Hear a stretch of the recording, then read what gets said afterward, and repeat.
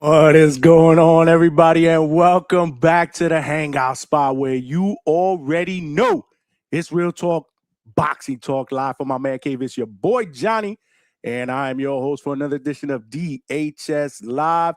This time is Thursday night, baby. It is Thirsty Thursday, Friday Eve. We gonna talk that boxing. Let's get it popping, y'all. Let's get ready to rumble!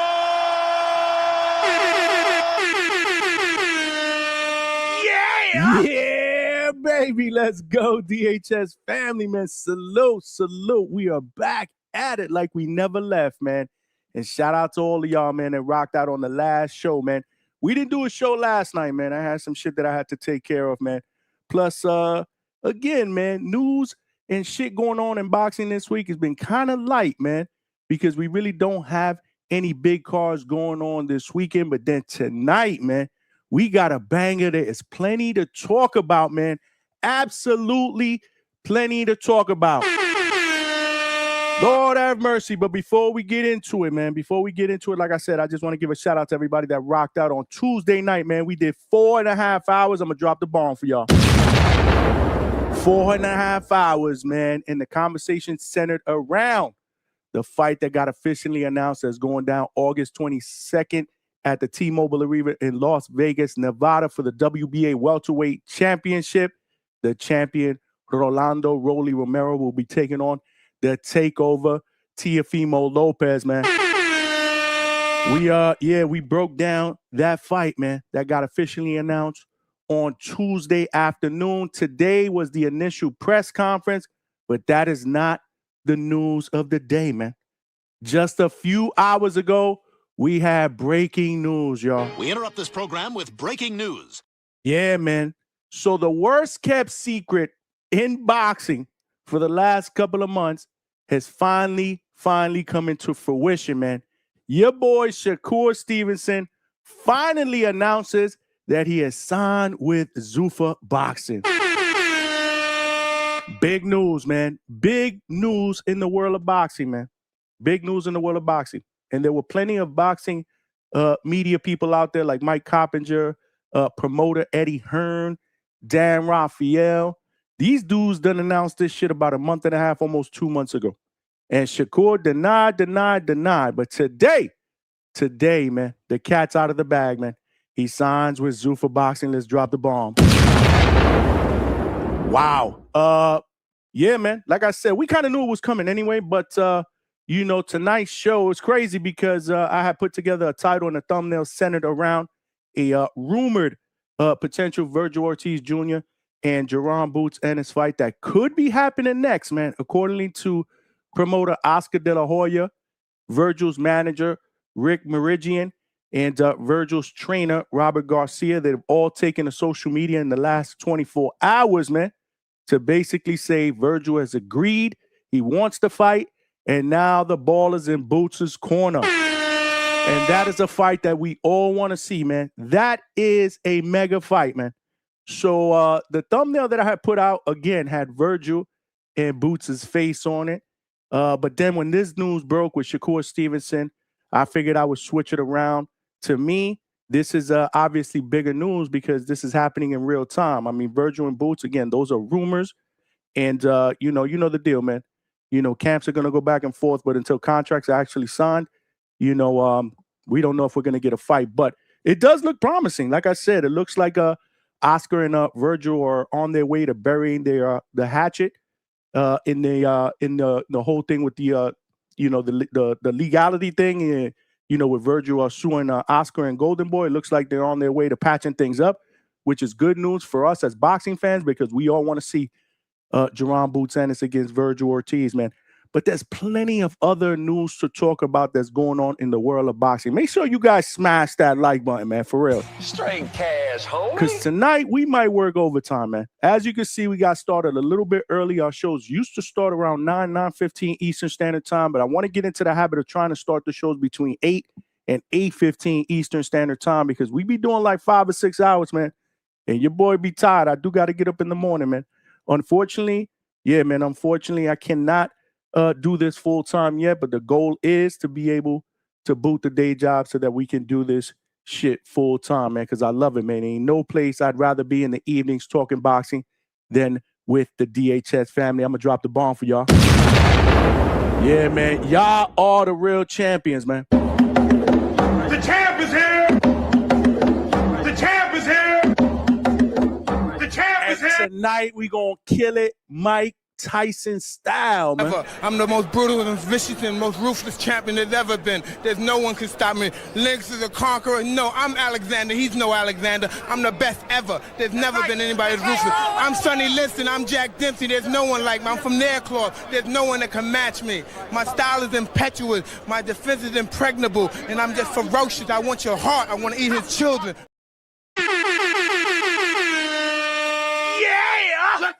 Ain't nothing like Iron Mike Tyson, man, to get us started and get us amped up, man, because you know the deal, man. You know the deal. The Hangout spot is the late night spot for the second shift and third shift overnight workers. We be killing it up in here every single night, man. King Kong ain't got shit on me. Need y'all to bring the energy tonight, baby. Chad will jack your dog. Jack your dog, Jack dog. Jack. Yeah, man, I need y'all to bring the energy, man. So tonight, what we're going to do is we got open forum, man, open panel discussion, man. Plenty to discuss, man. Mad topics, man. I need everybody's take when we finally do open up the panel and throw the link out there. What do you think about Shakur officially signing this multi-fight deal with ZUFFA? Salute to Dana White and ZUFFA, man. ZUFFA doing big things, man. ZUFFA now has their face, man. Shakur Stevenson, man, and salute, like I said, to Dana White, man, in a short amount of time, just 7 months, man. He making shit happen, man. He definitely making shit happen with all these recent signees and rumors of other big fighters that may be signing with ZUFFA as well. Wink, wink. Perhaps Devin Haney. Yeah! Whew, if that happens, then we may be on our way to a mega showdown between Shakur Stevenson and Devin the Dream Haney. I got to drop the bomb for that. But we are getting ahead of ourselves. I know the deal, but you know this is what we do as fight fans, man. I'm actually excited, man. But I got questions, man. When I throw the link out there and we got people on the panel, I got questions, man. What do you guys think this means for the landscape of boxing, man? What do you think it means for the landscape of boxing? I certainly know what it means for ZUFFA boxing, and I'm going to go into that in a second. Why does this deal make sense for both Shakur Stevenson and ZUFFA boxing? And of course, more importantly, the question that everybody wants answers to: what is next, man? What is in store for Shakur Stevenson? Who does he fight next? Is it a fight with Rayo Valenzuela? Yeah! We know after Rayo Valenzuela's recent smashing of Edwin De Los Santos, where he put De Los Santos to sleep, he said immediately after the fight that he wanted a fight with a future fight with Shakur Stevenson. Well, now that's definitely a makeable fight if Shakur Stevenson wants to fight at 135, because Rayo fights at 135 unless he wants to move up to 140. Again, I don't know. We'll see, man. Is it a future fight with Devin Haney, man? Sign me up. That's the fight that I want to see, man. Or is it somebody else that's currently on the ZUFFA roster, man? I don't know, man. I will give you my opinion of some short-term possibilities, you know, for Shakur Stevenson, meaning like in the next 6 to 12 months. And then obviously we'll talk longer-term trajectory. And I do want to get everybody's opinions on that as well. But again, you want to jump on the panel, you want to talk about this Vergil Ortiz and Boots Ennis fight that could happen next, potentially. Cross our fingers to see if we can speak it into fruition. We can certainly speak about that. PBC, man, we got some other breaking news, man. DAZN and PBC announced a landmark deal. So Premier Boxing Champions and TGB Promotions will join DAZN, the global home of boxing. Let me drop the bomb. Y'all know I fucks with DAZN. They family up in here. If you have not already signed up for DAZN, make sure you do so, man. Make sure you do so, man, because DAZN is not fucking around either. In fact, I believe that is the current link that is pinned to the chat. Let me just refresh here my screen. Yeah, man. If you want to sign up to DAZN, The DHS, the zone link is currently pinned to the chat, man. Take advantage of it, man. Like I said, man, get yourself a subscription. If you do get the ultimate subscription, that gives you access to every single future fight, including no extra charges for pay-per-views. But I know how y'all feel about that. I'm not pushing it on y'all. I'm just saying, man, this is what true boxing fans have asked for a long time. Or at least I can speak for myself. I've asked for this for a long time.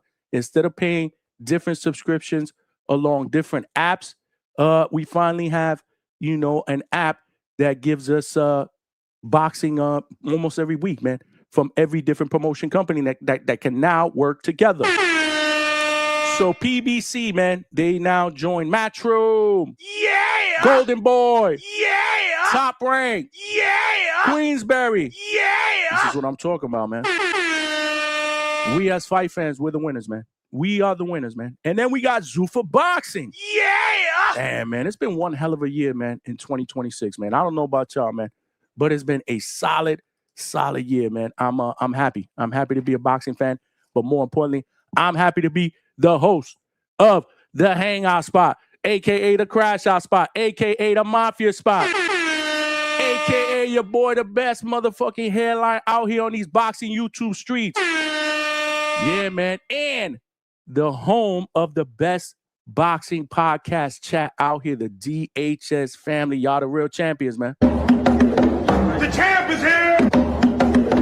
The champ is here. The champ is here. What's good with my bro Johnny from the Hangout spot, baby? We out here, cut. Straight cash, homie. Straight cash, baby. Straight cash, man. Straight cash. Also today, like I said, if you guys want to touch on the Teofimo Lopez, Rolly Romero initial press conference, no major fireworks. No major fireworks. It looked like both of these guys respect each other. Obviously, they have a friendship dating back to the amateurs. She got a little bit spicy with Teofimo Sr., talking a little bit of shit to Rolly Romero, who was provoking him. But salute to Teofimo Lopez Sr., man. He was actually sane today, man. He spoke. He sounded well. He wasn't wilding out. He didn't sound like he was high on anything. Salute, man. Hopefully, since the Shakur fight, hopefully shit has gotten better for him. I don't know what's going on in his life personally. We can only assume that we know what's going on. And obviously, we've all made our assumptions on Teofimo Lopez Sr.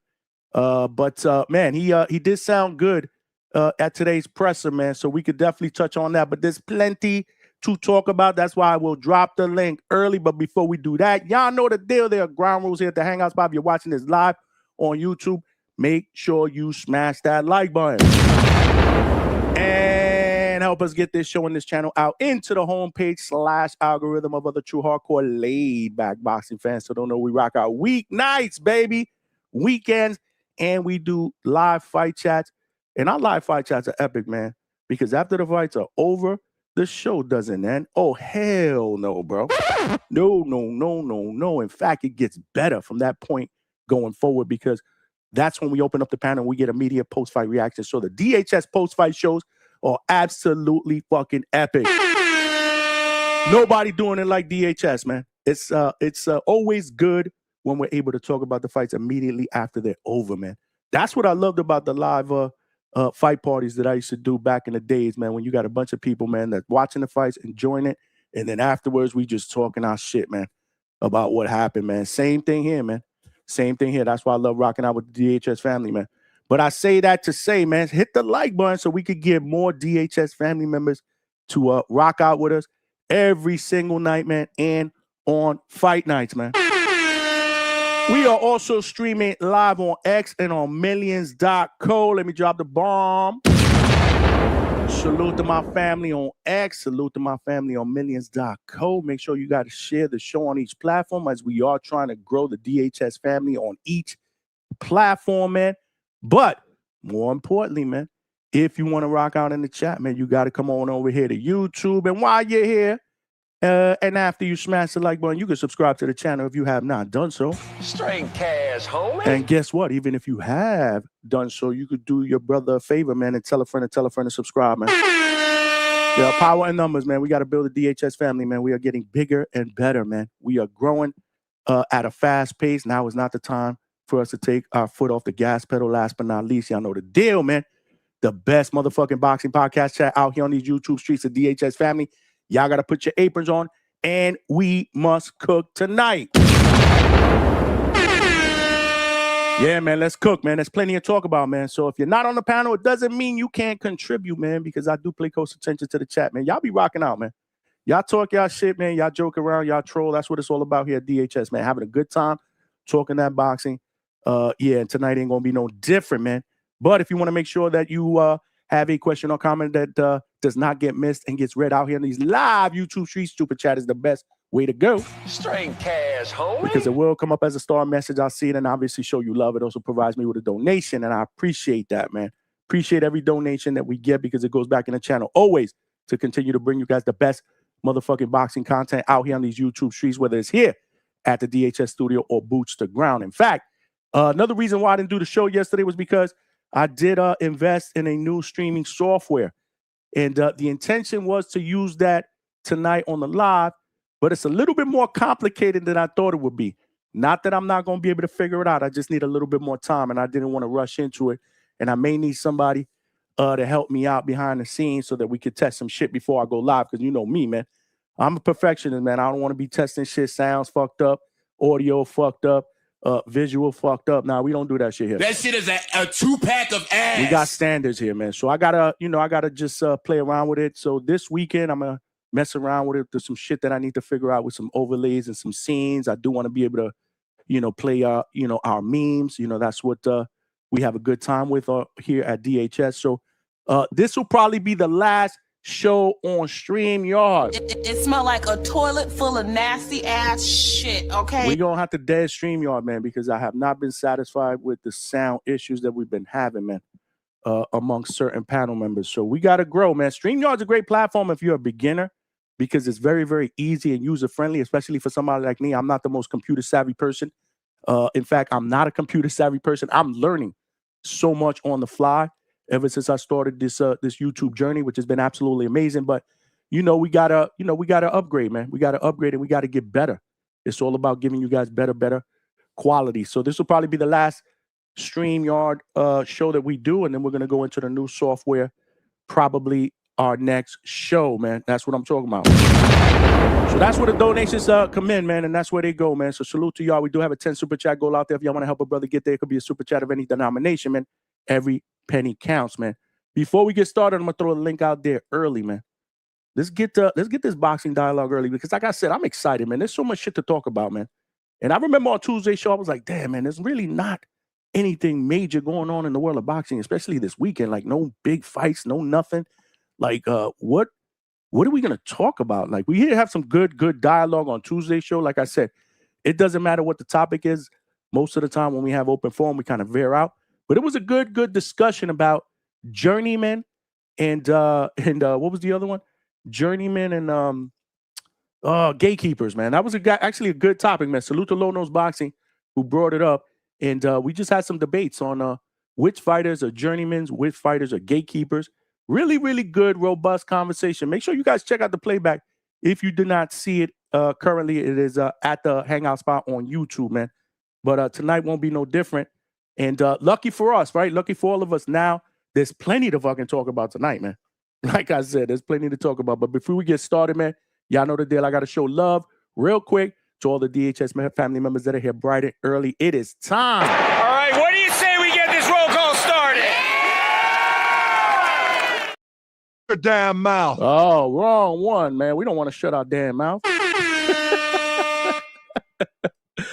Salute, man. Who's in the building first, man? The terminology is always in the building first. Salute DHS family, DHS and family with the boxing glove emojis and the fire emoji. Salute right back at you, my brother. My man. Thanks for rocking out on this Friday Eve, baby. Thirsty Thursday. This Thursday night. Sin City Lows in the building. ZUFFA. Salute to ZUFFA, man. Like I said, man, how could anybody hate on ZUFFA boxing, man? It's another platform that now we have at our disposal that's giving us not just boxing, but good competitive boxing, bro. And now they're starting to sign the big boys, man. Salute to ZUFFA, man. Salute to ZUFFA, man, for doing their thing in Dana White, man. And also salute to Dana White, man. I don't know if you guys saw, but I'm going to play a quick 2-minute clip, man. 2-minute spot or 2 or 3 minute spot on ESPN today to announce Shakur signing. Shakur even spoke on that. He even mentioned the possibility of wanting that Devin Haney fight. Let's see if he can make that happen because, like I said, I love Shakur. That's my guy, but he down bad lately. That shit is a 2-pack of ass. He down bad. So hopefully the ZUFFA deal, man, will ignite some talk between him and someone else to deliver us a big fight in the near future, man. Unlaced kicks in the building, my guy. Man. Salute. He said, let's go. You already know that's what we do here. Stock Chaser said, yeah, where's Stock Chasers at? Where's Stock Chasers at? At the end of the day, you got to survive. Yeah, man. Stock ain't trying to do no hubcast. He hanging out here at DHS, man. It is Thirsty Thursday and it's Friday Eve. Let's go say hello all the way from Seattle. What's good? My man. Salute. Let's get it. Al Money is in the building. Let's get it. My man. Salute. Right back at you, my brother Rico from Naptown. My ex-brother on Twitter. My man. Always showing love, always sharing the show on Twitter. Make sure you guys do the same thing. I appreciate you, Rico. Appreciate you rocking out, man. We gonna kill it tonight. J Day, what's good? My man. Says ZUFFA, man. Yup, that is the story of the day, man. Praise to be Allah. Salute to you, J Day. You know the deal. Family up in the building, man. Will Davis Sr. is here. My man. Say Rayo versus Kurt next, man, with the fire emoji. It's a possibility, man. It's a makeable fight, man. But what do you guys think about that fight? Again, plenty to talk about when we open up the panel, man. Will David Sr. said, or Dev versus Shakur for Tank in 2027 with the fire emoji. Sign me up, man. In fact, let's drop the bomb. Let's do this. My guy, Big Money. My man. Big Money's been AWOL lately, man. Big Money, where you at, man? You been AWOL, man. Hope all is well, my brother. Hope all is well, man. You know, Big Money is the closest thing that I got to a consistent co-host, man. We've been missing you, Big Money. What's good, man? Donnie, my brother, my ZUFFA brother, Donnie in the building. Only more to come, too. Donnie, loop us in, man, because we know that you down with ZUFFA, man. We know you down with ZUFFA, man. Cut the shit, man. Just put it all out, man. What do you do for ZUFFA, man? Get DHS's foot in the door, man. I think ZUFFA's listening to DHS, bro. I seriously think ZUFFA's listening to DHS, man. Word, man. And salute to my man, Kenny Bayless, man. Legendary referee who was in the chat the other day, man. I reached out. We're going to get him on the show soon. Him and Robert Berg going to be on the show. We're doing big things here at DHS. Make sure you tell a friend and subscribe, man. Donnie said, let's get the Lomachenko ZUFFA boxing announcement. Oh, you see what I'm saying? My man. You see what I'm saying, bro? Donnie looping us in, bro. Donnie is looping us in, bro. Hint, man. Donnie's looping us in on a potential Lomachenko announcement coming soon. I like it. Matter of time before Ryan and Tank join. Let's get it. Fuck yeah, man. The more the merrier, man. Again, we want to see these fights, man. We want to stop talking about them. We want to start playing hypotheticals. We want to talk about fights that are being made, man. That's why I enjoyed Tuesday's show, because we actually spoke about a fight that was officially announced. In fact, it's going down, man. The presser was today. Good news, man. Only better things are coming in the future, man. Salute. It only makes sense for Shakur's pockets. Yeah. I mean, obviously that was one of the questions that I had, right? Why does this deal make sense to both? Financially, obviously, is the number one reason why it makes sense for Shakur Stevenson. And the reason why it makes sense for ZUFFA is because now they got themselves a true superstar, true face of ZUFFA, right? I mean, the closest thing they had to that before that was Conor Benn and Jairo Pataya. But obviously here in the United States, it's not even close. Shakur Stevenson is a lot more popular, in my opinion. Y'all can say what y'all want, but this was a signing that I'm sure ZUFFA longed for, and I was hella happy that they were able to nail down. In fact, like I said, man, a spot on ESPN, man, to announce it. That's big time, man. How many times you see ESPN talking about anything going on in the world of boxing on a weekday, unless it's a big fight? You know what I mean? The more the merrier, man. That's what we do, man. We talk about boxing every single day out here on these YouTube streets, man. Salute, salute. Towers is in the building. Salute, my man. My man. Salute, my man. Birdman is here. My man. It's a great day for the boxing community. Absolutely, bro. Absolutely, man. Donnie said the Zone, the home of niche boxing. The Zone family too, man. The Zone family, man. The Zone doing big things too, man. Look at all these promoters they have under their banner. But I know y'all just realistically like to shit on the Zone because of the subscription prices, man. If it was free, nobody be shitting on the Zone. And I get it, man. I get it. It's kind of steep, but listen, I always say this, man. I tell my wife this all the time, especially when we go to restaurants. I don't mind paying for quality at a restaurant if I'm gonna get a quality meal, man. But if I'm gonna pay for a steak and they give me some shit that is equivalent to a bologna sandwich, That shit is a 2-pack of ass. and then charge me for a steak, nah, man. That I'm not doing, man. I got no problem paying for quality. I got no problem paying for good service. And right now, man, the Zone is giving us, well, at least me, man. Like I said, I can only speak for myself, man. And I'm not just saying this because the Zone family, and you know, we're working on a little partnership with them.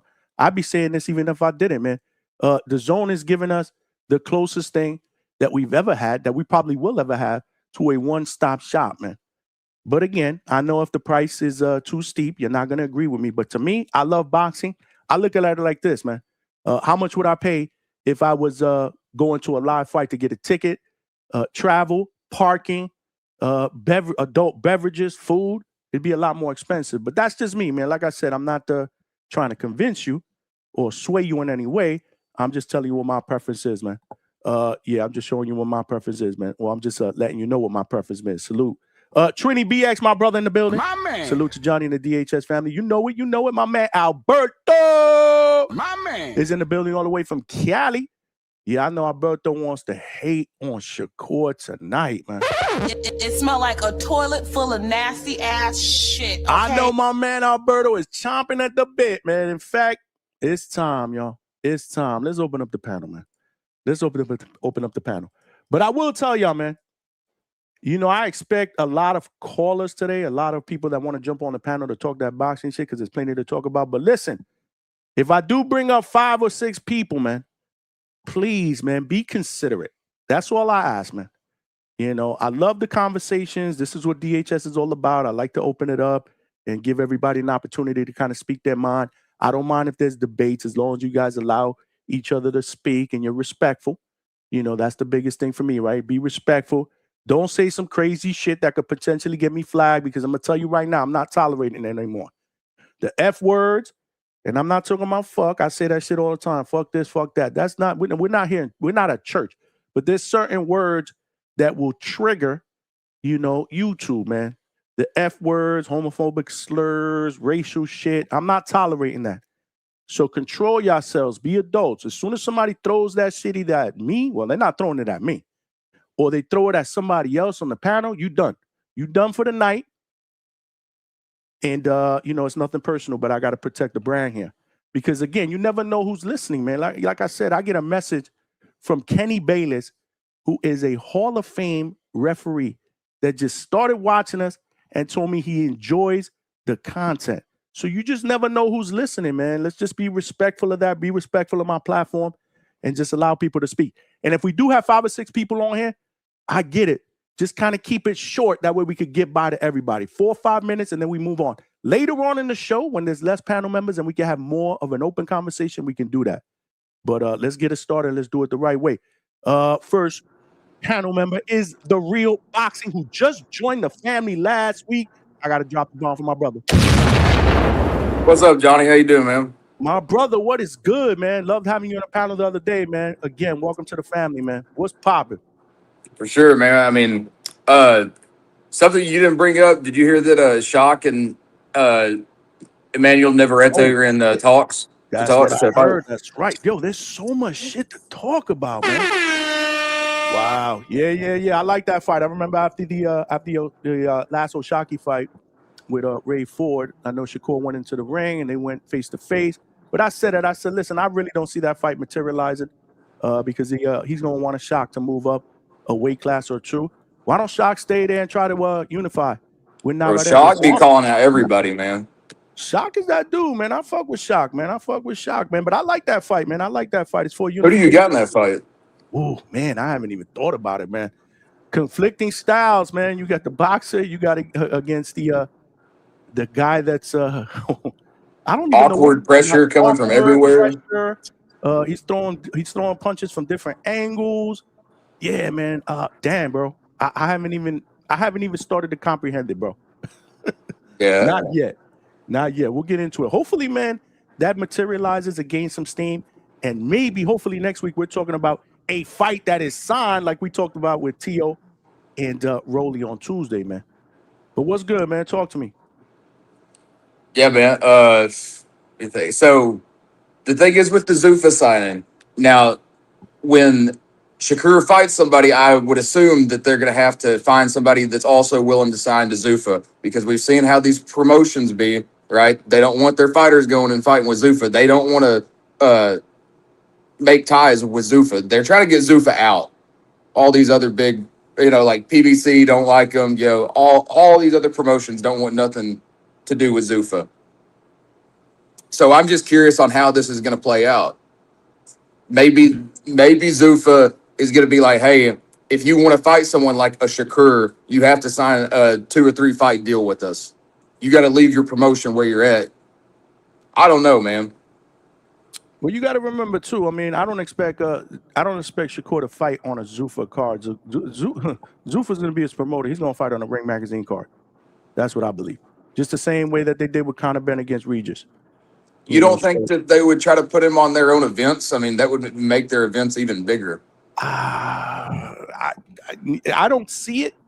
I mean, I don't see it. It's possible. Again, this is just my opinion, but I fully expect, especially if it's a big fight, let's say hypothetically against a Devin Haney, that's going on a Ring Magazine card, my brother. That is not headline a ZUFFA card. Yeah, for sure. Absolutely not. So that's what I foresee. That's the first thing that I thought about. I said, man, there's got to be some Ring Magazine cards that they're looking to get Shakur on, man. This is their biggest signing to date, man. Yeah. I don't see it's it. Good signing. I'm gonna tell. I'm interested to see what the rest of the panel members and callers think about that as well. Right? How much did he actually get paid? I'm looking at something that said anywhere between a $10 and $15 million fight range. I think it's probably more towards 15, maybe a little bit more. Let's not forget they signed Conor Benn a $15 million one fight deal. And this is what I said at the time. I said, damn, if you signing a guy like Conor Benn to $15 million, what are you giving a guy like Devin Haney or Shakur Stevenson if you decide to sign them? So I don't know. I didn't see an official number. If anybody in the chat has seen an official number that maybe I didn't see, again, I wasn't all over the X streets because I had some shit going on at work today. Let me know, man. Let me know. And I'm excited for this too, because I mean, we've seen how good ZUFFA is at matchmaking. So they're not going to give Shakur some can, you would think. Now, I mean, like you said, I'm not I'm not wanting to call fighters cans, but I just don't want to see him fight someone that we know he's clearly better than. You know what I mean? I want a good competitive fight, and I don't want to see a Shakur versus a Padley. And I know Padley's a good fighter, but he's not on the level of Shakur. I want to see intriguing, close fights like we've seen in ZUFFA this whole time. Yeah, man. That's what I was thinking. Like I said, what's next for Shakur? Short-term possibilities that I wrote down, I jotted down in my notes is, I would expect, a higher level but winnable fight to get him comfortable on the new banner. That's my expectation. Again, if it's a big fight, great. But I'm almost like if I get it, it's icing on the cake. I don't expect it. But then after that, I expect a big money fight on a Ring Magazine card, and hopefully against a guy like Devin Haney. That's just me. I think Shakur, though, honestly, bro, I think what Shakur is doing with Keyshawn, I'm not going to say he's using him, but he's using him kind of as like a test tool. I think, in a sense, he's saying, hey, I'm going to throw my little brother at you, right? And if he beats you, I ain't even got to mess with you. Mm-hmm. So, I mean, I don't think that he's necessarily ducking Devin Haney. I think he's just trying to see where Devin Haney's at. Let me show you something real quick now that you brought up the possibility of Shakur headlining a ZUFFA card. Hold on, let me just get this up. Share my screen. Hit the like button, y'all, and tell a friend to subscribe. Alberto, we'll get to you in a second, and we got another call in the back I'm gonna bring in real quick, and then we'll circle back around. Hold on. So salute to Stock Chasers, man, who sent me this. But look, first look at Shakur Stevenson in his ZUFFA boxing kit. Okay. Look at Shakur with the ZUFFA gear on. Wow. Maybe I'm wrong. I don't know, man. I don't know. We'll see, man.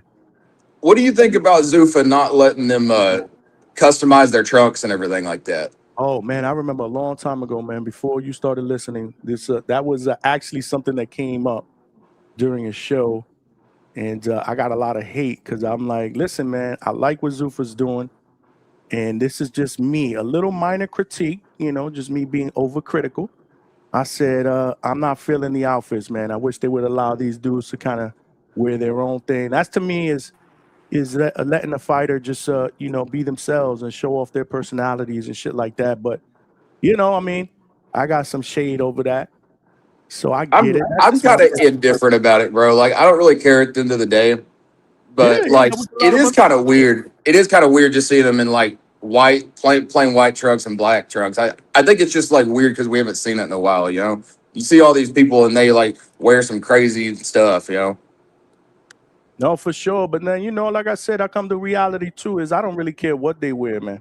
As Yeah. long as they go in there and they give us the fights that we want to see, man. But again, I admitted it that day. I said, that's just me being nitpicky. It's just a personal preference. I like to see the attire, the outfits, the ring walks. I like that stuff. And I know a lot of fighters do as well, because it kind of shows off who they are, their personalities. You know what I'm saying? A fighter that looks good, they feel good, they fight good. That's just me. You know what I mean? That's my thought process behind it. But listen, I've come to, you know, it's grown on me. It is what it is. I don't really care. Just give me the fights I want to see, man. That's all. Exactly, bro. That's bro. that's really what we care about, bro. And really, you know, I was thinking about it at 140, man, and like if Shakur's gonna stay at 140, and let's say we don't get the Devin Haney fight, like who we like it at 140. I think to me, there's only one fight I want to see right now at 140 with Shakur, and that's GAR. Gary Antoine Russell. But you see that Yeah. that to me, that's going to be on a Ring Magazine card. They're not putting that, in my opinion, that headline no ZUFFA card. And Shakur was teasing it for a bit. You know, he's saying that he thinks that's the toughest fight for him at 140. Man, it's a tough style fight, exactly. And Gary Antoine Russell, who I'm trying to get on the show, was actually on the Boxing Voice the other day, and he said he's willing to get it popping. He's not scared. He's not scared of Shakur. He knows Shakur not. He knows that Shakur knows that he's not scared of him either. So hopefully they make that fight. That's a fight that he definitely said that he wants, man. But if it GAR was- don't duck no. He don't duck no smoke, man. But listen, I'm not a betting man, but if I had to put money down, I'd probably say Rayo Valenzuela is that first Shakur opponent. That's I can just see me. that. Yeah, that's just me. And, you That's know, another guy who don't duck no smoke, man. Rayo called him out after he slept Dos Santos. Now it became one of the easiest fights to make, you know, under the ZUFFA banner, because Yeah. you know, you want to feed Shakur as soon as possible, right? You know, Shakur's been in the media, in social media the last couple of weeks, and none of it has really been positive. Let's be honest, right? After this whole 144 thing, meet me in the middle, and Devin Haney said, let's get it popping, he kind of disappeared. And he's been down bad. So they're gonna want to get him rocking and rolling sooner than later, man. They're gonna want to show off their new prized possession, man. Right. You know, so I expect a fight announcement very, very soon, in the next couple of weeks. That's just my opinion. You don't sign a guy like that and not have a plan in place. It was just a matter, in my opinion, of getting this dude signed, sealed, delivered, and now let's get to work, man. Let's get you a fight, and let's get it popping. Because let's not forget, when they signed Edgar, when they signed Hitch, I think a week later, what was it, a week later, 2 weeks later, they already had a date. They didn't have opponents, but they already had a date where, you know, July, we're going to New York City. So that was set. They just had to find opponents. That took a little bit longer, but I expect the same with Shakur. I just wish that they would give these other guys at 140 more title shots, man. Like I like as good of a performance as Andy Hiroka had against GAR, man. Like I want to see him against other top guys. And the thing is, he was already being avoided when GAR fought him. These guys like him and Alberto Puello, like, no one really wants to fight him at the top. And GAR's fought both of them. Yeah, for sure. For sure. The real boxing, though, hold on. Don't go nowhere. Let me just let's just circle a bit so we can get everybody to talk, because I do have somebody else that wants to speak. Yeah, sure. But don't go nowhere. We're going to circle back. Alberto, what is good? Before Alberto goes, though, we got the first super chat of the night by my guy, Malcolm and AZ. Yeah!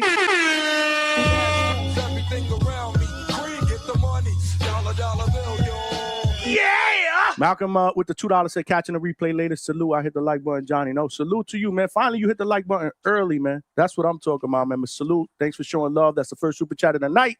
We need 9 more to get to our goal. Salute. Hit the like button and subscribe to the channel. Alberto, what you think, man? What you think about your favorite fighter, Shakur, signing with ZUFFA? Well, let me start by fighter, saying this, Shakur. right? Well, we're saying that sarcastically, right, Johnny? Because first of all, good evening, Johnny. Good evening, my brother. I mean, this shouldn't catch anyone by surprise, right? Like, there's been rumors that, the Haneys and Shakur are going to ZUFFA. I think what I find most interesting about this news is that we finally have all of the big promoters under the zone. PBC's on the zone now, Top Rank's on the zone, Matchroom, Golden Boy, Queensberry, Salida. Any promoter that's worth a damn is on the zone now. That's right. I forgot about that. Blame on me. I didn't call out the leader, man, in the beginning. We have Shakur and Haney going to ZUFFA to fight who exactly? Each other, bro. But that's not really a big fight in theory. Like, yeah, people they sort of have a name, but that's gonna be a fucking snooze fest, Johnny. No one wants to see that shit. And we know there's not gonna that's gonna set an all-time record on CompuBox for like the lowest amount of punches landed in a fight. But with that being said, though, right, Johnny, is ZUFFA a place where guys go to duck the smoke? Because I think I've seen this play before, right? Jai is on ZUFFA fighting Glantons, but he wants to call out the top dogs, but he knows ZUFFA is like a goddamn Nike sweatshop in India or Indonesia. You're not calling any shots over there. Dana, Nikita, all those guys over there. Not Nikita, I'm sorry. That's the dude that's Jake Paul stooge. The Nick Khan, that's who's running ZUFFA. So I think you go to ZUFFA to duck smoke. I'm going to be real, Johnny. I feel like if you're on ZUFFA, you call out the biggest and best in your weight class, and then you settle for whoever the fuck they have over there, right? Because the roster over there is thin, man. And I said this earlier in the Discord, right, Johnny? I think it's all but confirmed. Shakur's going to fight Rayo for that 135 ZUFFA belt. I actually think that's a cool fight. Like I said, I need to see Shakur's chin get checked. I never get too high on the boxer, Johnny, until I know they have a chin. Because, Floyd was the master. Like, all these guys that come around nowadays, they're Floyd wannabes, Floyd copycats. Like, you have Devin Haney literally ripping off Floyd's fucking vernacular. Like, shit's crazy. The dude's a retard. But Floyd, at the end of the day, had a chin. We've seen him take a big shot. And so I just haven't seen that from Shakur. So I think that's the only upside I see with Rayo. I hope he's able to catch him with something big, and we'll see what happens, right? Because what indicates to me, Johnny, that Shakur doesn't have a chin is the way he ran against De Los Santos. You're afraid of getting hit. There's no ifs, ands, or buts, Johnny. If was a fifth, we'd all be drunk, right? I know he doesn't have a chin. So I just kind of want to see that to confirm my suspicions. But I'm interested to hear, like, the Haneys were talking about that $100 million and shit like that, Johnny. Remember when we did that show? Like, I think it was in March or April. What the fuck happened to the $100 million, Johnny? Like, I'm trying to see what's up. I think the Haneys are next, like the next domino that ZUFFA's gonna announce. But I don't think it's for no $100 million, Johnny. Let's be real. They're not idiots over there. But with that being said, the thing that I hate about Shakur is, like, The guy calls out everybody, but then he always has an excuse. He can't fight Tank because of the split or the rehydration, the weight class it's at. He can't fight Devin Haney because of the split. He can't fight Ryan because he wants Ryan at a catchweight. He can't fight anybody. You know what I mean? But you know who he can't fight? He could fight Josh Padley. He could fight Shoshino. He could That fight was a late Artunian. replacement. Josh Padley was a late replacement. Man, but Johnny, like, he beat a fucking Tio. Johnny, Shakur beat a Tio that I've seen he's been beat 3 times. I've seen Tio lose to Shakur. I've seen Tio get whitewashed against Jermaine Ortiz. Tio couldn't do shit against Sandor Martin. He was talking about, do I still got it, bro? Like, the dude been lost fights. I'm not that high up on that Tio. And I said this, Johnny, did you hear what I said on the other show? I said, hey, if Tio loses this fight, we got to reevaluate Tio's whole career. Like, is this dude a Hall of Famer? Is he like a pound-for-pound guy? And Tio said the same shit today at the press conference. He said, hey, if I lose, that changes my whole, like, am I a gatekeeper? So Tio knows you cannot afford to lose against Rolly, or we're going to look at your biggest win against Loma. Hey, maybe Loma did have an injured shoulder, and that's his claim to fame is beating an injured Loma and a shot drunk Josh Taylor. But with that being said, I think Shakur saying he can't fight his brothers. I mean, we're seeing it happen. Last week, Mason knocked out Albert Bell, a guy that was his elder, and he knew, and he even said it after the fight. I kind of didn't want to hurt him in the beginning, but he fought Albert Bell. Mason can fight Albert Bell. Rolly's about to fight Tio. Why do we give Shakur and these Shakur Haniacs any like credence for saying, hey, I can't fight my brothers, but we see it happen all the time in boxing? It's just, to me, it's a little funny. It's soft. We got to get that shit out of boxing, man. It's a cancer. But with that being said, though, right, Johnny, I feel like Shakur going to ZUFFA, who cares? Who's he going to fight? You know it, Johnny. He's not going to fight anybody that we want to see on ZUFFA.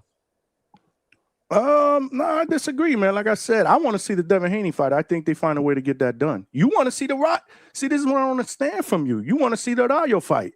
That's a fight that has high probability of possibly being next, but you still shitting on Shakur signing with ZUFFA. Like, you like all over the place. Which one is it?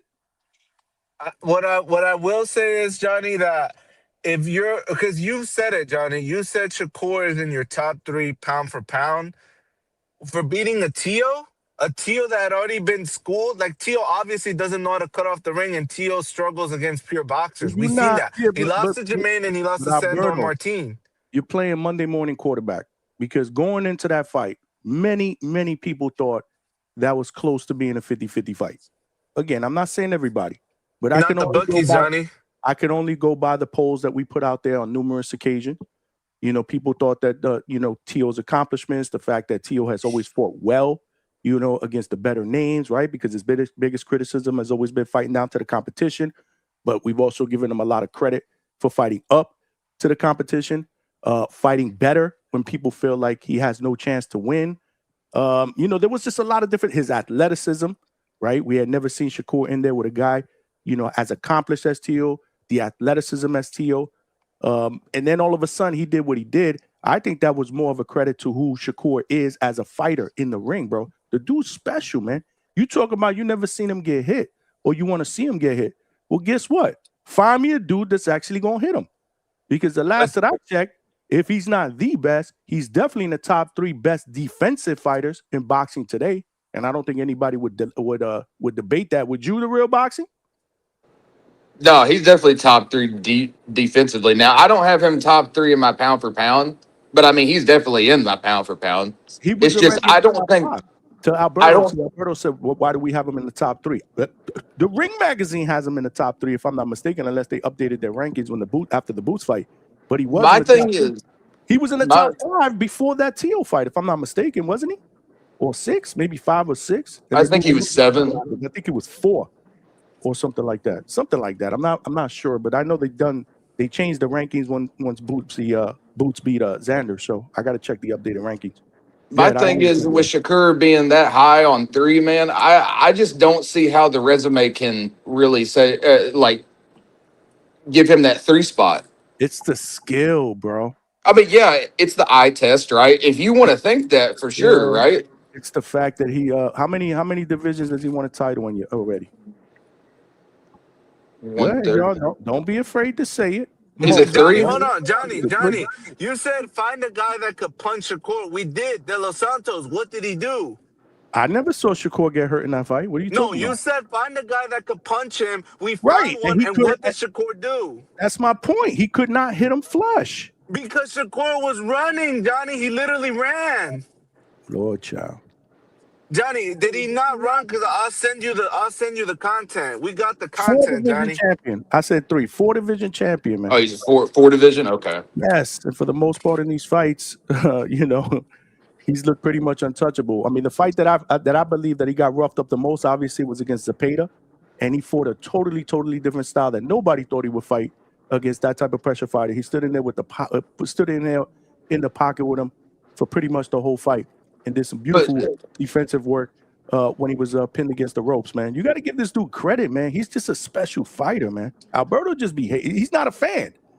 I give him credit. I just don't think Zepeda's got like real power like that. He's volume for sure. He's got a lot of different angles coming at you. You know, he's got quick hands. I just don't think he's really got shots that can really hurt you. I know he's got 27 KOs, but it's usually just off of the pressure alone, right? I think it gives a lot of people problems. Right, he's going to break you down, right? With the pressure, he's going to break your will. I never saw Shakur in trouble. Like people say, okay, that jab or whatever that I believe that he was half off balance with. I don't believe he was hurt at all with that. But people are going to say what they want to say, and that's fine. Everybody's entitled to their opinion. But Shakur beat a guy in his own style. Johnny, this is where I have to come in, right? No Diddy.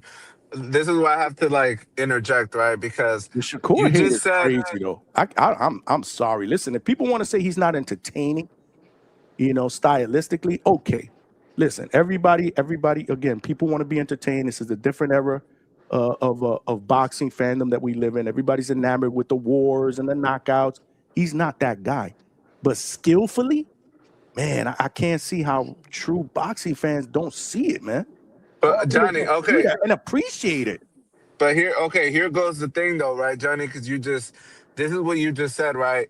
The other dude just said, you can't justify having Shakur in your top 3 based off of his resume. I agree. You said it's based off of the eye test. This is why I think that's kind of dangerous, right? Because let's say Shakur ends up getting knocked the fuck out. We've seen crazier shit happen in boxing, right, Johnny? Shakur can get knocked out. We just haven't seen him fight the right opponent, but it can happen. You can't dismiss it. So let's say Shakur gets stretched out this year or next year. What would you say about his resume? Or what would you evaluate him as a whole? Is he still a great? Or is it then would your perception be like, well, his resume is too thin to still carry him in the top 10 pound for pound? If it happens, I'd be more than welcome to have that conversation. Absolutely. My question is, Alberto, who do you think's the guy to be Shakur? Exactly. I think it's Tank. I think it's a guy that has pressure that can, but then knows how to cut off the ring. I think if they were to fight, Tank has the higher IQ. Fighter. Tank's not a pressure fighter. No, he is, Johnny, but he's very strategic with the output. Early rounds. Tank is a guy that's going to give away early rounds so that he can collect data and then he can make those adjustments in the second half. And if you give up early rounds against a guy like Shakur, running the risk that you may not be able to beat him on the scorecards, with how good he is defensively, I don't know. Like I said, man, you can't hurt what you can't hit, man. But Johnny, did you running over Shakur? I haven't seen anybody, like I said, that can crack that defensive code. Johnny, we've seen Gervonta walk down Frank Martin. We've seen him walk down Hector Garcia. Like, he does know how to walk dudes down and apply pressure. And with Shakur and with Tank, it's like in the latter parts of fights, right? Like in the second half of fights. Yeah, once he downloads the data, and the thing with Tank is, he has the one-hitter quitter. So guys, like, you think Shakur has this ultimate wizard, guru, like defensively responsible mindset, but when the other dude has, a fucking brick in his hand and he could turn your TV off at any moment, you start to overthink, and that's where mistakes happen. And all it takes is one with Tank. So I think Tank would eventually catch his rhythm, catch his patterns, and he would set a trap for Shakur and eventually turn his TV off. Because I'm telling you, Johnny, a guy that's like scared, like I think the other dude who doesn't have a chin is Tiger Johnson. Because the Canadian dude he fought didn't have no business being in the ring with him. You know, clearly he was levels above him, but it kind of seems like he's like another one of those cats where I'm like, okay, do you not trust your chin? Because how are you in the fight business, in the hurt business, but you never want to take a punch? I literally have seen Shakur run away from De Los Santos, and that was a guy who Ryo, you know, just knocked out. So I think it'll be a good inaugural ZUFFA matchup for Shakur. I do think Shakur would be the favorite if he's able to run, and you know that's gonna get counted as a 10-9 round for Shakur. But I'm telling you, Johnny, I'm telling you guys, I don't think Shakur has a chin. I don't think he trusts his chin. It's not about not wanting to get hit, Johnny, but it's like when I seen him literally run from a punch against De Los Santos throughout the whole fight. That tells me something, Johnny. The thing is, though, we haven't got to see Shakur's chin get tested because he hasn't got hit. I mean, that's what I said, right? You can't yeah. hurt what you can't hit. So when are we gonna give this man credit for as good as he is defensively? Hold on a second. And when I say we know exactly who I'm talking to. I'm not talking to the real boxing. I'm talking to my man Alberto. But before we go forward, we got family in the building. Taylor Walker Devon with the 10-piece.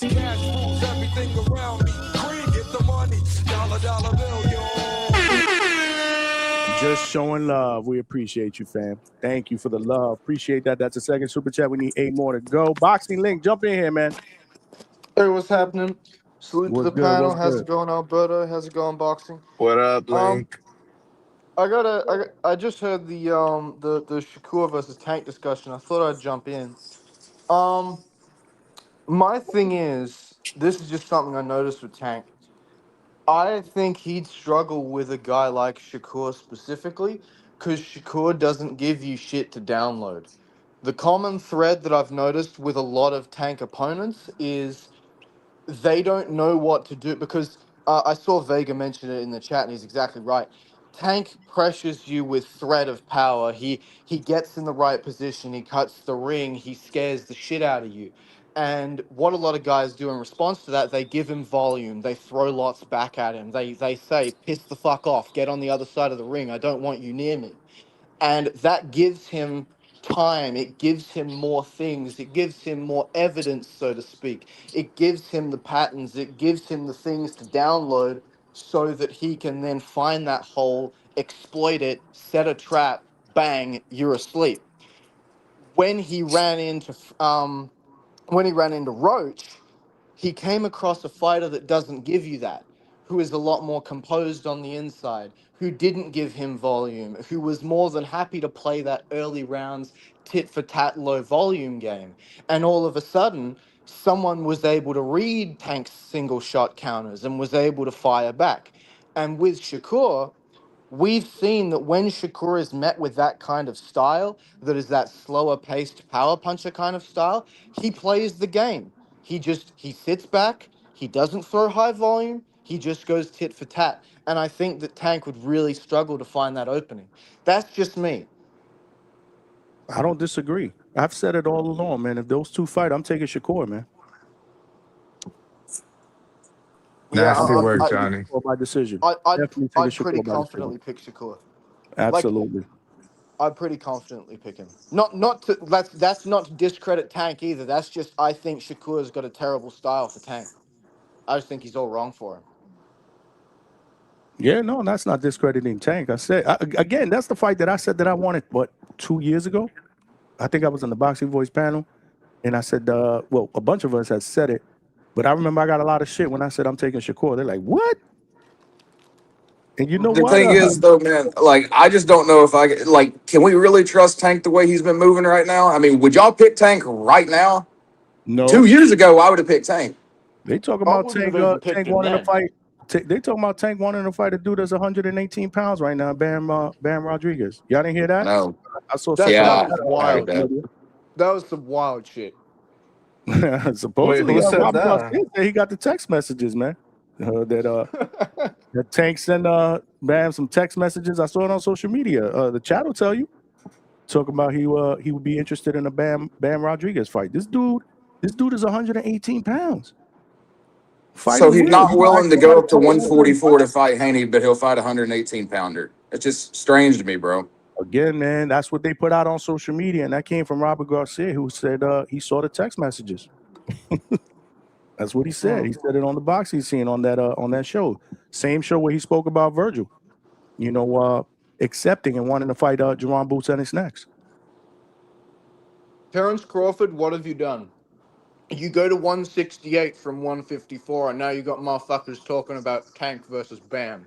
Can't believe this shit. Mm-hmm. So 779 in the chat said I just seen Bam and Tank agree to a fight at a catchweight. Where you seen that at?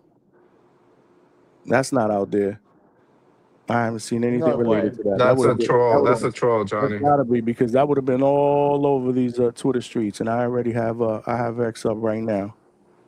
Nah, that's not a troll. I know who he is, but who? I don't know. He probably just saw something. Yeah, he's my brother. 79. Oh, okay. 79. I've never seen him in the chat. Salute, man. That's what's up. Yeah, I just sent him the link. Okay. Yeah, but he said agreed to a fight at a catchweight. That's why I thought he was trolling. That went back and forth. They might have verbally said something like, "Yeah, I'll do it," but like a text message between both of them back and forth saying that they would love to entertain a fight. Yeah, you see that all the time. Yeah. I take that with a grain of salt. Like I said, I don't think that's earth-shattering news, unless it really is picking up steam or it's coming from a really, really credible source. Like if Mike Coppinger or somebody throws that shit out.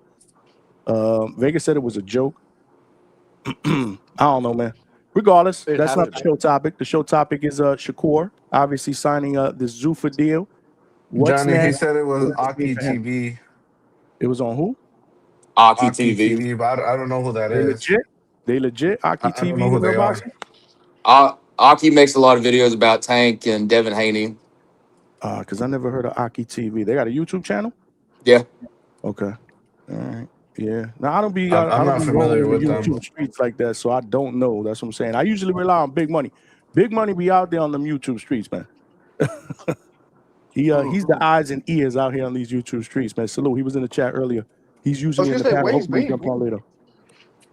I was gonna say he hadn't been on for a little bit. Yeah, he maintaining. He cool. He was in the chat earlier. He probably got some shit going on, but he all right. Hopefully he'll be on a little bit later. I plan on this show going overtime because we did not do a show yesterday, and there's a lot of shit that could take us in a lot of different directions. Right? We just been talking about Shakur, but Vergil Boots looks like it's getting some momentum.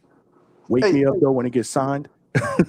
One shit that's going on this weekend, and Vega's gonna love this because it goes towards the anti-sanctioning body narrative. There is an official heavyweight title fight this weekend. Mm-hmm. There is a major heavyweight title bout this weekend. Murat Gassiev's fighting Peter Kadiru, whatever the fuck his name is. I can't believe this shit. I can't believe that we have got a Murat Gassiev world title bout in fucking 2026. I'm happy as fuck. I've been waiting to see this man's come up since he lost the cruiserweight belts to Usyk in 2018. But yeah, it's like, how the fuck have we got a heavyweight title bout? Like it's completely discredited. It shows no one gives a fuck about these belts, especially not when they're solo. It's like this motherfucker Gassiev, he's the WBA world champion at heavyweight. He's the number 9 ranked contender by the ring. He ain't worth shit in the division. He got beat by Otto Verleen. I can't, and I look, because Johnny, at the moment you're looking like, what the fuck's this man talking about? And it's like the whole because that's not true. I'm multitasking here. I'm listening, but I'm multitasking. Hey Johnny, can you post the StreamYard link in the chat again? Sure. Thanks, man. What I'm saying is that's kind of the point. is that people be hearing about this Gassiev Kadyrov bout and be looking like, what the fuck are they talking about? That's a major heavyweight title fight, and possibly the weakest one in history. Like, yeah, the state of boxing, man, it's a fucking mess. We got Shakur going to ZUFFA. We got fucking we got bullshit heavyweight title bouts. Like, shit's wild, man. Hold on, I just put the link out there again, but I did pin it to the chat. Why? Somebody was trying to jump on the Real Boxing? Yeah, 79, I think was. Oh, my bad. What were they trying to jump up under a weird name? Because again, I'm kind of leery when I see a name backstage that I don't know, no camera on. We've been getting a lot of trolls periodically that'll jump on the panel and they'll do some dumb shit or say some dumb shit. What's the name? It was with a K. Oh, Kenya. No, it wasn't Kenya. Kenya. It was a hard name to pronounce. It was a first name and a last name. And I usually put in the private chat, hey, if you're a new person trying to jump on the panel, at least put your camera on. I got to make sure that, you're not trying to troll out and then they disappear. But I didn't. If it's 79, I'll vouch for him. Nah, it wasn't 79. It was somebody else. All right, but they left. My bad. Again, man, I got to be leery. If you're new, I got to make sure that you're legit. That you're not trying to troll or put up some crazy stuff. Shit that will get us flagged. Put it that way. I don't even want to give it any more. Trolling keeps shit entertaining, though, man. Yeah, but this is not trolling. This is like not. We had good. a traumatic experience the other day. Yeah. They put the camera on and it's weird, wild shit. Let's just leave it like that. So I gotta be careful. Because most people don't like to put their camera. Okay, 79 is back there. 79. Can y'all hear me? Yep, Yes, we hear you. Hello, welcome to the fam, man. What's good? No, I'm taking out the trash right now. Literally, or you going in on somebody? You want to go in on somebody in the panel? Which one is it? I guess that means literally. Okay. What's good? Can you hear us? Yeah, I can now. It was a little choppy for a second. This StreamYard shit, man, I was having trouble with it the other day. We're giving it the boot. This might be the last. This is probably more than likely the last StreamYard show already. What are you going to next? I'm going to Ecamm. Ecamm, okay. Yeah, I'm going to Ecamm because I got a Mac. And I've heard good things about it. So we're gonna test that out. It's just a little more complicated. Like I downloaded it yesterday and I was messing around with it, but I'm not the most computer savvy person.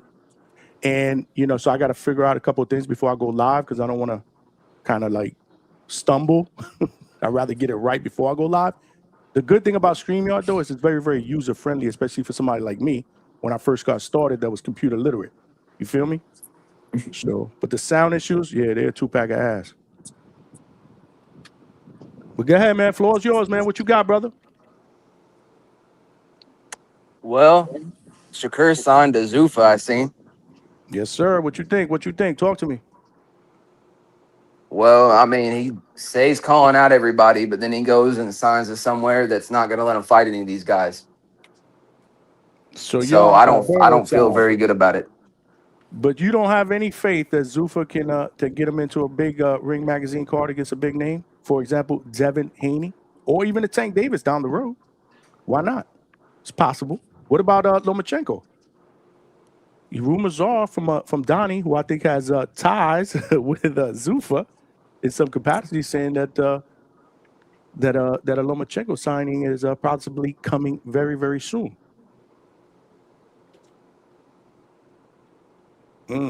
Damn, he having issues. Either that, he was like, man, I don't want to talk no more. What's up, Real Boxy? I'll say this then, right, Johnny? Because this is like a good segue, right? And shout out to the Consejero. This is where I got it from. If Paramount is losing money on ZUFFA, and we know DAZN is losing money on DAZN, they're losing $1 billion a year, then what makes you guys think, like, Johnny, I heard you say this earlier, right? But I didn't want to say anything. You said Shakur's getting $15 million a fight with I said I ZUFFA. didn't know. No. I said I didn't know. But what I saw when I pull something up, is early reports pegged it at the $10 to $15 million fight range. My guesstimation is it's probably towards the 15, maybe a little bit more, based on the Conor Ben signing. So that's just my opinion. How do you go? Because with the Tio fight, right? It's alleged that he made 4 to 6 million with some pay-per-view upside, but let's be real, I didn't buy it. No one on the panel bought it. There is no pay-per-view upside. So how do you go from making 4 to 6 to 15? Like that to me is a crazy jump. My Like opinion. Somebody It's a big jump. Yo, Johnny, can you hear me? Yeah. 79. It looks like you back. I Is hear it someone's sound check? feedback. Yeah, my shit cut out a second ago again. Yeah, I didn't hear anything. I heard like Johnny was like repeating himself. And then we got Rafael Vega on the panel as well. 79. What you were saying something before you got cut off? That you were leery because you signed with Zuffa. Shakur signed with Zuffa after calling out O'Shaquie Foster and then calling out Devin Haney. So he's not going to fight either of them dudes unless they come to Zuffa. I just find that to be very chicken shit. Well, let's not forget, there's rumors that Devin Haney's going to sign with Zuffa too. I hope he does. Absolutely. So do I. That's the fight that I want to see. I think it'll happen.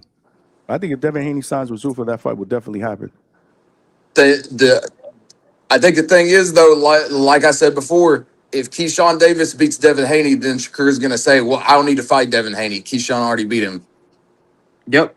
That's why they're sending them after him. That's exactly why. I think Keyshawn Davis is better than Shakur. I've been saying this for years now. You think Keyshawn Davis is better than who? Than Shakur. Really? Okay. Yep. I've been saying Keyshawn Davis is the most all-around fighter for the past 3 years now. Okay. Okay. I got you. But I still think, like I said, before you got cut off, I said I'm not worried about it. Like I said, I think they'll find a way to make a big money fight on a Ring Magazine card for Shakur, and it might be against Dev.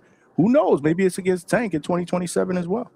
I'm just hoping it's not like I'm just hoping that they're not leaving it up to Shakur. I hope that Zuffa says, "Hey, you're gonna fight this guy, and you ain't got no say in it." I think they'll make him fight whoever they want, pretty much. I don't know, man. I think they're gonna treat Shakur with kid gloves, man. This is a big signing, bro. As soon as they signed him, man, they went on ESPN. Dana was looked like he won $1 million. Looked like he won the lottery. He had that Kool-Aid smile on.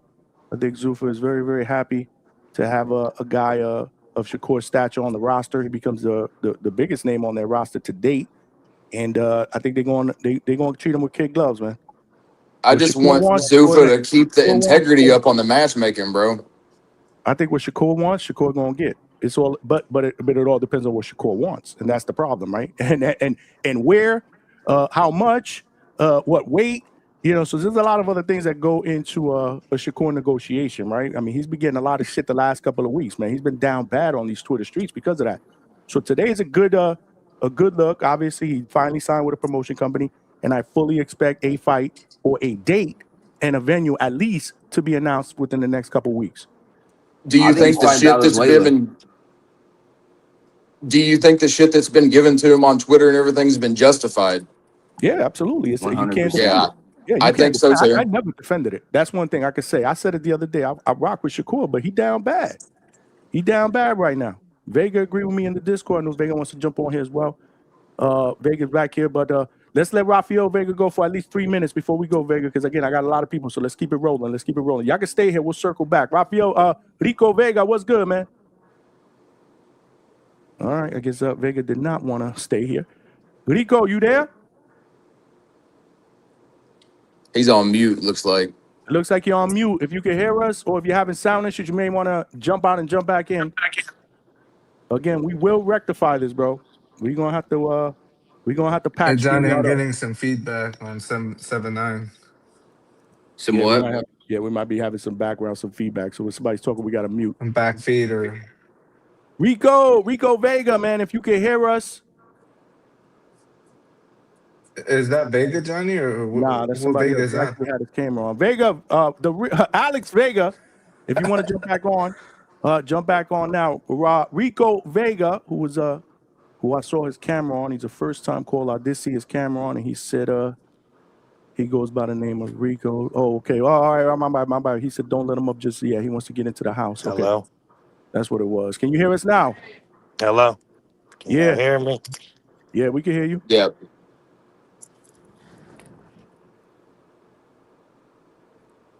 Can you hear us? There we go. We can see you now. Can't hear you. Can y'all hear me, Johnny? Jump out Yeah, and we can jump hear back you. in. Jump out and jump back in. You sound low, Vega. That's another Vega, man. We got another Vega in the building, man. Salute. Oh, Lowe's in, man. Who? Lowe's in the chat.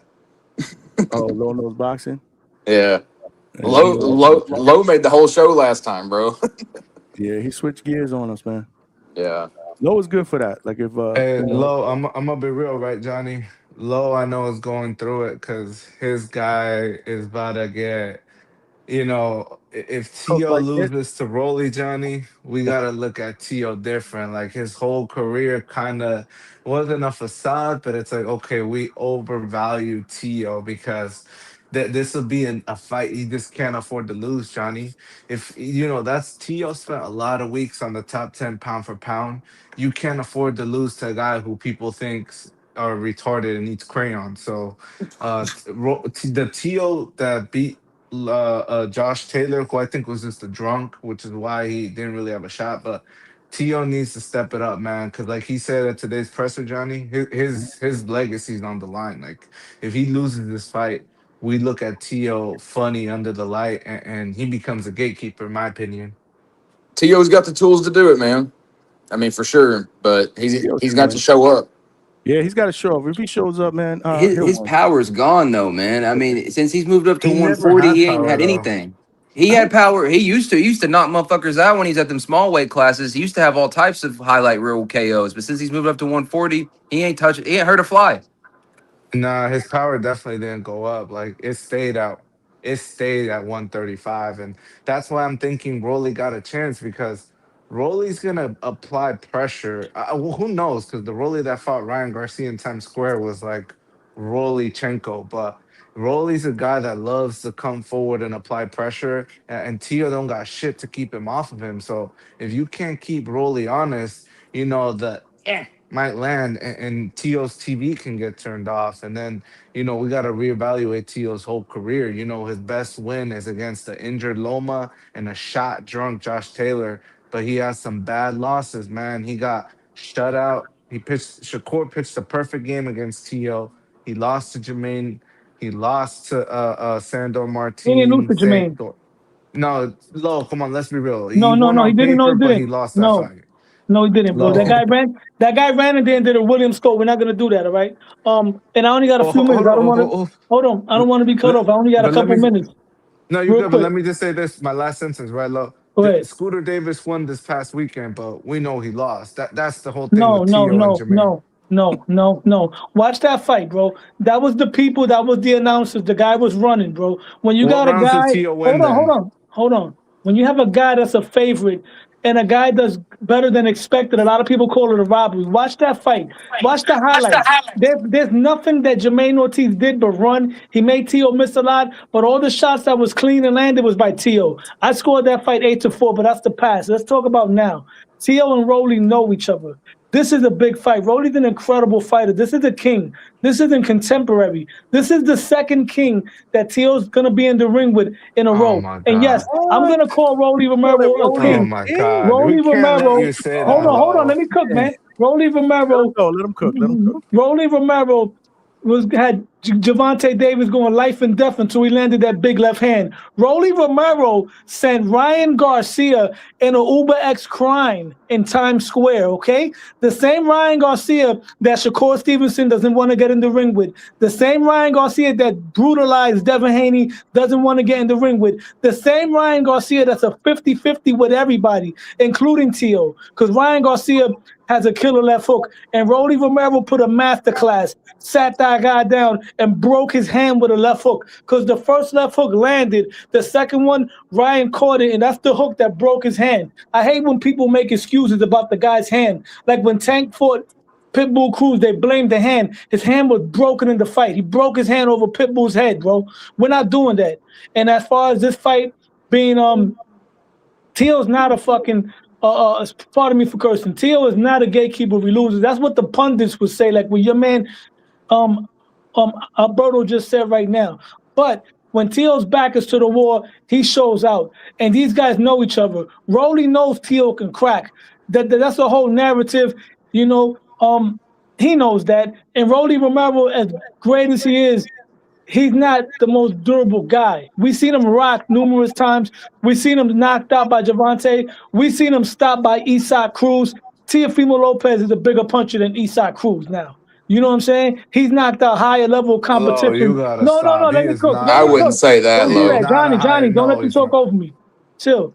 With that being said, but you saying some crazy shit. Let me cook, bro. Let me cook. I only got a couple minutes. Johnny, take control.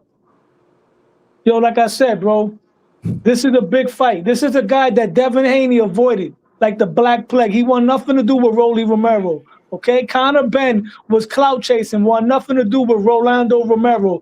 Ryan Garcia wanted no smoke with Rolando Romero. And we're not going to use the word retarded because that's not a good word to use. That man is a born-again Christian, and his head is right, and he's focused, and there's going to be a tremendous show. And I'm predicting that Teofimo Lopez has to put up a blitzering performance. You know what I'm saying? He got to go in there and either knock him out or do a Mayweather Gotti, or he got to whitewash him like he did when he outboxed Arnold Barboza and stole the show in Times Square. I've been quiet for a while because my favorite fighter didn't put anything up there for me to talk about, but he's back after taking a loss. While all of y'all favorite fighters is out there dick riding each other and riding around being best friends, holding hands, doing kumbaya, Teofimo Lopez and Rolly Romero is showing out for the world of boxing. They're making an example of what boxing is. They don't have to go out there and act like jackasses for the world to see and disrespect each other in a press conference.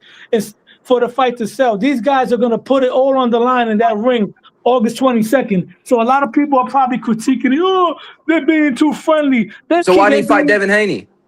Why didn't Tio fight Devin Haney when they gave him an offer? We're not talking about Devin Haney. You said Tio will put it all on the line. Tio did not put it on the line against Devin Haney. He was trying. Let me talk, Johnny. One by one. He was trying to fight Boots Ennis, all right, the killer. He was trying to fight Body Bag Boots. There was a contract sent to Tio. Tio's the kind of guy that stands on what he stands on. He was promised Boots Ennis, and he was disappointed. But I bet you had Tio defeated Shakur Stevenson, he would have moved up there and fought Devin Haney without a weight clause. He wouldn't have went and hid in ZUFFA. We're taking the Puerto Rican flag and we're putting it on Teofimo Lopez because he's better than any Puerto Rican fighter that's been out since Miguel Cotto, and I stand on that. And we're going to beat the crap out of Rolly Romero August 22nd. What is this narrative you're pushing, man? What are you going to say, Lo? And he's going back on that top 10 pound for pound list after he ices Rolly Romero. And you're saying Tio ain't a clout chaser? He's going to pick him up. He's going to pick him up afterwards and give him a hug, and they're going to be friends again. Y'all not going to make Low change his stance. Yeah, and don't make me crash out neither, man. Don't make me crash out. Hey, why did he fight Keyshawn Davis when Keyshawn Davis was getting his face called a bitch? We're not talking about that. I know you're not talking about that. I know you're not talking about that. You don't want to talk about that. Johnny, take control. If he would have beaten Shakur Stevenson, he would have fought Keyshawn Davis. Woulda, coulda, shoulda. We got to keep it moving. Hold on, John. Let me say this right, Johnny. We got Alex Vega up next, man. We got people in the back. We'd all be drunk, okay, Lo? Flip people around. I'm gonna have to flip people around. I'm not drunk, Johnny. I'm not drinking. No. I'm saying if. You keep saying if Tio, if was a fifth, we'd all be drunk. So just answer the question straight up, Lo. You can't keep capping for Tio. We know he's been moving a little bit funny. He's one of the few guys that the generation doesn't deserve. They don't deserve guys like Tio and Devin Haney because those are throwback fighters that take on all the smoke. They might have done some funny moves here and there, but they're making up for it. The bell got to come out. I guess the bell got to come out. Yeah. They're swinging, Johnny. They're swinging on me after the bell from all angles, man. Jump in there, help me out, bro. Listen, man. When you come up with shit like that, you know people are gonna act at you. Yeah, but let me cook though. But Lo, how listen, many we got king? other Lo, people. Hold answer on, we got answer other this. How many people. kings are there? Hold on. I said this from the beginning, y'all. I know y'all all want to talk, and I want to go back around. We got to give everybody a shot, though. This is not like a 2 people debate. Alex Vega was waiting here. We got somebody in the back waiting. Come on, let's keep this shit productive, man. That's right. Keep it on. I lost my train of thought right now, bro. There you go. It's all right. I I'm sure lost you my get train it of back. thought. I'm sure you get it back, and I'm sure it has something to do with Tio and Rolly. Alex Vega, jump in here, man. Vega, what's good? Hit the like button, y'all. Tell a friend to subscribe. We're just getting started, man. We're working overtime tonight, man. Lots of shit going on in the world of boxing. Vega, you here? Lord have mercy. Bad podcasting, man. Bad podcasting. What's going on, Vega? That's bullshit. Vega, I'm about to skip you, man. He's probably having mic issues. I'll take the turn until he hops back in, Johnny, right? Because let me say this. We don't deserve Tio. What has Tio done that exactly we have to put him on the pedestal, right? Tio is fighting Rolly because Rolly doesn't want to fight as mandatory. Keep it G, Lo. Keep it G. They don't have anybody but each other. That's why we're getting the fight. And No, you know if this is what we Tio, want. We want this is boxing to not be what like, we hold on. want. We want boxing to be like back in the days. We Oh my always God. complain about all the 4 kings all fought each other. They're fighting each other now. We just had Tio versus Shakur, and now we have Tio versus Rolly. And you know, Ryan already fought Rolly, Ryan fought Devin, Ryan fought Tank. These guys are starting to mix and match, man. That's why. Let the other guys work them way up there, man. We Are seen you other saying guys. Rolly's one of the 4 kings of boxing? Not 4 no more, 6. Let me see. Come Hold on, on. No, Lo. hold on. It's Tio, Oh my Devin, God. Tank, Ryan, Rolly, and Shakur. 6 kings. Lo, the problem I have, man, is he's not fighting the mandatory in his own organization. Why is he not fighting Jack Catterall? Let me ask you a question. As a boxing fan, which one would you rather tune in for? Which one would I rather tune in for? I mean, like, I don't really care for either fight, to be honest with you. But No. the thing is, If you you have have to plans to fight go your out, If you had to mandatory. choose. if you If have I had to plans to, choose, yes, if you have plans to go out with your lady or watch a fight, and you have the option to stay home and watch Jack Catterall versus Rolly or Teofimo versus Rolly, you're gonna stay home and watch Teofimo versus Rolly, brother. Let's let Rico Vega get up in here too, man. Rico, you there? Yeah, can y'all hear me? We can hear you, brother. What's going on, man? Welcome to the panel, man. What's going on, man? I just really just wanted to introduce myself, man. Lo came in here and turned it up, man. I swear to God, I like him. But man, my name's Rico Vega, man. I've been watching DHS or listening to DHS for like a good year and some change. I've been sharing the show for a couple months now. But Hey, yeah, good to man, have I you just on, brother. We appreciate right you, on, man. We man. appreciate you being part of the family, man. Appreciate that. Right on. Y'all get me through my day every night. You know what I'm saying? I've been kind of nervous to get out here because just being around new people is like, all right, shit. But yeah, man, I seen everybody else coming up new today. I said, shit, it must be attendance day. Must be the new day of school. I'm gonna pop up and say what's up. But yeah, man, TLP Lopez and Rolly. It's gonna be a funny ass lead up to the fight, man. It's gonna be hilarious. I watched the press conference. They already started their little funny ass antics. Um, yeah, man, I can't wait to that fight, man. Just hope ain't no racist shit goes on between them to keep this shit between them, don't I don't condone that. That's why I kind of don't support them. And I'm Puerto Rican. You know what I'm saying? You would think that I'd be a supporter to Latin fighters, but when you get shit like that, it kind of like turns you off. But yeah, man. And Shakur signed to ZUFFA. I ain't gonna lie, I'm a Shakur supporter. Uh, I don't know if I'm on the right channel for that, but yeah, I am a Shakur supporter. That's what's up, though. I'm proud of him. You know what I'm saying? Making moves, whether anybody likes it or not. You know what I'm saying? He said he can fight whoever. You know what I'm saying? I'm just not going to point to a Rayo or, you know what I'm saying? Even Richardson Hitchison. He can fight whoever. I'm still thinking about the Devin Haney fight. I hope he don't do the catch weight. I'm not into that catch weight shit. Let the man fight. You know what I'm saying? Whatever way as long as he's weighing in at whatever weight y'all agree to, let him come in the fight night, you know what I'm saying? fuck it, he can come in at 200 pounds if you got the skills, beat his ass. But yeah, man, that's all I wanted, man. I wanted to introduce myself, man. Nice meeting y'all. I fuck with Alex Vega. I fuck with Los. Hey, there are two main ones on the panel that I really like. You know what I'm saying? Salute.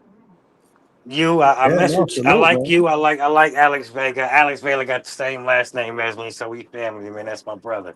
That's what's up, man. Nah, Good to have salute, you man. on, We brother. appreciate you jumping on, man. And like I said, I appreciate you supporting, man, and sharing, man. That means a lot, man. We family up in here. You know the deal. Right on, right on. All right, yeah, I'm about to get back to work, man. Right on. I Enjoy. appreciate y'all, man. I'll Let let me. y'all, man. Hopefully, I come on tomorrow. We're going to All be right, here for a man. while, man. You always Let welcome, me. man. You know the deal. Hey, All Johnny. right. Let New me say caller, this though, man. real Rico quick, Vega, man. because Salute. Johnny, I'm gonna just say this real quick, right?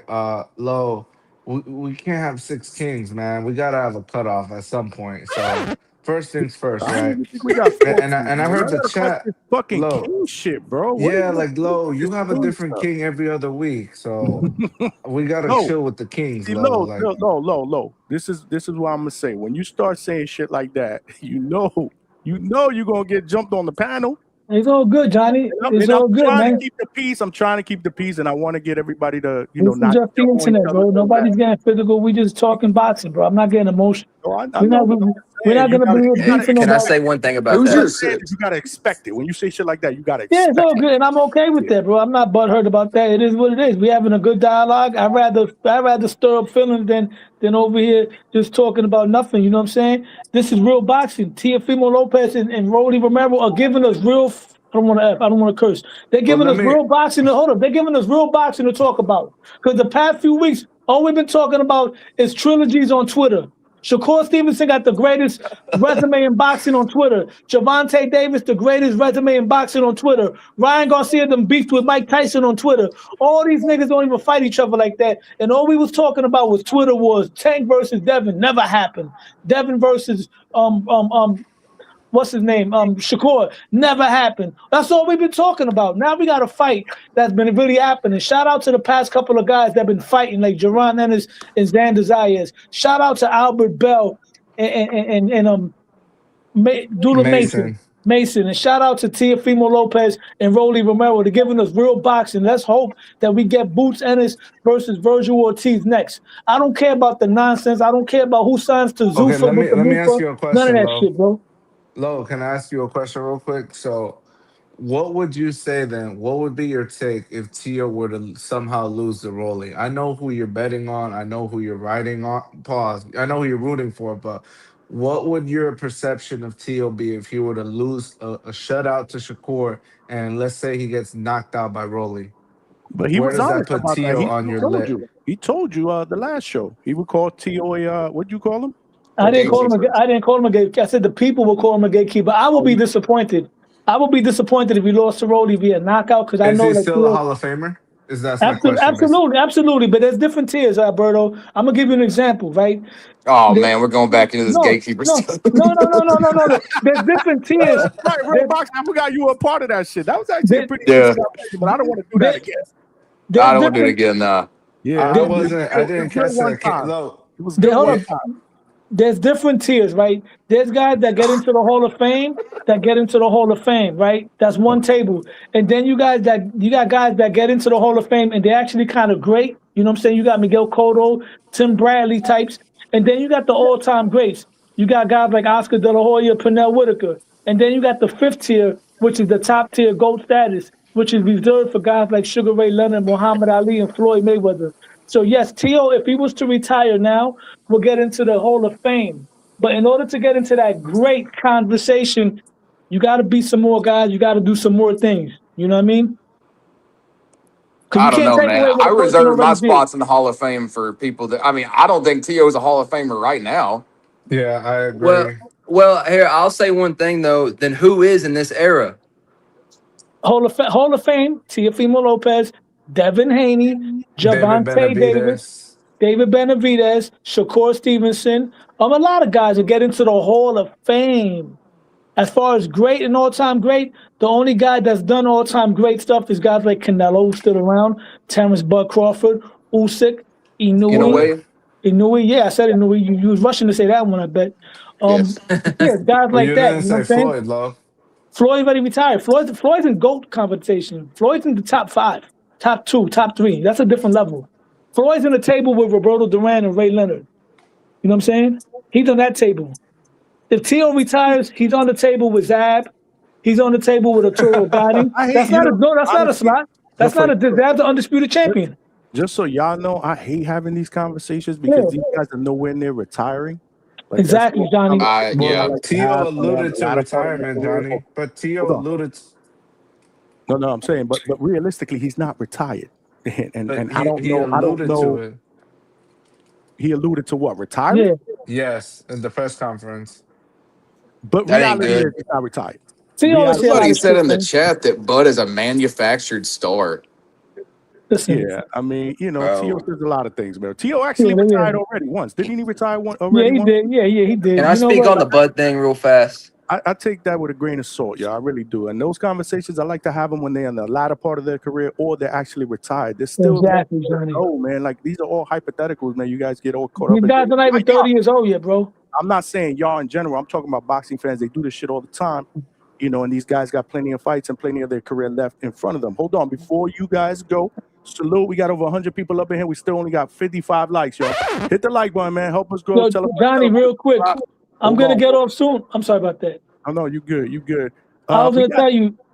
Oh, bad. Go ahead, man. Go ahead. I lost my chain of thought, bro. Go ahead. Yo, let my guy in the panel, my brother on the chat right now, my nigga, old facts, no opinions. That's my guy from Philly, man. He good dude, good channel as well. He was on here the other day. He one of the few Tio supporters, because you know there's only 7 of us, man. There's only 7 of us, bro. Wait, Like, who's on there? I think we support Tio. We just don't see him the way you do. Like, I'm not going to put him on that pedestal. Lo, who's part of the 7? My boy, old facts, no opinions. Me, Punch Drunk Boxing. My man Norbs. Norbs? Yeah, Norbs is a Tio guy. Hell yeah. Okay. That's only 5, Lo. Throw down, that's 4 right there. HLD, but HLD don't got a channel, but he might as well have a channel. That's 5 of us right there. Another dude that was calling into TBV. Forgot his name, but he was calling in TBV, rocking with Tio. And somebody else. I think 79 wanted to say something about the comment that said that Bud's a manufactured star. Yeah, to whoever said that, I want y'all to name a fighter who came up and did it the more old school way than Bud Crawford did. Look how many fights it took him to get big fights. He did it the way you're supposed to do it. Yeah. No, how is he a manufactured star? It took him 30 plus fights to get before he got big fights. Who said that though, 79? Someone in the chat said it. All facts, no opinion. Oh, all facts. He good though. He come on the panel every now and then too. But how's that I just want to hear why. I don't know. You got to come on the panel and explain that, man. The link is there. All facts. If you want to jump on. Why? Because he got a shot? Because he got his shot at Canelo like he deserved? Because he jumped up 2 weight classes and beat his ass? We gotta let Trini go. Salute. You know, I'm gonna hop back later. I'm always gonna let somebody address some Bud slander, though. You know that. You know what I'm saying? Alberto, you jumping on later or what? Yeah, I gotta eat dinner, but I'm gonna circle back like once it's a little less crowded. I'm gonna spin back, Johnny, for sure. It's busy right now, as it usually is early. And this is what I don't understand. You got a dude in the chat that's criticizing, right? It's got to be new. He's criticizing. This is what we do, man. We open up the panel. We allow people to just share their opinions, bro. This is what the Hangout spot is all about, man. I'm trying my best to keep control, but people want to be critical, but yet they don't want to fucking jump on the panel and try to make it better. They just want to be able to. You have to be able to articulate your opinions. My thing is this, bro. If you want to be critical, jump on the panel and try to make it better. If not, unsubscribe, bro. What can I tell you? We got plenty of fucking other people that watch the show. Like these people in the chat is crazy, bro. I take feedback, but chat warriors, man. But go ahead, man. Go ahead, Trini. You up? Salute to the Calidros that don't come outside in the chat as well. Salute to y'all too, man. Probably never been in a real hangout spot, like a tippy toe in the Vergil one. But yeah, man, I like the fight, man. They got to stack that undercard up though. And hopefully, hold on. You talking about T.O. and T.O. Rowley, yeah. Oh, okay, yeah. I hope the new Jesus loving Rowley doesn't just carry Theo. It's nasty how Theo got the title shot. I hear Lowe's point as far as do we want to see Catterall versus Rowley, but at the same time, I don't want to see Powell versus Kambosos. I'd rather Matias move up to 147, go to Australia, and get that shot since we giving out title shots over losses. You know what I mean? So that's just my take on that.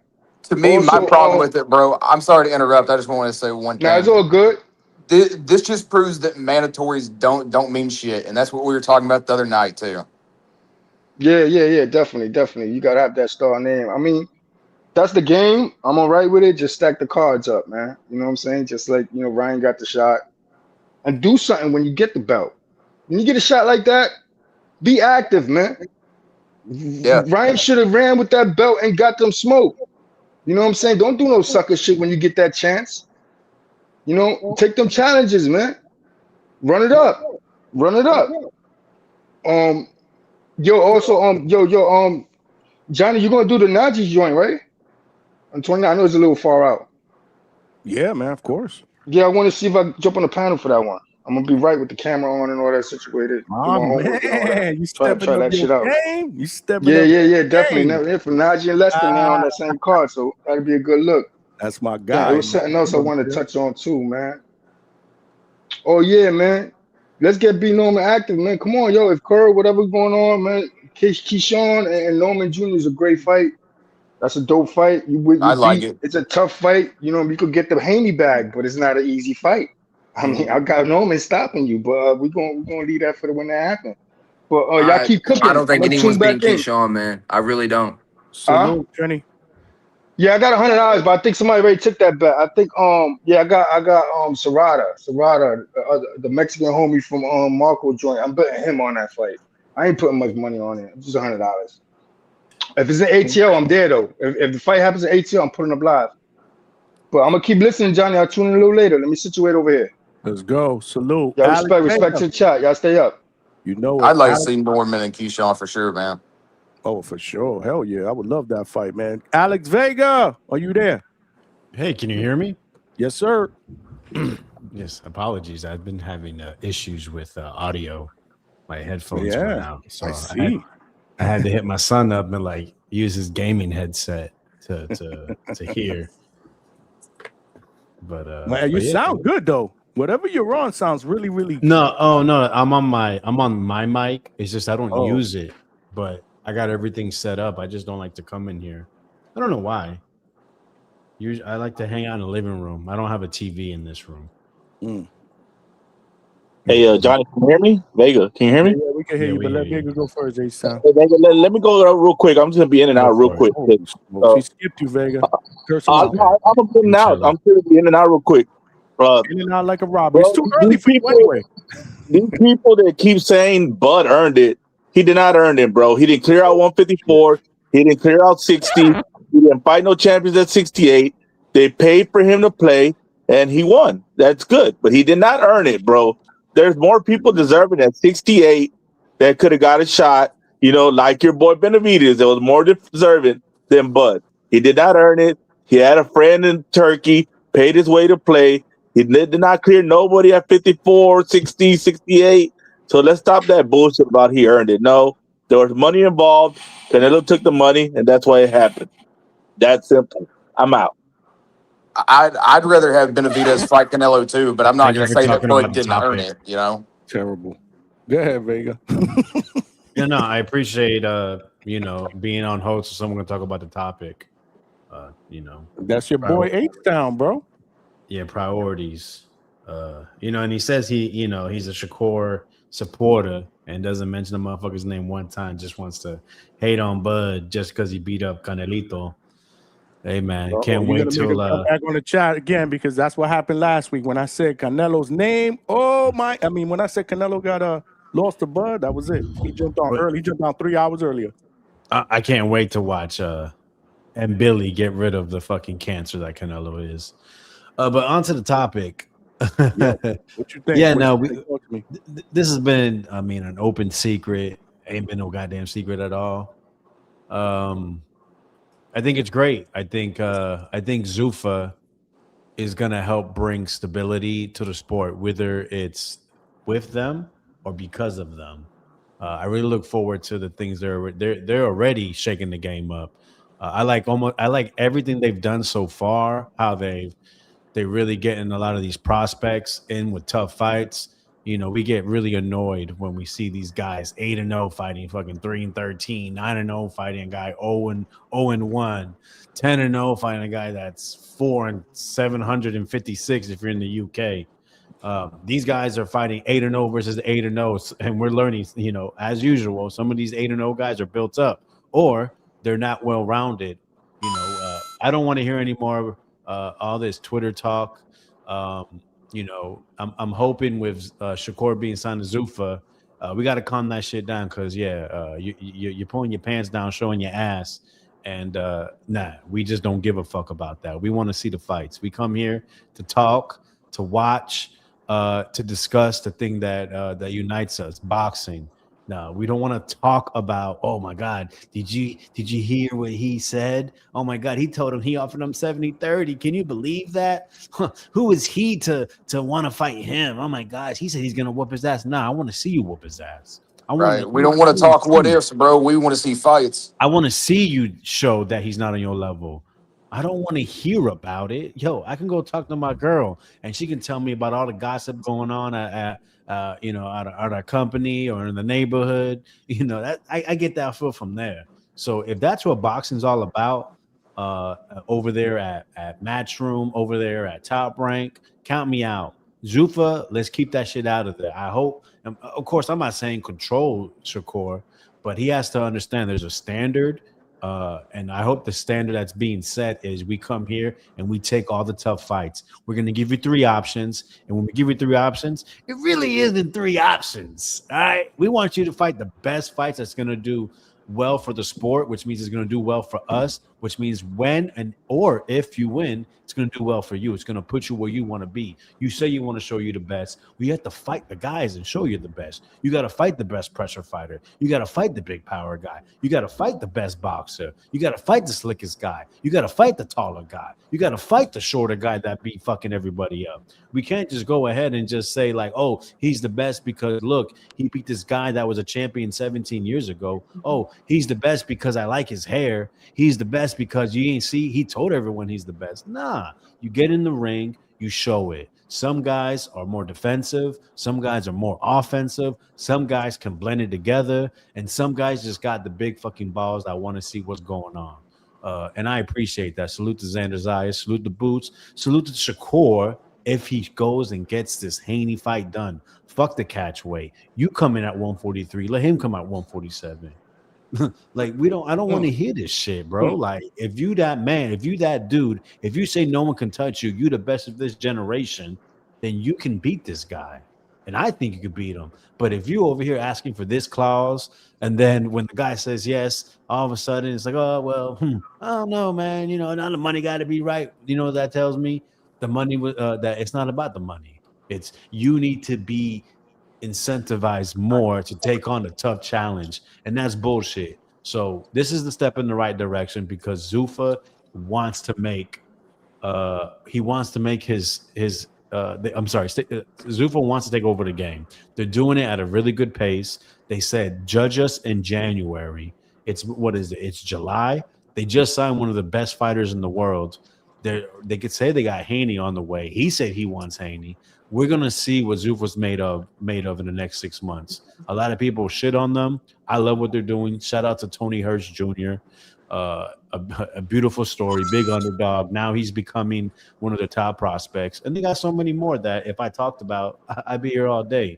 But yeah, I want to see what happens. They got everything in place. Let's see how it goes. It's all going to come down to, like I said, bro, they got to keep the integrity over there at ZUFFA with the matchmaking. You can't give somebody easy fights. You got to give these 50-50 fights like we've been seeing with ZUFFA so far. And that's really what it comes down to. Salute to what Vega said too, man. You got guys that, again, if you're a prospect and you got to know, you may want to shy away from ZUFFA because they're matching them up tough, man. and that's what I like. You mentioned Tony Hirsch. That's I love the Tony Hirsch story because I did not really know who he was before that Robert Merriweather fight, and then that performance, then combined with what he did the last time out, now I'm a big Tony Hirsch fan. He's made me some good money, man.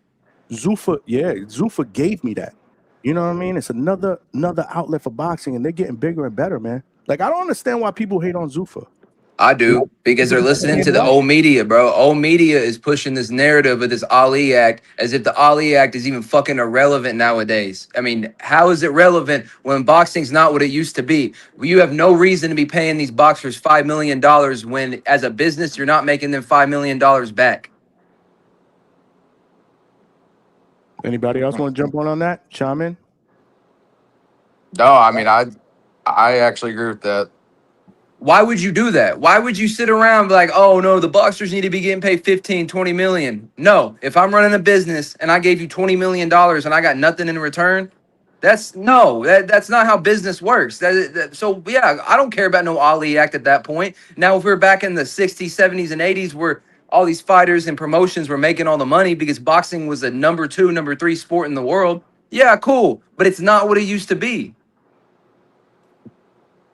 Yeah.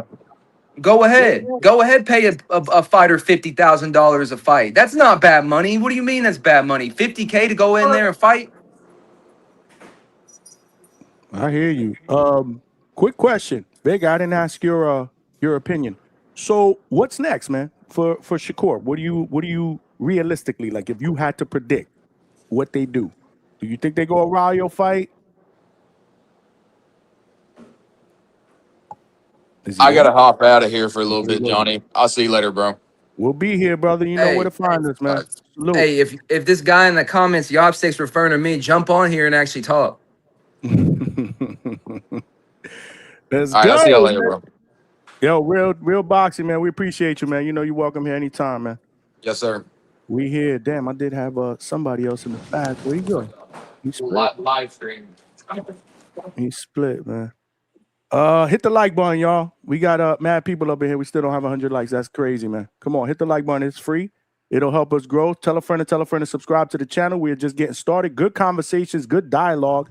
Again, it was crazy, man, because when I did my Tuesday show, I'm like, damn, what the hell are we going to have as topics for Wednesday and Thursday when we really don't have anything big going on this weekend in boxing? And look what happened today. PBC and DAZN announced a landmark deal. What y'all think, man? Vega, what you think, man? Are you still there? I think we lost Vega. Vega, if you can hear me. Yeah, I accidentally muted my mic. Sorry. Oh, yeah. What you think about this landmark PBC and DAZN deal? Now we got how many different promotion companies under DAZN? Yeah, no, I think I think it's really putting DAZN into the dirt. It's unfortunate. Why do you say that? Break it down. Break it down. Break it It's down. showing you how much no one else wants to fuck with boxing, and all these guys are being forced to go under one umbrella, and the one umbrella they're going under to. You feel it's forced? I mean, where else can they go? Like where else? Like, tell me, where else can you watch boxing? Pro Box, and they're going in their paywall, and they're not going to be able to afford them. That's why they basically. I mean, come on, they was already put out. Pro Box is on the verge of going out of business. They need. I guess I'm looking at it from a different perspective. So I guess I'm looking at it from a different perspective as a consumer, right? So now I only have to pay one subscription to be able to watch all these different promotion companies put on fights. Hopefully every weekend or every other weekend. Hopefully a big fight once a month, right? That's what they promised as far from a pay-per-view perspective. So I guess I'm looking at it from that perspective, but you're looking at it from something different from a business perspective. Well, you're looking at it very short term. I mean, the NFL. Right. Okay. That's fair. That's fair. You're a football fan, right? Yes. Or are you sure you're a football fan, or are you an NFL fan? NFL fan. Okay. Well, for professional football, right? Because American if you were American football, not football. Not football. Well, I'm saying, do you watch arena football? No, I didn't. I tried to get into the XFL for as long as that was out. Right. Okay. Yeah, I'm an NFL fan. I'm an NFL football fan. Do you watch? Right.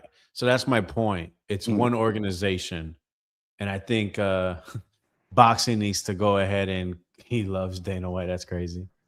Who said that? Hey, before I leave, I got one thing to say. Someone in the comments just said that it's a wild take that some promoter would give a fighter $5 million and not get it back. How is that a wild take? These promoters lose money on fighters all the time. Businesses lose money. Do you not know how business works, bro? Whoever said that in the comments, what are you talking about? 7-9 is fighting with the chat like all these other dudes do. I'm like, I don't know how people think. I don't know how people get to these conclusions. Like, do y'all know how money works, or do y'all not know how money works? You know what I mean? Lord have mercy. Yeah, salute to the chat. The chat, but yeah, that's tough here, 7-9. I'm telling if you were to bro, watch professional, they're a tough crowd. They're a tough crowd. If you were gonna watch professional basketball, do you watch all leagues or do you watch a specific league? I watch the NBA and I watch college basketball. Okay, that's not professional. That's amateur. All right. So I watched the NBA. But what are you talking about other than the NBA? Well, there's the Euro League, of course. There's the NBL. There's the KB.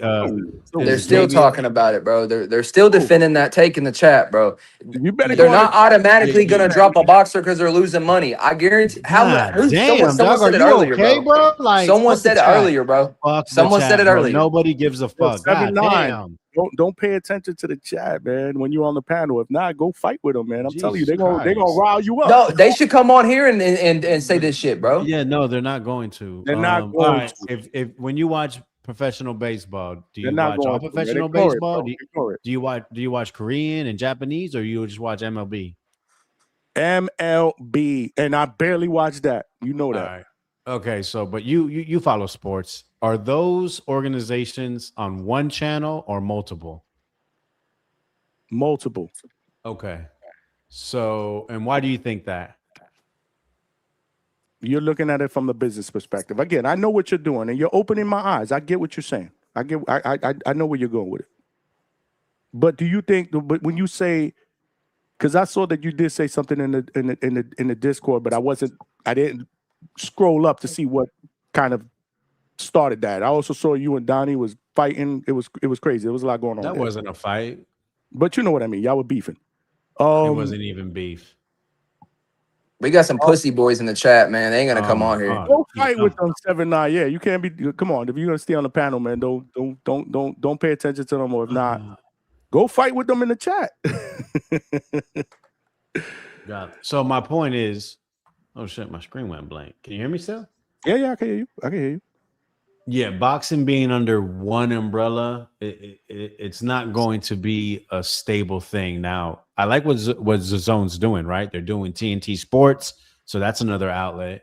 PBC is allegedly still going to have some type of dealings with the Amazon Prime, but I think that's more going to be for Tank.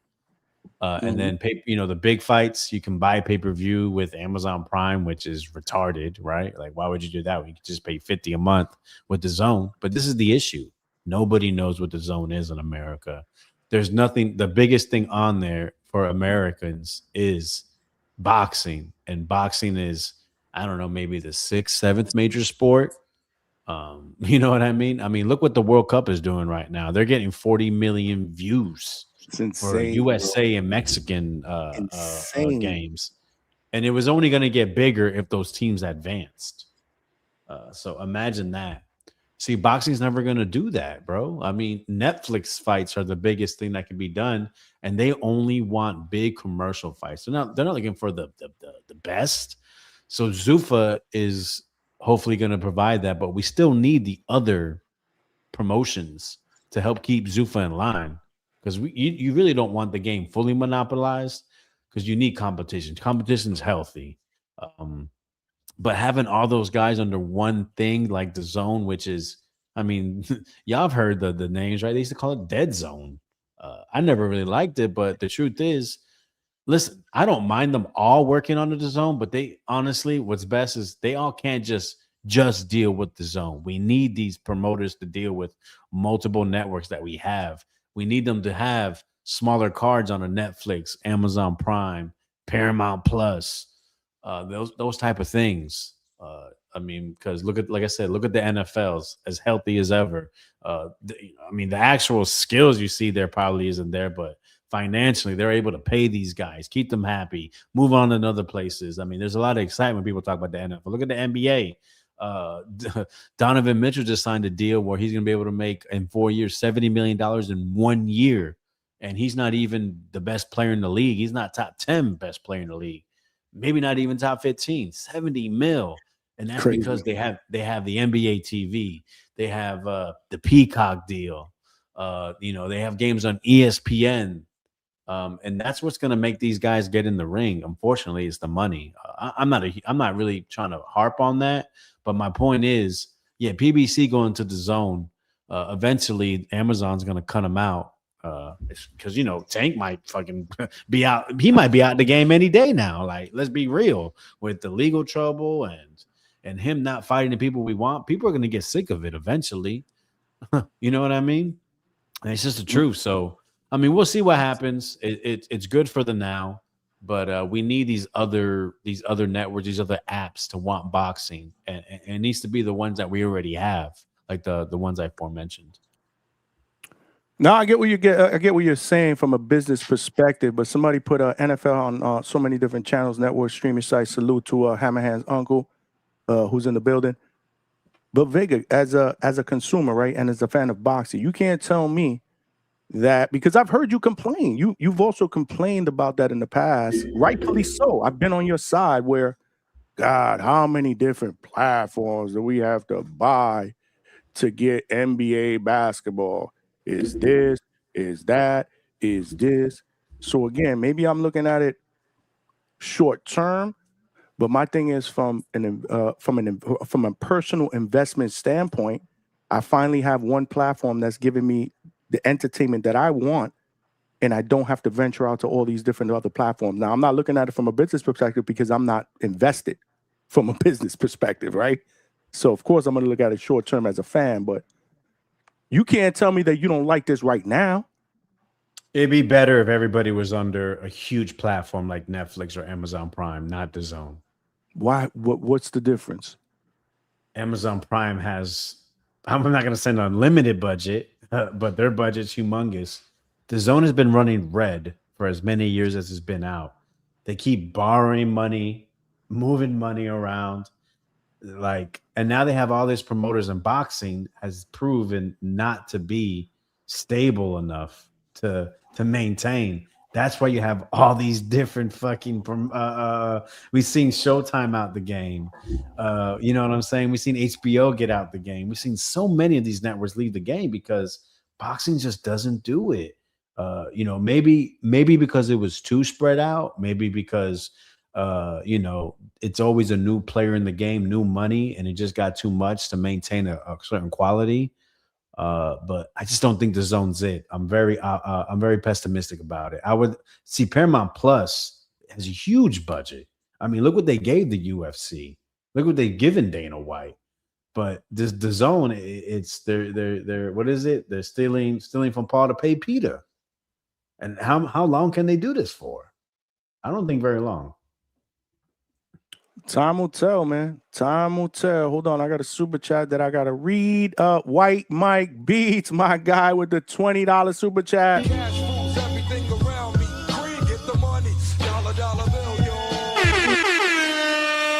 White Mike said, I'm just saying, if you disagree with Vegas so bad that you have to insult him or anyone on the panel, please jump on the panel and debate. My money is on Vega. I got $50 on it. You can win $50. Don't be afraid. So White Mike is throwing a challenge out there for anybody that disagrees with anybody in the panel.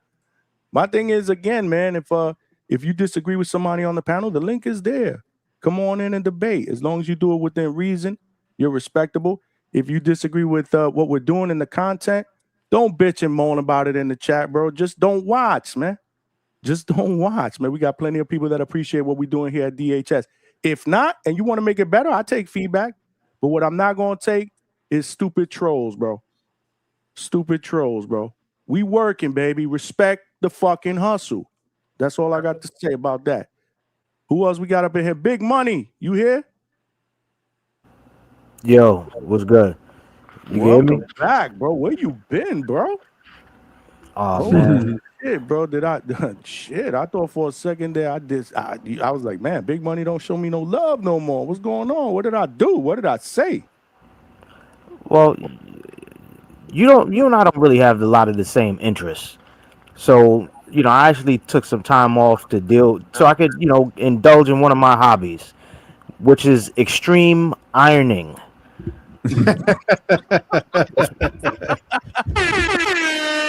You're absolutely right. We definitely don't indulge in that shit. I wash clothes though. I'm a clothes washer.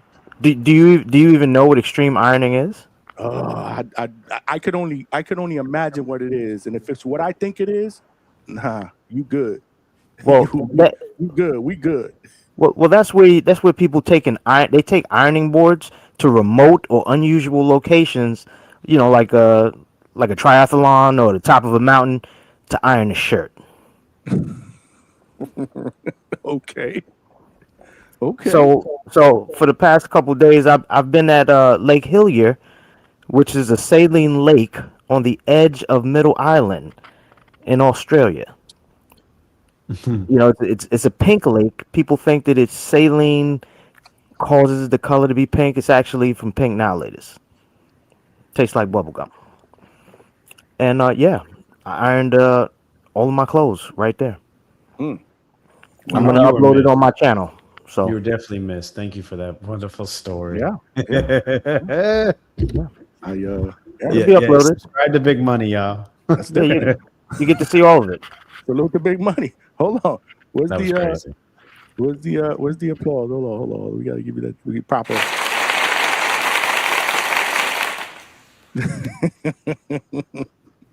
Salute. What's good, man? Talk to us, man. Talk to us, bro.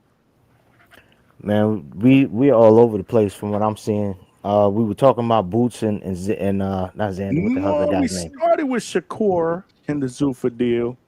Oh yeah, Shakur and ZUFFA. Because then we veered off. But again, there's so many different things to talk about tonight, though, which is crazy because I thought we were gonna be struggling for a fucking topic when I woke up this morning.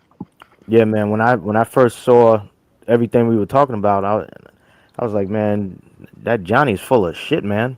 We got all kinds of stuff to talk about. He said we don't have anything to talk about. When was that? Was that this morning or was that yesterday? That was yesterday in the Discord. You were like, I don't know what we're gonna talk about. Shit, bro. Times change, bro. We got shopping bags full of shit to talk about. Man, we might as well do a show tomorrow too. I'm thinking about it. Don't know what we got planned. Or we could do some rap star shit and stay on all night.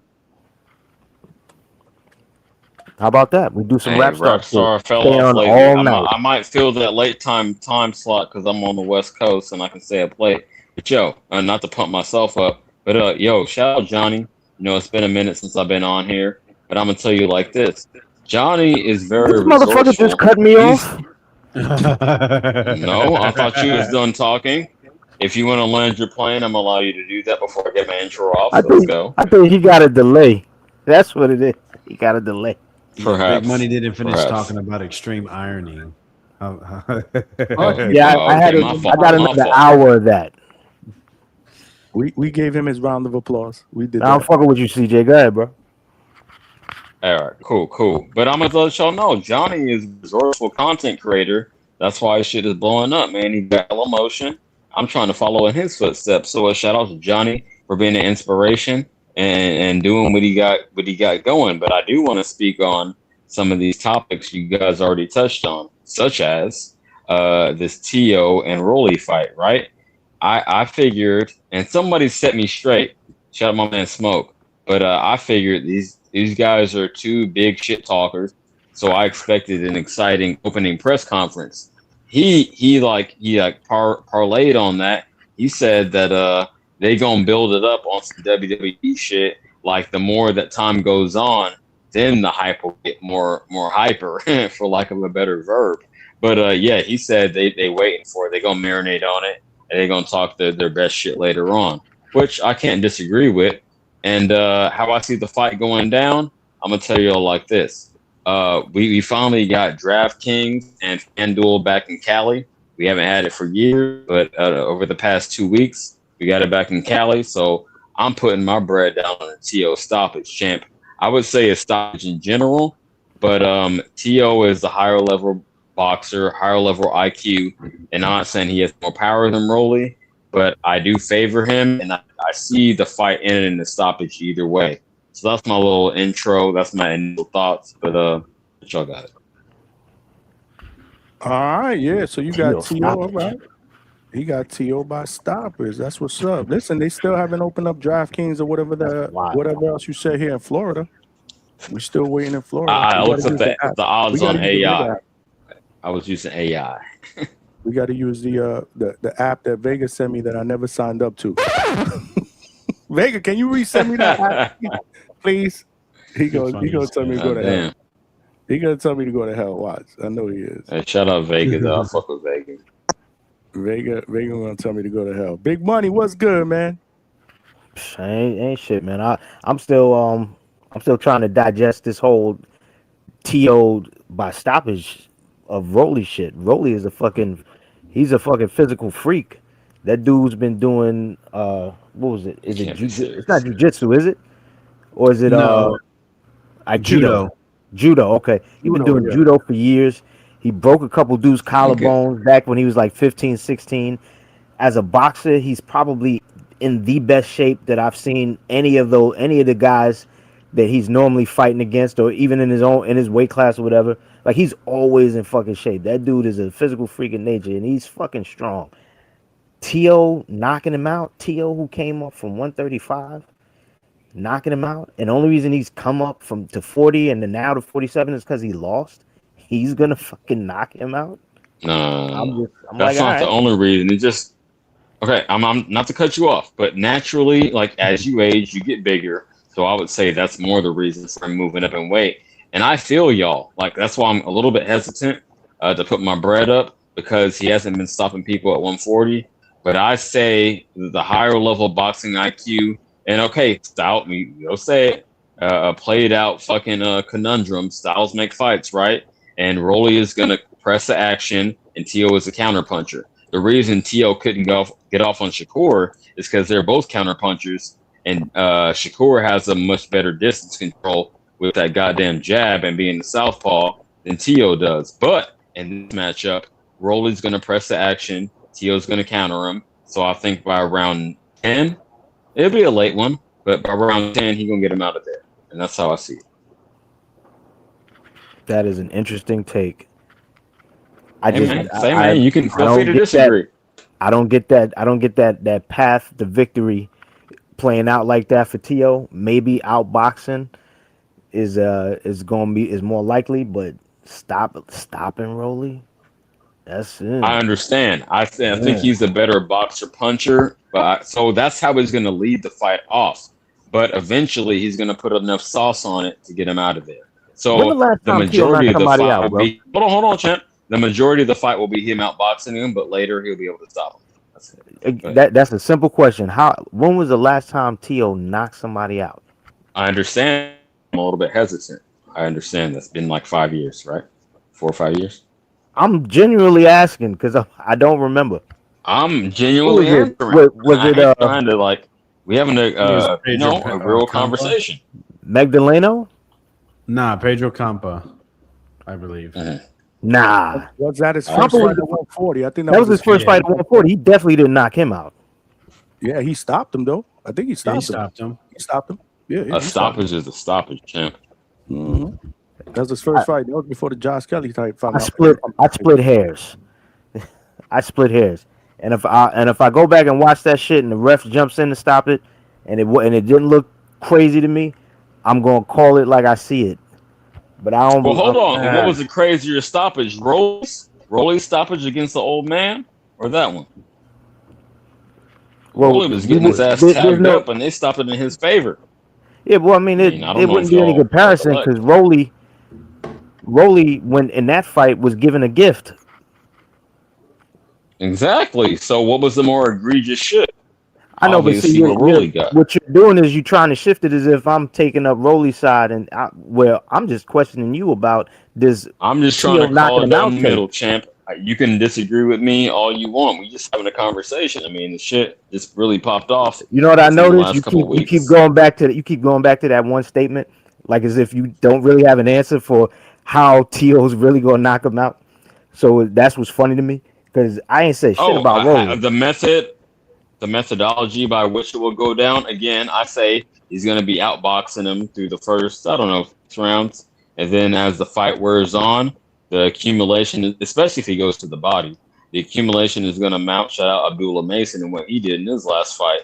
You know, he was getting tagged up in his the first 6 rounds, but eventually that body work paid off. It paid dividends. So I would assume something similar in this fight. So Yeah, you talking about a 22-year-old against a 33-year-old. That's no comparison to what Rolly and T.O.'s going to be doing in there. 2 different specimens. One is way better physically, in better physical shape. And yeah, I haven't seen T.O. show any sort of power to that degree where he's going to be putting anybody out like that. So I just find this shit interesting. But you know, hey. Again, that's why I'm hesitant. Like if I'm putting my bread up, I'm gonna say I would like because that's the better money odds. don't make money, man. Scared money don't make money. No, champ. Baby. I would put my like that's the plus. I think it's like plus 300 right now. So I would put my money there, but I wouldn't like if I'm picking in a vacuum like how I bet on YouTube and just picking the winner. I would just pick T.O. straight up, but given the odds, I would do the plus 300 for the KO. But you know, I'm hedging. That last stoppage was Pedro Campa in August of 2022. So, which is crazy, right? To date. When did they fight? August 22? Yes. 4 years rather to the date. Yeah.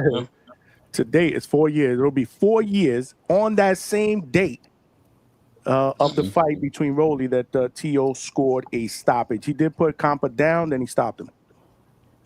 Can Magic strike twice? So I know I'm putting a little extra sauce on it, but that's just how I see it. 4 years later, boom. T.O. strikes a stoppage. And I don't even like him. For the record, I don't even like the motherfucker, but I gotta call it objectively. All right. That's what's up. That's what's up. Hit the like button, y'all. Damn, we got hella people up here. We still don't have 100 likes, man. Turn it up. Yeah, hit the like. They don't like y'all. They still don't like Yo, me. yo. Oh shit! Who this? Yo, you know who it is, man. End of the day is your boy Stock chasers. You outside, Stock? You outside? No, I'm walking somebody right here real quick. But yo, listen. Hold on, bro. Terrible podcast. Real quick, man. 99 in the chat and 30 of y'all don't want to hit the like. What's going on, man? It's crazy. This is what you do, right? If you're looking at the chat, you just go up to the top and you hit that thumbs up. Because y'all tapped in. It's been a 99 for like an hour now, bro. It's just risky. $3.99, bro. Lord. If you hear you fucking with it, just hit the like, man. It takes 0.5 seconds. Come on. Salute, stock chasers. Real shit, man. Hey, I Johnny, let me say this real quick before I let Stock go. You know I don't be up here all the time. I be busy with my 9 to 5, and I got some other channels I fuck with in my own. But I fuck with you heavy, man. I always be watching you in the background, man. I go back and peep all your podcasts. So salute to you, man. You're one of my inspirations. So I just want to let you know that. Yeah. It's love right back at you, brother. I appreciate you, man. I appreciate all of y'all, man, that are rocking out. Hit the like button and tell a friend and subscribe, man. What's good, stock chasers? Yo, hold on, man. Let me say my goodbyes, man. Y'all keep chopping it up. Let me like a minute. Just 1 minute. Big All money. right. Big money, you still there? Yeah. So real quick for Big Money, if you're game, I may need your help, man, because I got a new software I need to get rolling, man. We gotta give this Scream y'all shit the boot, man. That shit is a 2-pack of ass. The sound quality is just not good. Are you considering restream? Hey, Johnny, really let me know. Go ahead. Nah, StreamYard is great for beginners. I ain't gonna lie. Damn, I can't believe I'm shitting on them on the live, but it's when you're doing it, when you we need realize to step our games up. We need to step our game up. So I'm working on a new software. Hey man, Okay. Yo, but let me tell you something. Big Money, you sound good. I don't know what the fuck you did on this little vacation and this hiatus that you took, but your mic actually sounds good. Extreme ironing, Johnny. I ironed the mic. Extreme iron. There you go, baby. Shall I You you need to take a vacation more often? Iron mic, get it? I ironed the mic. I get it. That's I see clever, you, champ. Chad from Canada is in the building. Salute, Chad. Yo, did y'all hear? I actually tuned into TBV today for a minute. And Chad from Canada's call was crazy, bro. He crashed out on callers that were. Yo, you heard that? That was a.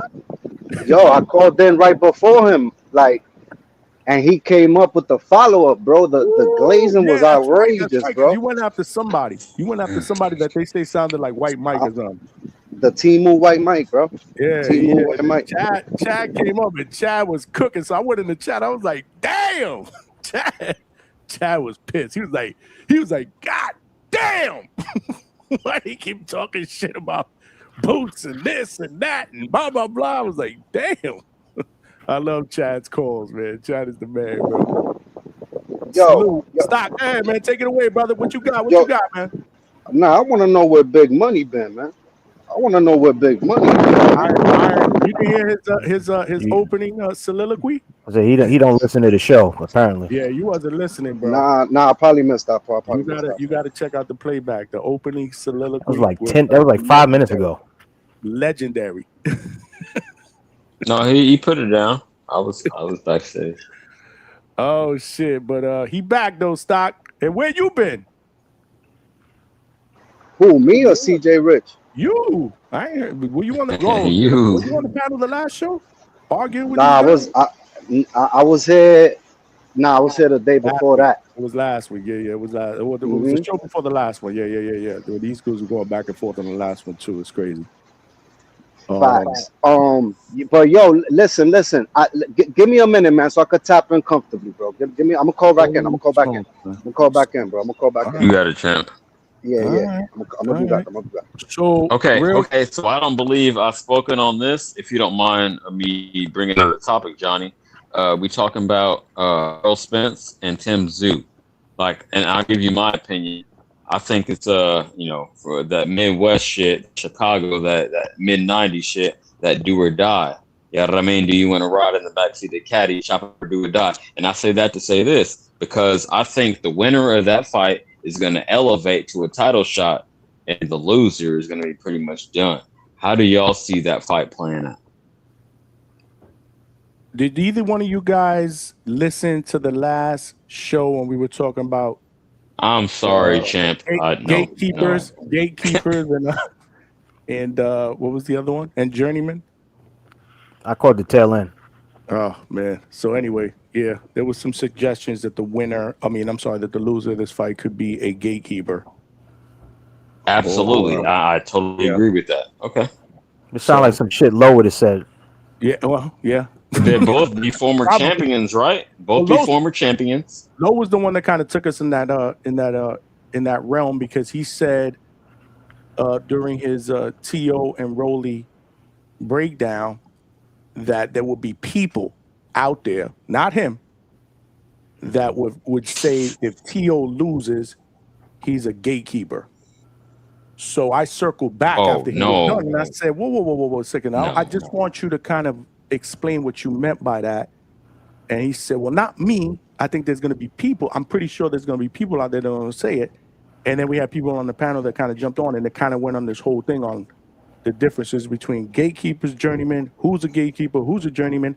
And let me tell you something. It was a good conversation. People were participating. The chat was crazy. I had like 5 people that wanted to jump on the chat, but it was confusing to me. They were all over the place with it. Because I was like, damn, so everybody, it so depends. If you're not in the top 10, you automatically either a gatekeeper or a journeyman. So that was my feedback. Y'all guys got to see the segment. It was kind of weird. But it was good. Cool. I'm going to go back and peep that legit shit because I rewatched shit. But I'm going to say this just off the top of my head that I think, like as shallow as divisions are nowadays, if you went in the top 10, that is gatekeeper territory rather. You ain't a contender. And And with respect to what I was saying about Zoo and Spence, okay, so Spence has 3 years of inactivity, and he got motherfucking mollywop last time we seen him. Fucking Zoo got what, 2 or 3 losses at the highest level. So yeah, again, one of them going to elevate, one of them going to desecrate. You know what I mean? And just be that gatekeeper. But you was talking about 140 with regards to Tio. No, I think even if he loses, he wouldn't be relegated to gatekeeper because he has still enough resume, still enough clout, still enough motion behind his name that he wouldn't be in that lane. Maybe one more loss after that. But no, I can't even. I don't even like the motherfucker, but I'm objective, so I wouldn't even put that much sauce on him. But that's an interesting question. I'm glad y'all had that conversation.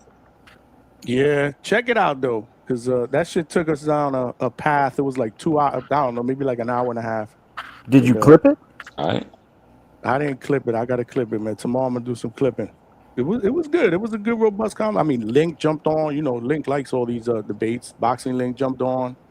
With that, we had a couple of other new people on the panel that jumped on. It wasn't bad. It was just different. It was just hey, different. no beef at all. Let me put that disclaimer out here. But quick survey, Johnny, does Alberto still pop on your shit? Like as far as popping on the panel?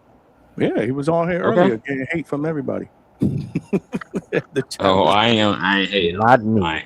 He was hating on Shakur. He had to do it because again, the topic. Well, it was good. It's more open forum, open discussion, but the topic is centralized around obviously the announcement that Shakur signed with ZUFFA.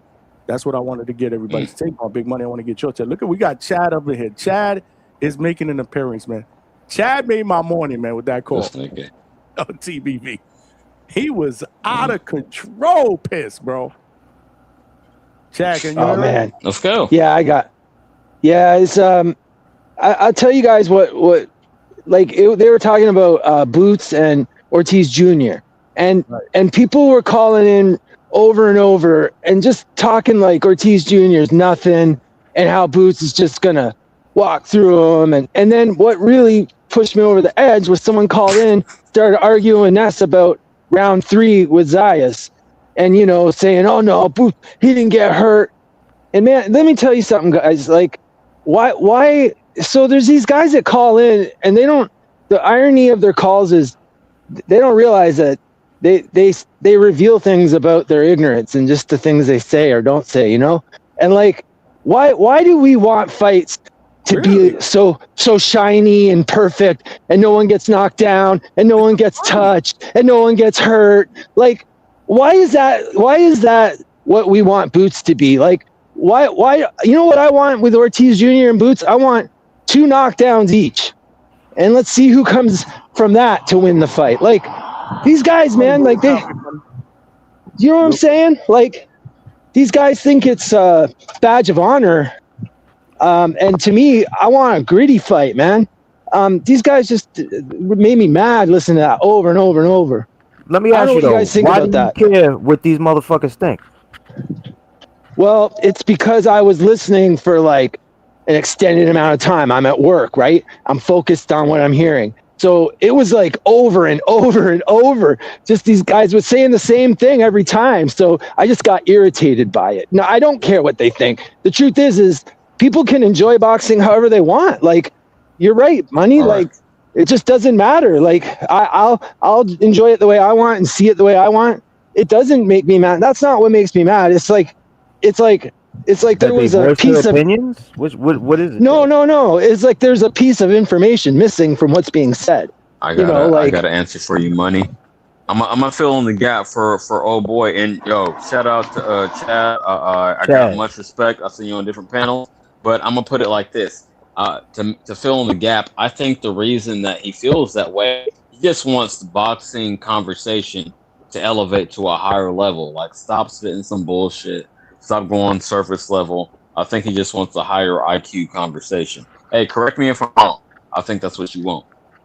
No, that's well said. Like, you're right. It's just like a bunch of hype. It's a bunch of hype. Well, I'm just saying, you want that on the boxing voice though?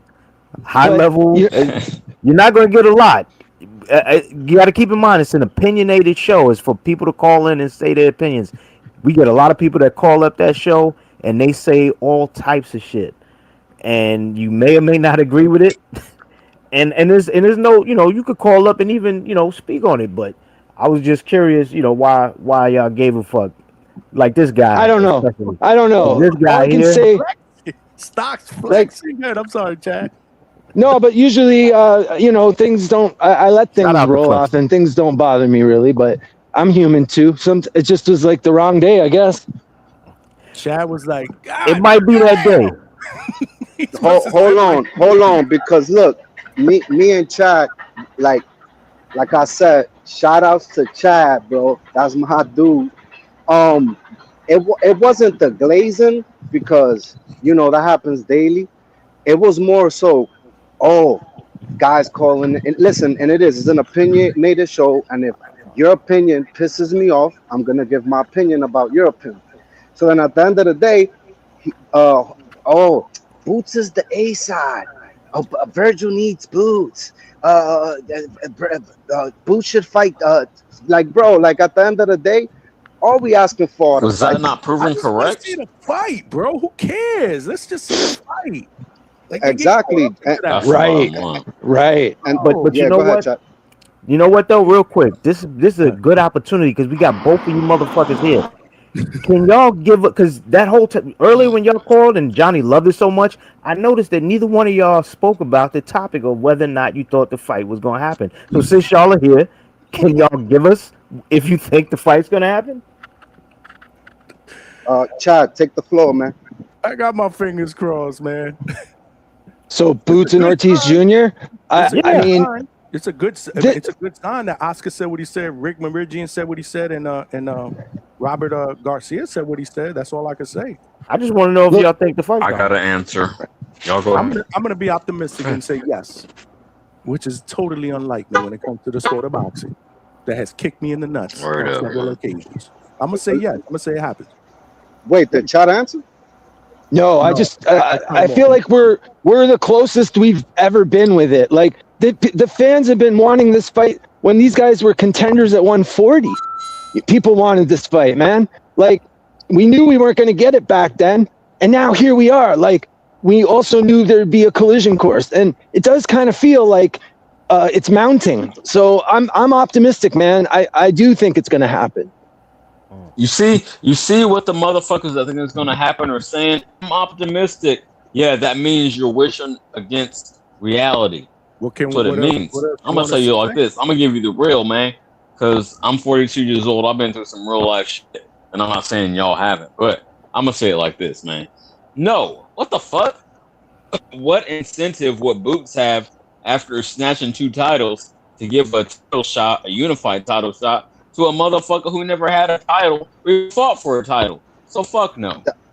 Hold on, I know CJ, that's not true. I'll be pessimistic. I'll be the realist. I'm the realest motherfucker out. Okay, but you know why that sounds crazy coming from you? Because didn't Boots just do the same shit? Exactly, Yes, exactly. He had more motion. Hold on, champ. He had more motion, more clout, more like I don't want to say sellability. That's not a verb, but he had the ability to sell a fight more than his opponent, regardless of the fact that he had 2 more titles. And him hold on, I'll put a bow on it. Him having the titles now, I don't see any of his potential opponents having more motion than him. So I understand the motion part. So you're telling me the lineal doesn't mean anything. I'm not saying it means something to hardcore boxing fans, but not to the public. It's not going to sell. I mean, that's an accolade, bro. Something to me. That's one of the that it means adds something to me and you. So look, what I'm trying to say is this: I don't believe Oscar, and I just want to know why is everyone saying that this fight is close to happening? I do not believe the dude wearing a wig, bro. That's not like that's not what I said. I said I'm optimistic based on some of the dialogue that I heard them say on social media. We're moving in the right direction. I'm not going to sit here and bet my life and say we are this close. I never said that. But we're closer than we were last week. We're closer than we were 2 weeks ago. We're closer than we were a month ago. Fair enough. We're basically I can accept that. We're basically these guys were basically battling it out in a courtroom. Like, you know what I'm saying? My thing is too. Hey, you guys are talking word about up. CJ said what he said. When do we bring money into the equation? It's a big money fight. Hey, champ, that makes it feasible. I don't condone it. No, I hate that to makes even look into the business side of shit, but that makes it more profitable. feasible. Fuck the belts. Yeah. There's Okay. There money you go. on the line. This is a fight that people want to see. They'll put it on pay-per-view. Hold on, Johnny. CJ, can I ask you who your top 3 154s are, bro? God damn, champ. You can ask me anything, man. I'm the realest motherfucker out here. Okay. And I'm gonna answer this off rip. And I've been sipping a little scissor, so please pardon me. But okay. I would say hey, I'm being real, nigga. Hey, I'm gonna say Boots, yeah, because he proved it against the unified champ, and not even fucking with him because I thought he was out of pocket calling out Croc, but based on what I put Boots up there. Okay, who else is up there? I'm not gonna say the activity puts a bad taste in my mouth. I'm gonna say I'm not gonna say Stu. There was no particular order, but I'm gonna say that Zaya is still. Hello. He was breaking up to me. Yeah, it was a little bit. Yeah. My bad. I'll put a bow on it. I'm gonna say Zaya still deserves to be up there, and then I'm gonna say the winner of Spence and Zoo. Oh no! Damn! I'm gonna say Fandora. Fuck that. I'm gonna say Fandora. Wait a minute. What was the question? I was about to say that's because you know what, man. No. I was about to say what the bumbleclad, man. Head, and I told you I've been sipping. Let me get what you're sipping on, man. He said the winner of Zoo and Spence is top 3 at 154. No. I rescinded that. No. I took that back. Diabolical, bro. Fandora, Boots, and Vergil. Those are the top 3. Okay, so Big Money. Fandora. I cut myself. I said Fandora. I wouldn't even say Xander right now. I wouldn't say Xander. Big Money, what you think? I said Boots. I said Xander. I said Fandora. Feel free to disagree. I mean, I'm gonna go with the 2 champions. I'm gonna go with Boots. I'm gonna go with Fandora. And if I gotta round out a third, Vergil. I mean, I don't know, man. I struggle with Vergil because, okay, the Madrimov, the Boachuk, and then before that it was who? It was Delorme, who he pulled up from 47 on his way out the door, for his retirement party, and what was the other dude that he pulled up from 147? Like those are the first 2 fights. So it's like if I'm looking at that all together, I'm like, I don't know that makes you the best. Josh Kelly. You see the Vergil or Josh Kelly? I don't even know if I look at Josh Kelly like that, man. That's what I'm saying. But if you look at everybody else, it's not Madrimov. I think Xander needs some more work. It's not a Bakram. Yeah. I mean, it's got to be those 3, bro. It has to be, in my opinion. But let me just say this, man. That's not the fight I want to see. I need to see Fandora and Boots.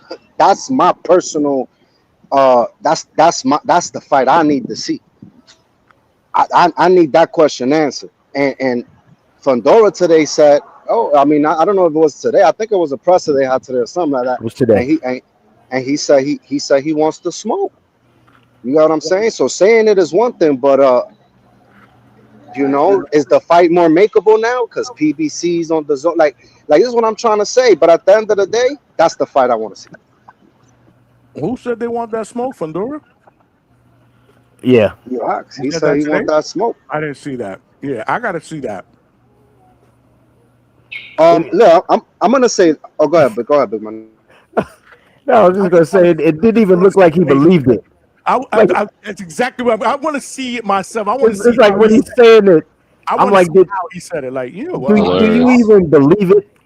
Like, it's not even on your face. Like, you even really. That's exactly where I was going with it. I got to see it. Like, did he just see like, well, yeah, I would take that fight, or if it's not, nah. Give me that fight. It was, yeah. I mean, one of those. Hold on, but I'm gonna keep it 100. I mean, why? Like, y'all acting like I don't know. Like, what do you mean? That's big Fundora, bro. That's a So what dog the fuck right does there. that That's a mean? demon. Just because That's he's a big demon. Fundora to you don't mean that that motherfucker wants to fight anybody. Yeah, but you I could. stop. He distinctly said that he doesn't care about any other belts. You talk about the Distinctly. same dude that He said, vacated to give not give Xander a shot that went to That's go right. fight fucking Tim Zoo. This is the dude that you are talking about right now. Let's keep it a buck. who, me? Talking about Fundora? Yeah, who I'm talking about. He chose Nah. not to fight his Mando in Xander's desires and vacate the belt and go fight fucking Tim Zoo. Okay, listen. And I've been on record saying that, like, because you gotta know what you're doing, and I've been saying that shit didn't look right. But we're also not going to ignore the fact that, I mean, Boots could have fought Bakram. He decided not to. Bakram was begging That's for that not fight. true. That is not true. Just So because he what's had the the IBF truth? belt at 147 does not mean that he automatically gets to jump up and fight for a championship at the next weight class. And the Bakram said he IBF, would you have have gave him the scrap. listen. In the IBF, you have to be put into the 1 or 2 position in order to fight an eliminator, in order to fight the guy who has the belt. At the time, now this is the important part. Josh Kelly was already ranked number 1 from the year before. Now, why that matters is they were either going to add a number 2 or they were going to have Josh Kelly fight Bachman like they did. Bachman before that was having trouble getting a fight. The Lubin fight that he was trying to put together after he beat Tim Zoo did not come to fruition because of all of the bullshit going on.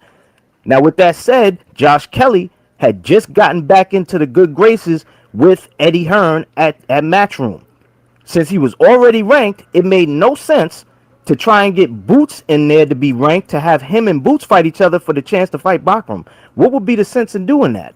If you promise Boots you're going to get him a belt, why make him fight another guy on your roster when you could have the guy on your roster fight, and if he wins, he wins. And he did. And then that way you could tuck PBK in the cut and say, all right, when it's time to make that fight, we'll make that fight. But you don't have to make that fight now, and you didn't have to make it then. Listen, I get what you're saying. Trees, Like, let me get what you smoking, Trees. Can I get what you smoking? Trees said he's not sure Vergil beats a Boss Bro. I mean, listen. Let me make one thing clear, bro. I'm not like I'm not. Listen. Again, we just want to see the fights. I'm not saying. I already said this earlier. I'm not saying Vergil beats Boots, and I said I'm leaning Boots in that fight regardless. And I've also said I want to see Fundora and Boots. At the end of the day, I would in that fight I would have to say, like, chances. I feel like Boots just has a higher chance of catching the tree, but that don't mean I don't want to see the fight, bro. I want to see the fights. You know what I mean? I want to see them both. That's all I'm saying. Let's see the fights. Let's see the scraps. Let's make a history. Like to Chad's point, these dudes have been on a collision course since 147. You know, Boots went into the ring after Vergil packed up Lubin. Yeah. And we thought we were getting that fight right after that. We didn't. Let's get it now, man. Fuck that. There's momentum. Let's ride the wave, man. Look, and check this out. Let me add this, man, because I find this funny. Everyone wants Boots to undisputed now, right? But what I find funny, basically, that's, oh yeah, we want you to fight Josh Kelly next. Go get that belt. Now, what I'm trying to, I find it crazy. Like, okay, we're pushing Boots to undisputed, but we don't have the same energy for a lot of the other guys in their weight classes. So I don't understand why. Oh yeah, Boots can't fight nobody now if it's not for a belt. Like, oh, Vergil don't have a belt. Yo, so what? Like, what are we talking about here? Well, that's not actually true either. He has an interim belt, right? And if that's not a belt, bro. I don't count them shits, man. I don't count interims, bro. Them shits about to disappear. If he gets that belt, he'll be that much closer to a Fundora fight. And it would be better, right? And he'll also be the lineal champion because he is ranked number 1 and Vergil's ranked number 2 in the Ring Magazine's rankings. So that fight would be for 4 belts. And after that, Sebastian Fundora won't be able to say he won't fight him. That's probably why he said on the stage earlier, yeah, Boots, the first fight in 2027 or 2026. Yeah, 2027. That's what he said.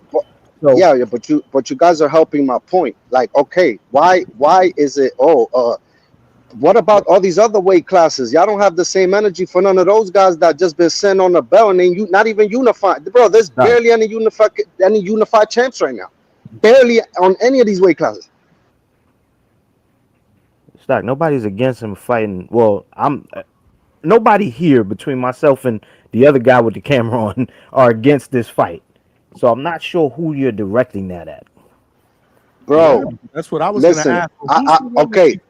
I'm talking to Big Money. Who the hell else am I? I'm talking to Big. I'm having a conversation with Big Money.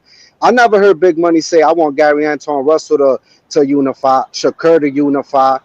Bro, like we're not pushing those conversations. So it's like, okay, but Boots apparently, okay, fight Josh Kelly. All right, Fundora got a belt. But I just feel like, okay, we got those two fights.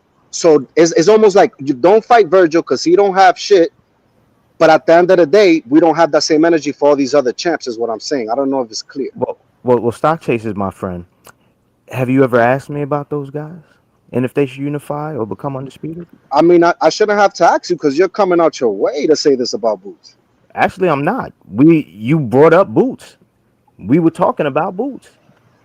Yeah, and it's not like you were talking about something else, and then I decided to talk about Boots. Listen. You just gave me a whole rundown on why Boots didn't go up there and fight a champion, and I'm gonna keep it 100. No, I explained to you, my friend, why it didn't make sense what you said, which was that he decided he didn't want to fight Bachram. He didn't decide that he didn't want to fight Bachram. I explained to you what it was. If you don't choose to believe it, that's fine. You don't have to. Brother, he had two belts. You telling me he couldn't push to fight a champ with any of those two belts is what you're saying? See, I knew we was coming back to this. You didn't hear a damn word I said. We good. I mean, yeah, listen, because the conversation. They're gonna let you jump in and let you go ahead. I'm just making one thing clear. You basically listen. At the end of the day, let's not try to say, oh, Boots should have went up there and fought a champ. Let's not change the narrative.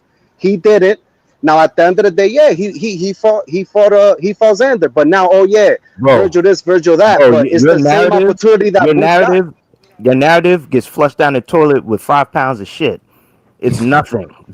Tell me how. Wait, tell me how. Tell me how. I already told you. You don't want to believe it. You're gonna do this whole thing. Where we I ain't gonna hold you, Big Money. All I hear is excuses of why the hell Boots didn't fight a champ and why he can't fight Vergil. Because you want to argue for 2 hours, and I'm not gonna do it with you. No, is that you think you're making a point, but your point is getting shot down as well. Gvon. Can we put the argument on hold? We could always get back to it, but let me. Oh no, that's a fact. Yeah. Park that, because it is what it is. We get put it on neutral right now. Wait, what was the whole point of this argument? I'm being dead ass. I kind of got confused. They confused me. No. Listen, there's no confusion. We want to see Boots fight the top guys at 154. That's it. We don't want to hear no excuses. We don't want to hear none of that shit. Right. We don't want to see Josh Kelly. Stop. But we're all in agreement though. Like, so that's what I don't understand. Like, none of us said, nah, man, no way, we don't want to see that. Like, I've been telling y'all, like, that's the fight that I would prefer to see, man. There's a history there. There's momentum. Like, I don't know. Yeah, like, we're not disagreeing. I'm not disagreeing with you. I don't hear Money disagreeing with you, so I don't understand why, like, the whole thing with the titles, that kind of threw me off. No, me and Money's disagreement was him trying to tell me why Boots didn't go up and fight a champ, which he easily could have done. Like, it don't matter, all that extra shit. Right. So basically what I just said didn't mean anything, which is the end of the conversation. That's why it doesn't make sense to keep talking about it. If you refuse to listen to the truth, then fuck it. No, the truth is he could have fought a champ. You're talking about when he took that tune-up before he went to 154? Exactly. Against Lima? Same way that Devin fought at 144 before he went to 147 for a belt? Bro, but am I talking about that?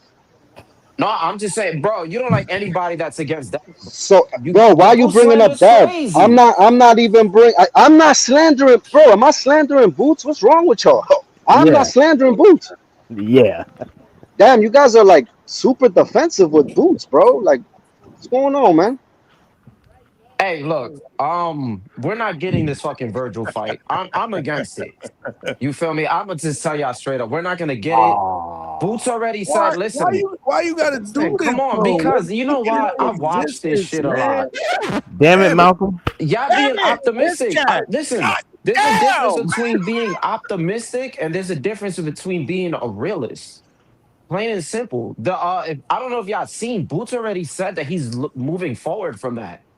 He literally said this shit not too long ago. Virgil's saying whatever the fuck right now. I think he's gonna wait for the Tim Spence winner because he wants to fight Spence. That's his quote unquote dream fight. Boots went in the ring, fucking called him out, and the next day Virgil was saying that that's the fight that he prefers. So I feel like that's the fight that his team would make. Boots, I'd rather he fight Fundora. Straight up. Josh Kelly, I don't really care for that fight. It has a belt, but I don't know. I'm like on the same playing field with him fighting Virgil or Josh Kelly. But I think he stops Virgil. I'll be the one to say that. I'll bet. I'll put money up on Boots getting a fucking KO against Virgil. I'm not saying it's easy work, but he stops him. I'd like the fight, but I don't know. I just don't think we're gonna get it. I'm kind of used to this at this point. Okay, I don't so know. I get it. I get where you coming from. Yeah, it's not like I wouldn't want it. I'm not saying it's an ass fight. It's entertaining. They got a little bit of a history going on. You know what I'm saying? But I think Fundora is the guy to the division. Virgil's resume isn't too bad. I mean, he looked kind of bad against Boachuk, but I like his performance against Madrimov. I like how he broke him down. I like the body work and everything. And if y'all know one thing, Johnny, you know this very well. I'm always big on belts. So I'd rather somebody go for belts. But the Virgil fight is like a no-brainer. And fights like that, we kind of want them as soon as possible because then we're just stuck like, oh man, what if these two would have fought? And I don't want to go through that. You know, Tank Davis gave us like fucking 6 fights on the table we're never gonna get. And Malcolm, y'all have to stop saying it's for no belt, bro. It's for the lineal. Y'all gotta cut that out, bro. It's the 1 and 2. Oh, Virgil's number 2? Yeah. In Ring Magazine, I thought Fundora was up there in the latest rankings. I thought it was Boots Not and number Fundora. 2. Not number 2. He's number 3. Fundora's number 3. What the fuck? That's what I said. Yeah, I don't know. I could have swore that unless I'm bugging, because I was watching one of their shows the other day, and when they had the updated list, they had fucking. Oh damn, it's for lineal. Okay, so I mean, I wouldn't really trip for it. Yeah, I'm looking at it right now. 1, 2, Not 3. a bad fight, bro. It makes sense, bro. Sign me up, man. And like I But said, I like the man, Fundora fight. I still stand on. I like the Fundora fight better. I think that's a tougher fight. I still think Fundora is the better fighter in the division. Me personally, I have Boots and him as the top 2 fighters. Fundora's a fucking nightmare. He's a cheat code. He's using the jab a little more. Yeah, we seen him lose, get knocked out, but that guy's a fucking problem. He's a cheat code. It's gonna be a tough fight. Yeah, it's gonna be a tough fight. Fundora's a problem for anybody at that division with that height. If he utilizes that reach, it's gonna be tough.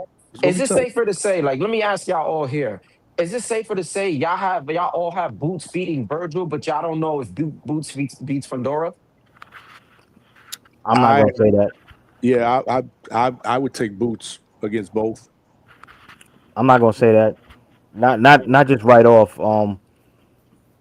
I need to look at Virgil. Like, it's one thing, right, Malcolm, because you box. You're a boxer. I think Boots different, man. I get it, but Malcolm's a boxer, and I know, and there's a difference between watching a fight for entertainment and watching a fight to study a guy's style. So, for me, I gotta look at Virgil. Like, I gotta look at Virgil. Like, I've watched Virgil fight. Now I gotta look at Virgil before I could go. Like, I'm not gonna say that Boots steamrolls him. I'm not gonna say he steamrolls Fundora, even though I see flaws in Fundora that can be exploited. But at the same token, you know what I'm saying? I can't just say, all right, boom, I'm gonna assign a loss to both of you guys. I need to see it. I still need to see it. That's fair. I don't mean it. I don't mean it in that way. More of which one of you guys like? All right, I like to use this analogy all the time. Right? It's your mortgage or your rent. You got to put it up. Are you more comfortable pulling it up, or betting on Boots against Virgil, or would you rather bet on him against Fundora? You're putting your mortgage up. I'm more comfortable putting that amount of money up on Boots beating Vergil than a Fundora. Based on the styles, right? I get what you're saying. Yeah, and bro, he's I agree. so front foot heavy. I just see uppercut after uppercut after uppercut. He's No, good though. I agree with Boxing Street in the chat that said Vergil and Fundora will be the test. I get it. No, absolutely, bro. That's the reason why we want to see those fights, man. But shit, listen, man. I'm just caught up with the Boots version that I saw against Xander with that hand speed. I mean, there's a difference in hand speed, sure. Definitely. Exactly. And I'm just looking at, Vergil's going to fight him on the inside. And if Boots choose to fight him with that type of hand speed, bro. The thing with Vergil. H-Town is up in here. Let Malcolm finish, though, H-Town. Yeah, Before go you jump in here. Malcolm, go ahead. Yeah. I mean, the last thing, it's going to kind of like derail from this. So Shakur's officially in Zuffa, right? Yes, sir. Got announced. This nigga was today. crying on Twitter talking about that was a lie and all that shit, and he just wanted to announce it. I said that shit earlier, bro. One of the worst unkept secrets, or the worst kept secret in boxing in the last fucking 2 months. We all knew about it. Yeah, shout out to him, man. I don't care how much he's making. It better be listen, if it's not a Devin fight, I don't give a fuck what it is. I don't like the move. I'm just gonna tell you right now. Because if it's for a fucking Ryo fight, like Ryo's doing good, shout outs to him. But no, I want to see, and this as a Shakur fan, I want to see him against in fucking 50-50 fights. I think his level of talent, he shouldn't be fighting the guys that they're trying to put him up against, the dudes he's arguing with on Twitter. It's just too much is going on right now. So I hope it's the Devin fight. I would love that fight, and then the winner is just fucking reign supreme. But if you give us Ryo, or you give us some, I don't know who else is at 135 in Zuffa, or some bullshit, maybe they got some new signings. No, it better be a fucking Dev. I want to see you against somebody like Ryan. As much as I try to shit on Ryan, that left hook is a nightmare for everybody. You feel me? And he's throwing out the right hand now. Who else? Maybe Tank if he could get active, or anybody who's special that could really question us if Shakur can win or not. That's all I want to see him fight. But yeah, you can just pass the mic to H-Town. I think eventually, Malcolm, we're gonna get those fights. I don't know if we get it right now. That's just my gut feeling. I do feel like the Ryo fight is next. If I had to, like you say, like you always say, if you had to put your mortgage on it, I'd probably bet that the Ryo fight is next. But again, I'm not a betting guy. But I still think we get that Dev fight. I still think that we gonna get that Dev fight. Ooh, Conor versus Garcia this weekend. Who? We gonna get the announcement of Conor versus Garcia this weekend. Who said that? Very nice. Donnie? You know it. I just saw that. I didn't even have to look, but then I did look and I saw that. And he did say that we were getting like, what was it that he said we getting the T.O. and Rolly announcement? I think it was the show before Tuesday, and then he also said the press conference would be today, and it was. Always bet on Donnie. Wow. H-Town. Mic check. What's good? 1 2 1 2. Hey, fuck it, man. We go ahead and put Vergil versus Boots as the co-main event with Ryan and Ben. Let's get a super card going. I think they'll want to make that the main event on a separate card. See, you know what I hate about my boxing buddies on here? Who? Which one? They act like they don't know reality. There's nobody in the division right now available that can make money like Vergil can with Boots. Nobody else is gonna make that money with him right now. I did mention money. Yo, was that? I think when are we gonna start to realize that this is a big money fight? Yeah, and I said that earlier. They're not gonna sacrifice this other fool from Europe. I already forgot his name. That's how relevant he is. Josh Kelly. Josh Kelly. They're not gonna sacrifice him right now. They're trying to make money with him in Europe right now. They're gonna give him a couple European fights to make money over there. That way, he's making money both ways. We know Matchroom doesn't have many stars right now, and they need to make money. Second of all, you're not going to get the Fundora fight. How hard is it to get PBC fighters to fight an actual challenge? No, they got enough 147 pounders, 154 pounders that they could fight or bring up to keep him busy for at least a year or two. If you're Pandora, the smartest thing for you to do, since you're the youngest guy in the bunch, is to age these guys out a little bit. So then that just leaves Vergil. That's the only person that leaves Vergil, unless he's gonna fight Haney. So y'all think Haney or Ryan are gonna move to 54 to fight Boots? But there's no other money fight for him, man. Like, y'all guys are just ridiculous right now. Like, what I want, what I this. Yeah, want it all you want. It ain't there. It is not there. Sebastian Pandora has never showed the interest of fighting Boots. He'll answer the question with a yes, but look left and right. He don't want it yet. He's young. He's growing. He's still getting better. They're going to wait for Boots to be in a couple more wars. That will be a war with Vergil. And then maybe after that, somewhere at the end of 2027, and that way, whoever survives that war, he goes and picks up the pieces.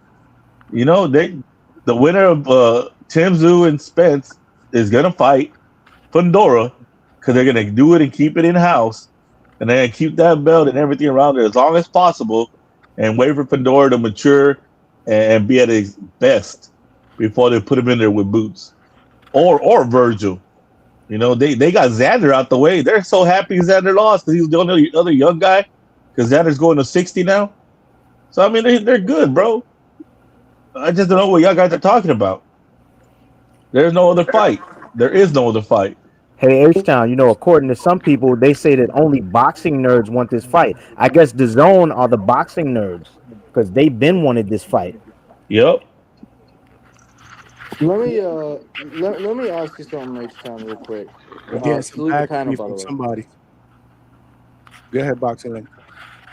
Salute the panel. H-Town, it's not so much because I don't disagree with you on much of what you just said. Do you think that Boots versus Vergil would be the kind of war that does significantly change their qualities as a fighter, even if they win?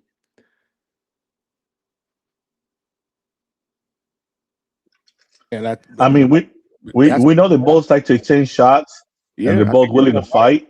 I think they're gonna fight. But Link, if they could both absorb each other's shot and actually make it that long, war of attrition of just beating the shit out of each other, yeah, they both hit hard enough, and they're both tough guys. And it's pointing to a classic, at least 8 to 10 rounds of damage before somebody gets out of there because they both shown to get hurt and be able to come back and fight. Boots just showed it in his last fight, and Vergil showed it before. He got hurt, got up, and kept fighting. And it's just going to end up to more punishment and to a war. I mean, this has got war written all over it. How do you not want it? No, I'm not saying I don't. I want it. That's the fight. I was on this panel earlier saying that I wanted that fight, but my thing is because this is one thing I don't like that we do is the whole thing about Fundora coming in and picking up the pieces. I don't like it when fans see one tough, really like grueling sort of war and just assume that the fighters won't be the same after, especially when it's two young fighters. Because we've seen throughout time that fighters can have a war like that and still be themselves. We saw the likes of like Barrera and Morales get in war after war after war and still show up as quality talents after that. They're Mexican, though, bro. That's different. They built different. Cotto was the Puerto Rican. We saw the same thing there. I mean, a narrative that I don't like, actually, one is Meldrick Taylor. People say he was fucked after Chavez, yet he went on to win a belt after that and wasn't really fucked until he got starched by Terry Norris.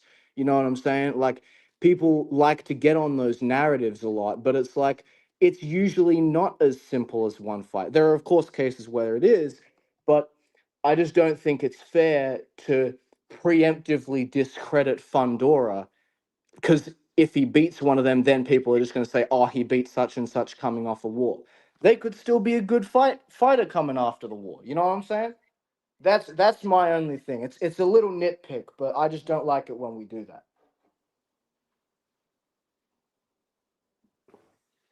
Yeah, and then for the people that are crying about, oh, Vergil don't got no titles, it is for the lineal belt. It is the most important belt in any division, the lineal title, because that means you beat the man to beat the man. It's not this fake championship you just made up I mean, it is handed vacant it though. out. It is Yeah, the vacant guys though. that are complaining about the Super Championship being fake, yeah, that's the same thing as every other belt. WBC, WBO, all of them. The lineal champ is the champ, bro. That's why Tyson Fury had so much clout when he was the champ, because he was the lineal champ. Nobody argued about none of the other belts. They'll say Tyson Fury's the lineal champ. You want to be the heavyweight champion of the world, you got to be Tyson Fury. I'd say the lineal championship means a lot more at heavyweight than it does anywhere else. So like for instance at middleweight, when Gennady Golovkin was coming up, damn near nobody was saying that Miguel Cotto was the middleweight champion of the world, even though the lineage was with him. You know what I'm saying? But I do get what you're saying. What are the Ring Magazine, Johnny? What are the Ring Magazine 154 rankings? Who's 1 and 2? Boots and Vergil. Oh, that's vacant lineal title then. Yeah, biggest fight in the division. Make that shit. Yeah, that's what we said earlier, man. Fundura's number 3. I prefer to see Boots and Ortiz, and not to and a piggyback over H-Town for all the casuals that like that violence. I think that's gonna be a hell of a fucking fight. Very, very entertaining. How the Very hell is entertaining. Madrimov 4? Madrimov is 4, Xander's 5, Kelly 6, Bakram 7, Brandon Adams 8, Abbas Bado 9, and Ermal, the dude that I think he's getting is it for Sebastian Fundora fighting him? Yes. Hadjabiev? Amal Hadjabiev? I think that's how you pronounce his last name. Can I add something real quick?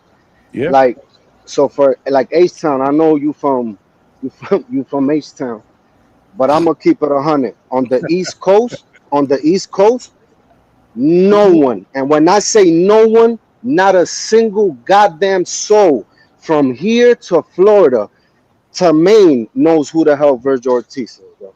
I'm not saying it from a hating standpoint. So that fight would like Boots. Yeah, Boots after the fight he had, like, okay, bro, but let's keep it 100. That fight would like be big over there on the West Coast.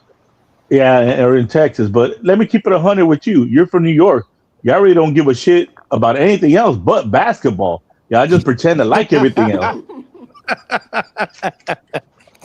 Okay. Everybody want to be a point guard in New York. And what's your point, bro? I mean, yeah, we're the defending champs. The fuck? Yeah, for you saying that over here nobody knows Vergil is irrelevant because y'all don't care about nobody unless they play basketball. Bro, what I'm trying to say, I'm keeping it 100. Like, cause I mean, you're saying this is a big fight. Like, let's talk. Let's be honest. Like, yeah, it's a New big York fight. ain't the only place in America, my brother. Bro, I know y'all like to feel like that. Can you take the fucking chill pill? Can we agree that New Yorkers love violence? As That was say it again. Say it again. Can we agree that New Yorkers love violence? Yeah, but they like seeing fans fight, not fighters. As evident with the shit show that we saw after the Knicks won in the city. Yeah. I think Nah. Listen, look.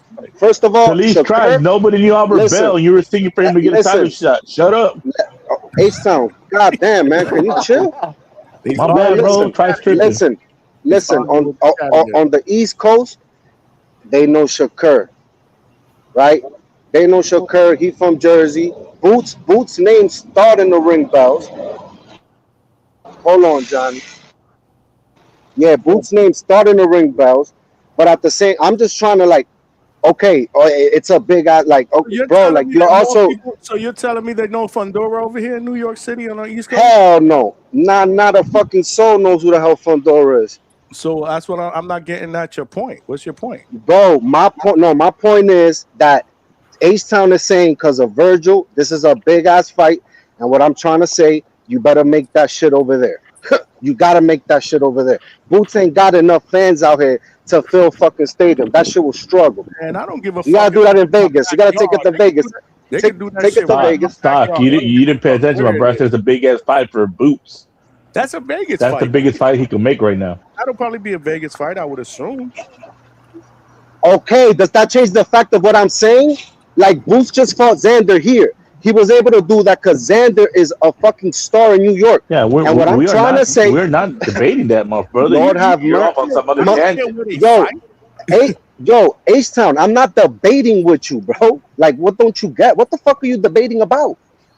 You're sound like saying you arguing, bro. What are you talking about? Listen, we're asking what you're debating about. That's what we're asking. That's what I'm asking. bro. If you remember what I said that H-Town said this is a big ass fight, and what I'm telling him is, yeah, it's a big ass fight. Oh, bro, over there. Over there. Fine. I know, but it's for Boots. Over there. That's what I'm saying. No, Vegas, because you're trying California. because you're trying to say Vergil Ortiz Everywhere but is like New York. moving I the get it. fucking needle. Not in New York. I said from Maine to Florida. Exactly, everywhere but New York. Now one fucking person gives two shits about Vergil Ortiz. Like, you're fucking exaggerating, bro, right now. Like, it's a big ass You're fight. not Like, bro, you comprehending, gotta my relax. brother. Your comprehension levels are low today, bro. Have you been drinking? No, your fucking comprehension levels are low. You are not paying attention. I'm being dead serious. You're not paying attention. H-Town, you just said that this is a big ass fight for Boots. That's what you just said, right? Is that not what you just said? Did you pay attention to? H-Town, can you answer my question, Did you bro? pay attention to how we got there, right? Fucking God. Yo, H-Town, I'm Did not you pay here to attention to play how we this got fucking there? back and forth. You said this is a big ass fight for Boots. You said this is a big ass fight for Boots, and what I'm telling you is check that shit at the door, because nobody on the East Coast from Maine to Florida knows who the fuck Vergil Ortiz is. So it's not that big. Relax. So we put the same fight in California or Vegas. It's not big. No, but okay. Yo, are you joking right now, right? Because I know you heard me say. You know how much money is in California and in Texas, right? Right, but Stock, I don't understand. Do you know how much? You know how much money in those? Yo, bro, are you? What the fuck makes you think? What makes you think that? It is. The thing is, right, if this fight happens, it's probably going to be in Vegas. If they do it in the East Coast, I get your point. Now, I'm telling you this because I'm from the East Coast. I'm living over here. They know a lot. I'm telling you a lot. Like, if I was to go out in the street and start asking niggas about boxing or shit, they're going to know who Vergil Ortiz is. They might not know who Boots is. It's because of the demographic. So there's a lot of Mexican people over here. You know, so it's going to be bigger over here because of, obviously, the green print and the demographic. So I think that's what H-Town is trying to say. But depending on the location, because if you do this shit in New York or Philly, Boots is going to have, obviously, the bigger. I don't even see that shit happening in Philly. But if you do it in the East Coast, Boots is going to have more of the fan base there because of the demographic. But if you put that shit in the West Coast, it's more of the Vegas, baby. Vergil side. Vegas, baby. They stick with their own. And Malcolm, he didn't listen to the Fundora won't be available because PBC ain't gonna let him out, and Josh Kelly, they're not gonna beat him to Boots, and that's why this is the biggest fight for Boots right now. But I thought Eddie wasn't really fucking with Josh Kelly like that anymore. Man, that's guys making money off him, bro. They're not gonna. You rather have two champions than just one. He signed Yeah, to but him. him being signed to him don't mean shit. Ryan don't fuck with Oscar. Yo, but why? Oscar still ain't gonna sacrifice Ryan. He's eating off of Ryan. Yo, Lord have mercy. Who gives? This is the problem. Like, H-Town, have you been abused so much as a fan that who gives a fuck? Who gives a like? Why are you telling us? Who the fuck cares who they protecting or this, that, and the fourth? What the fuck are we talking about? We know PBC is in tune with the zone for the first time in history, and the zone is obviously asking for fights, and they're putting motherfuckers in position to make fights. So I don't know why you acting like, oh, this Fundora Boots shit is like Fundora has not shown any interest in Boots, bro. Bro, he just I'm not. Did you see how he answered? Bro, he fucking answered the question, but at the same time, he didn't have no balls. Fuck yeah. He has a fucking fight. He has a man in front of him. Why the fuck would he be talking about Boots when he has a fight coming up? Then why the fuck we worry about now? We're talking about fighting this year, not fucking 2028. Talking to me about fucking Vergil Ortiz like we talking about this year, buddy boy, not fucking 2027, 2028, 2029. No. I know you like to have a 2-year plan. H-Town, you got a 2-year plan for Haney and Boots. I know that. We talking about this year. H-Town, you ever been to the East Coast? October, November, have you ever December. been outside Houston? Have you ever been outside Houston? Man, I've been everywhere, bro. My life was Cause traveling. you sound like you've been in a goddamn fucking Nah, box. you were Trying tripping, to bro. talk Sound to like you me, just sit and go to the goddamn bodega and stay in New York, my friend. bro, You think New York's the world? bro, H-Town. First and foremost, stick to the fucking topic. I don't know what the Get a fuck you chopped talking cheese, about and right you're the now. one that switched the fucking topic. Told me if I've been anywhere. Well, you know what? Too bad you can't get a chopped cheese in Houston. Man, Too bad you dog. can't get a chopped cheese in Houston. Yeah, we don't need that shit, dog. We got Mexican food down here, bro. Too bad you can't walk out the crib and go to the That's deli. That's your fucking problem. 100% top food in the world. cheese out here in the West Coast. And it's your fucking problem that Texas took a big ass L in the fucking championship. While you was over here glazing the Spurs. Hold that L. See, Man. this man got some kind of personal agenda still on basketball. You see, money. You see how he went back to my point that he don't give a shit anything but basketball. New York, he made my fucking point. Here. We don't fucking talk basketball here, bro. We don't even do live basketball chats here. This man made my fucking point. He just made my own. Hold on, let me just read 2 super chats. Roger that with the $2 said Vergil sleeps boots with the boxing glove emoji. Okay, Roger that. So Johnny, man. So Wait, I got one more. Whoa, I got one more, Michael. Because then when y'all go, I can't get a word up here. Noggin 559 with the $2. Stock don't know Vergil, Mexico, and Cali. He said, "No, Johnny, you got to finish reading it." He says Mexico and Cali over Puerto Rico. Over Puerto Rico. Yeah, he thinks Stock is Puerto Rican. Stock's Dominican, bro.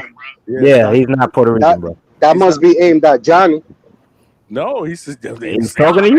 Talking to you, not me. And who the fuck is Puerto Rican? Because I'm not.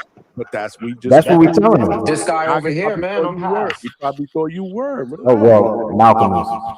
Oh man, somebody got somebody got an echo. Really bad. 1-2. That's H-Town with his fucking Houston Wi-Fi, bro. Motherfucker, I'm muted. I just get the fuck out of here. This motherfucker hating. They do this every show. They do this every show. These two. They do this every single show. Did y'all hear the echo in the chat? That shit was legendary. Mike, what's up, Mike? You better jump in fast. So y'all think that Vergil stops Boots? Yo, fuck H-Town. Or he has the ability to stop Boots? Do you think he They got the ability to stop each other, I believe. Okay. I agree. Now, I agree. Now, Boots was hurt by Xander. We saw him get hit. Does that mean that he's chinny? No. Okay. Nobody's chinny is fighting. You can get knocked down and get back up, bro. Hold on. I saw somebody in the chat say that. How can you be chinny? Because you got buzzed by another fighter in a championship fight, where you were like, even if he got dropped, it don't make him chinny, bro. Exactly. Vergil got knocked down twice by Bocha. You're not chinny. He had notable. You know who's chinny? Go look at Amir Khan, where they barely touch him and he fell every time, bro. That's chinny. Let Mike go, man, because y'all be interrupting. He had notable swelling under his eyes in the Madrimo fight. He was getting tagged by Madrimo, right? How does that make his defense underrated? Who are you talking about? You talking about Vergil's defense is underrated? Who the hell said any of that? That's what people are saying. Look, all I gotta say is this. That Vergil's defense is underrated. I didn't hear. Whoopsie he fucking do. He got a black eye in a boxing match. Holy shit, news break. Fucking do. I can't wait to go to ECAM. Boots got hit in a boxing match. Like, we can use the same fucking narrative, man. I didn't hear a word. Why did I say he didn't, bro? I'm saying it's good.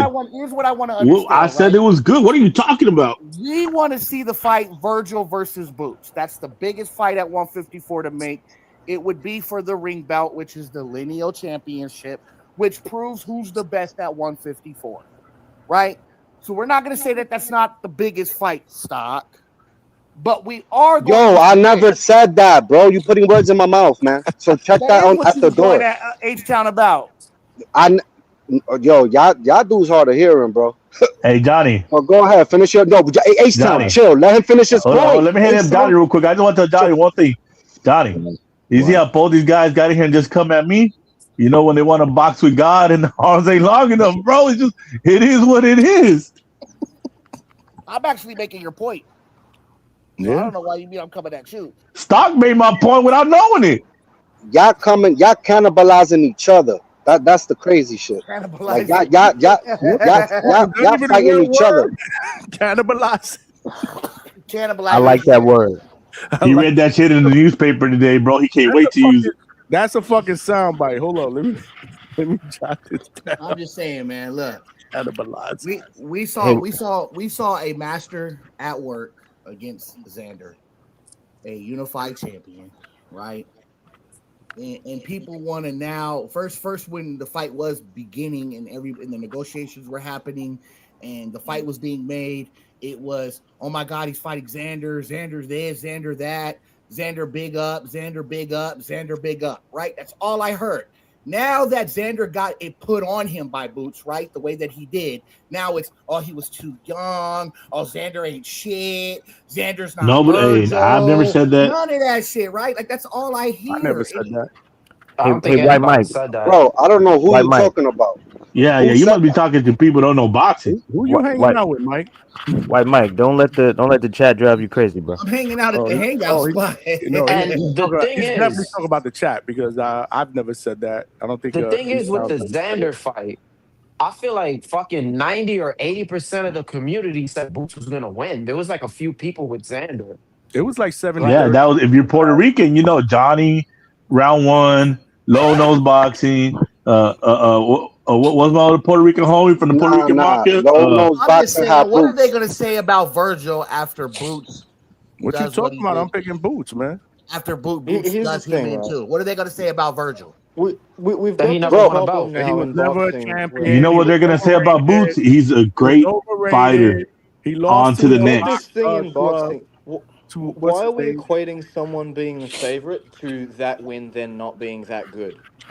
You know what I'm saying? Like just because you're a favorite, right? Just because you're a favorite don't mean that your opponent isn't good as fuck. Because like otherwise, if we're going off being a favorite, Floyd Mayweather barely has a fucking good win. You know what we're that's 100% the truth. So like just because Xander was an underdog, right? Like okay, by that. Bud's win over Spence isn't good because even though the odds were sort of even, almost every pundit picked Bud. You know what I'm saying? So it's like, let's start with the stupid shit. Xander was a good win. Let's start with the stupid shit. And let's not slander Puerto Ricans. You know, I love Puerto Ricans. Exactly. I'm online talking to their women all day. Hey, so we love Puerto Ricans.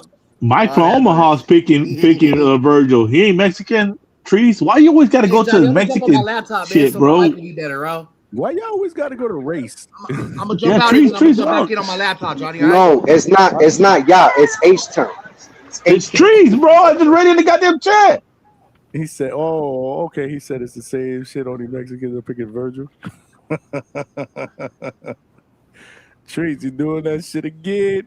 You ain't never get invited to the carne asada, motherfucker. And I am picking Mexicans. I'm picking Boots. Botas. Hell yeah, man. Head on that ass, the Jalisco, man.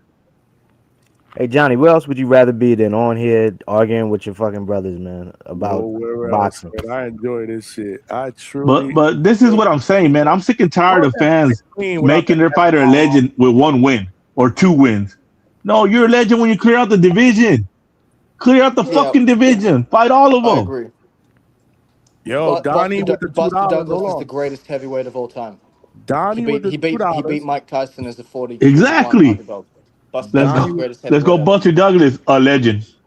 Buster Douglas, the greatest heavyweight of all time. He was a 42-1 underdog. He beat him at his prime. He beat him at his prime. Mike Tyson is the only career heavyweight in Ring Magazine history to be the #1 pound for pound, and Buster Douglas beat the shit out of him and stopped him. He's the greatest heavyweight of all time. I want to hear it. These are facts by today's standards. Hold on, let me. You get one win or two wins, and you're up there with Floyd, Bud Crawford. I told you, I can't even get a word in. I can't even get a super chat in with these dudes, man. I love it though. No, with H-Town. With H-Town. Okay, let me get it. He said, "You gotta. I don't know what is it with both of y'all. Y'all got to thump, man. Both of y'all just got to thump. Man, that's my brother, dog. That's not my little brother just running his mouth, homie. That's my dog right there. You know how to set stock up? You got to beat him in 2K. You gotta Yeah, ruin them in 2K. I truly believe they cool. Yeah, I truly believe that. But for some reason, oh my God, the back and forth between Stock and H-Town. Usually Javon is up in this shit too, but See, look, I could sit with Stock at a table, eat, and talk shit, bro. That's homies, man. Where y'all grow up? But that's what I love about DHS. Like we just chilling. You know what I'm saying? Like we could just yell, scream, whatever, but we cool. Like there's no. That's what I'm saying. When people jump up in, they start with the F-bombs and all this other stuff, and it's just like we don't even need it, bro. Fuck all that. We go on a wall. Slur, like Malcolm loves that shit. He be clipping that shit. He love that shit. I hate that shit. Yeah. Thank you, You'll Malcolm. never catch me out here calling somebody a bitch or some shit like that, bro. That's not me. No. You know? No, well, not even that. It's the other words. The words that could get you. Nah. Hey, we respectful. We all men. We all men. We respectful. Man, like let's be adults, man. Donnie with the $2 said, Hot Rod, Mateo Tapia, Van Houder, Abel Gonzalez in September. So damn, he looping us in on another Zuffa card that's going down in September. Salute to Heavy Chevy guy said drama sells. I know it's obviously, yeah, I know the deal. That's what I'm saying. But oh boy, look who I brought out. I mentioned his name and he jumped it's out. The holy trifecta of Lord talking have holy mercy. shit. Well, I didn't see it one time in the chat. I didn't see it one time in the chat, so I thought he wasn't listening. Yo, he said the you know what it is? You know, I'm an old man, and I fucking got my fighter though. You know, that's why the youngster come in, and you gonna put it down for the OG. My nigga G Vaughn up in there. What up? He was listening without Here we being in the go. chat, because usually he's in the chat. He was probably moonlighting somewhere I else. meant no That's what he was doing. disrespect by that. I either. was- You guys good as fuck. Of course, man. We know the deal, bro. We got a good mix, bro. It's good. It's really, really good. It's really good. What's up, G Vaughn? Jump in. Hey, man. I wasn't even listening, man. I was busy with some other stuff. But look, man, look, I'll tell you this much, right? I just seen the title, and I don't even know what's the narrative, what people are saying, nothing. I legit just put this shit on. I was like, nah, I'm going on the panel because I need to talk shit. And we Yeah, I haven't mean, talked look. about that topic in like an hour and a half. Yeah. Well, I can catch you up. shout- We ain't talked about it at all. Bring us home. Bring us in. Well, shout out to that, because look, the only thing I gotta say is I was listening to TBV in the morning, and what the fuck is happening, bro? Like right after the fight, it seemed like everybody was like, man, bring on the world, Boots can beat Jesus himself. And now it's like, what the fuck? Why does Vergil need a Boots fight? Why? Yeah, I know, but this is what dudes were saying, and now, like the same dudes are like, why does Vergil need the fight? Vergil don't deserve the fight, and it's like, bro, what the fuck? Like you, I don't know, it's weird, man. You do sounding scared, like shit, weird, bro. Like I don't get it. You heard my call? I think what's being said, because the fact that there are people who are pushing this fight, and they're just not giving Boots a chance. Like you have haters out there who are just from the morning, but from the morning. Oh yeah, no, but look, from the morning, bro, I just got on this shit, man. Like what the fuck? Anyways, So did look, Mike. like, So did he, though. oh, see, well, I don't know, man. I just walked through the door, but all I'm saying is, from the morning, I haven't been hearing none of that talking about Boots don't have a chance. No, bro. Like fucking since the morning, like bro, you acting like you don't fucking call into TBV. Since the morning, everybody's like Vergil has no chance, bro. That's what the fuck is being said. They said Vergil's Villa. He's gonna get stopped like Villa. That's what everybody said this morning. But what I'm trying to say is that you have the people out. So when I talk sports, right?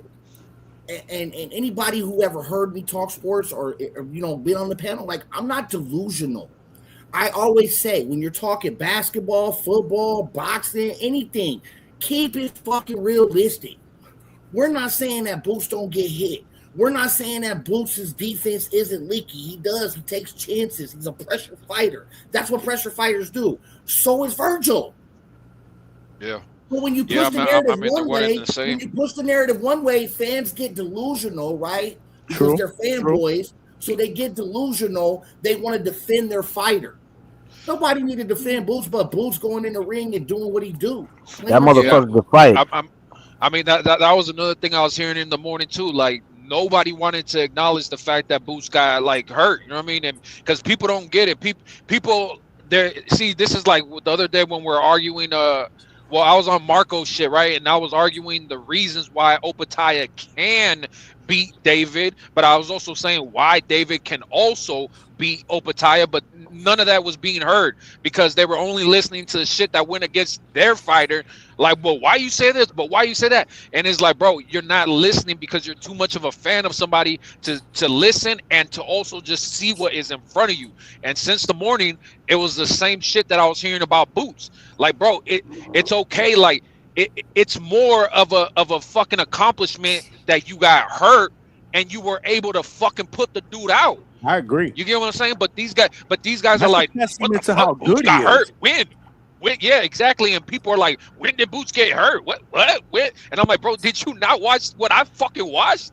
Like, what the fuck is wrong with y'all? That's the same. Seeing this the same shit because when I was talking about David, right? I was talking about how Morrell dropped him, and then everybody was like, oh, bro, come on, that was more of a slip. And I was like, okay, cool. If you don't want to give him the knockdown, you also got to acknowledge that round right before the bell that he hurt David, had David wobbly legs, noodle legs, right? But the bell And rang, pinned so on the it was ropes. exactly. But the time was over, like the round was over, and people were like, "Bro, come on, he was never hurt." And I was like, "Bro, you're gonna tell me that you don't think that David, like he got noodle legs and he smiled over at Morrell after the bell to be like, damn, bro, like."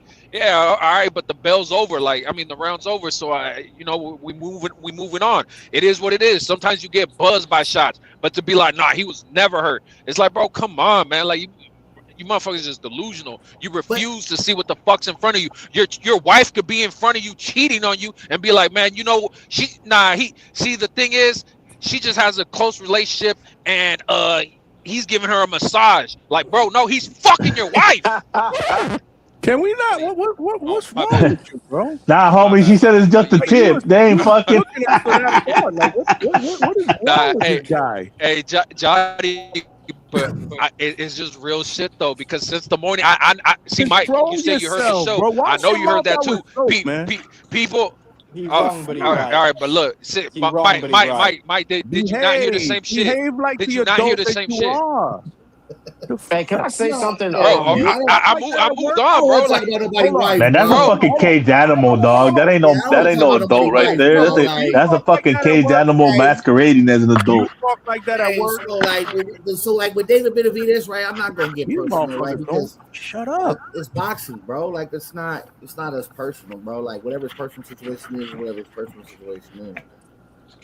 Look, I want to say, it's like fighters, and I don't pick and choose a fighter based off of their personal situation. The same thing with Tank Davis, right? Like I think Tank Davis, and I've said this before, has we know how you pick the fighter, dog. They're from Arizona, right? Even 140, right? So, but then again, on the other hand, right, I get pushback on that, but I understand. But like I said, right, even though Tank's a piece of shit, like we've seen him drag women, you know what I'm saying? So, like he's a piece of shit.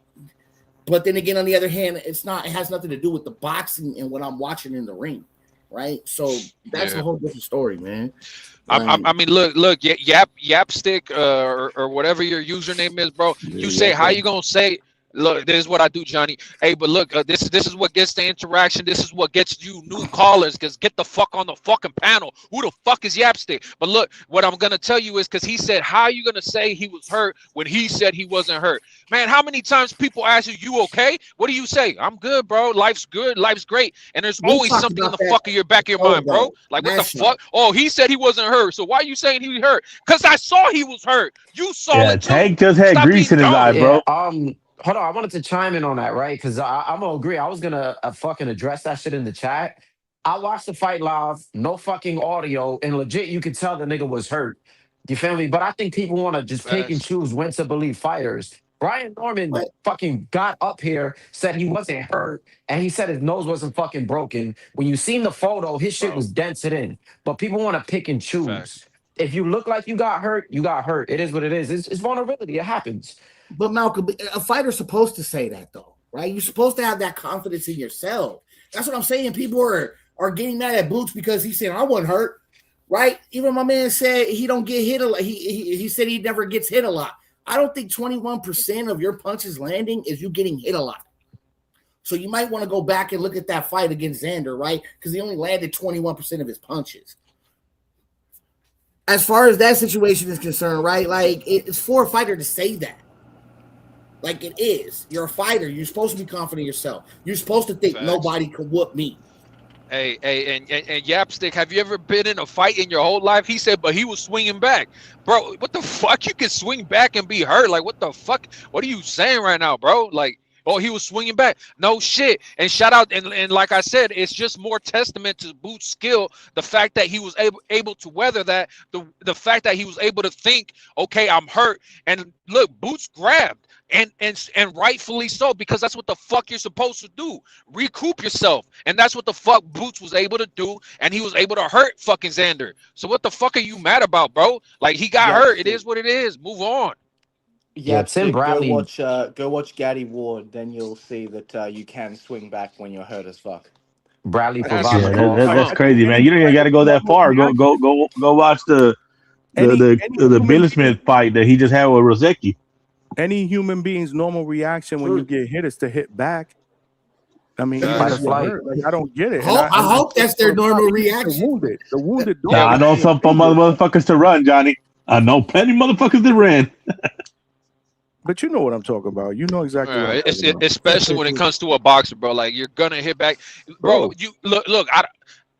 I don't know why this. I don't know why this came to mind, but you guys remember. You guys remember that clip of that young boy that fucking ended up passing away, bro? Like he got hit. He got hit, and then he was walking forward and trying to swing at the fucking ref. You get what I'm saying? Because his mind was gone. It was noodles. He had a fucking brain bleed, and he was still swinging. The referee had to grab him, push him up against the ropes, like, hey, bro, fight's done. Like, what are you doing? Like, you're swinging at a ghost right now, and he passed away the next fucking day. And you're going to tell me, oh, he was swinging back, so he wasn't hurt. That man died, bro. What the fuck are you talking about? Man, y'all just be saying shit. It's a fight, man. You know, Hey, guys are going to If get you hurt. don't get Man. hit, then you've never been in a fight. Plain and simple, right? You're gonna Guys get are going to hit. get hurt in a fight, man. It's Like, a testament to Boots' IQ, though. Yes, Immediately bro, like, when I he don't got get it. hit, he clinched up. He held Xander's arms, right? You can clearly see it. But Like, Mike, you can see what specifically happened. He held his arms. He clinched. He did the right thing. He started fighting on the inside. He started packing in his punches. He did the right thing. Why are we? you're supposed to do that. For doing what he was supposed to do, like, Yeah. and so some of Boots did what he.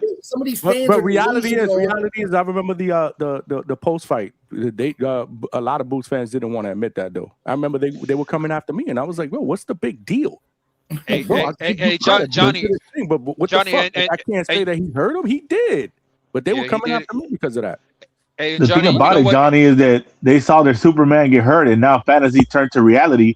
And that's why you got these guys that are Bud fans and Virgil fans saying if he's in there with a killer like Bud that knows how to disengage, knows how to get you off of him to finish you off, you know, they would have put him away. And they don't want to hear that, you know, because they want to feel the man Superman. They want to feel he's invulnerable. Some people have this attachment where they think like, oh, I'm from Philly or we're from the same this and that. And, you know, if he's invulnerable, I'm invulnerable. You know, it's just crazy. Yeah, I agree. It's And look, not a and you know what? fighters. You know what's funny?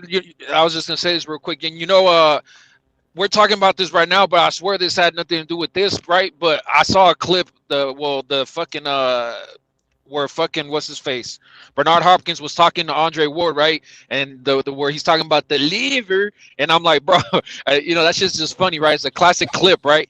And the thing is, I posted it on my story because he's talking about, have you ever been hit in the liver? And fucking, I posted a sparring clip, bro. And the thing is, if you watch it, I don't look fucking hurt in the shit, but I swear to you, because if you actually turn up the volume, when I get hit with that shit to the body, I say, oh shit, because, and the thing is, I don't fucking fall down. I don't do none of that other shit, but I do grab because that's what the fuck you're supposed to do.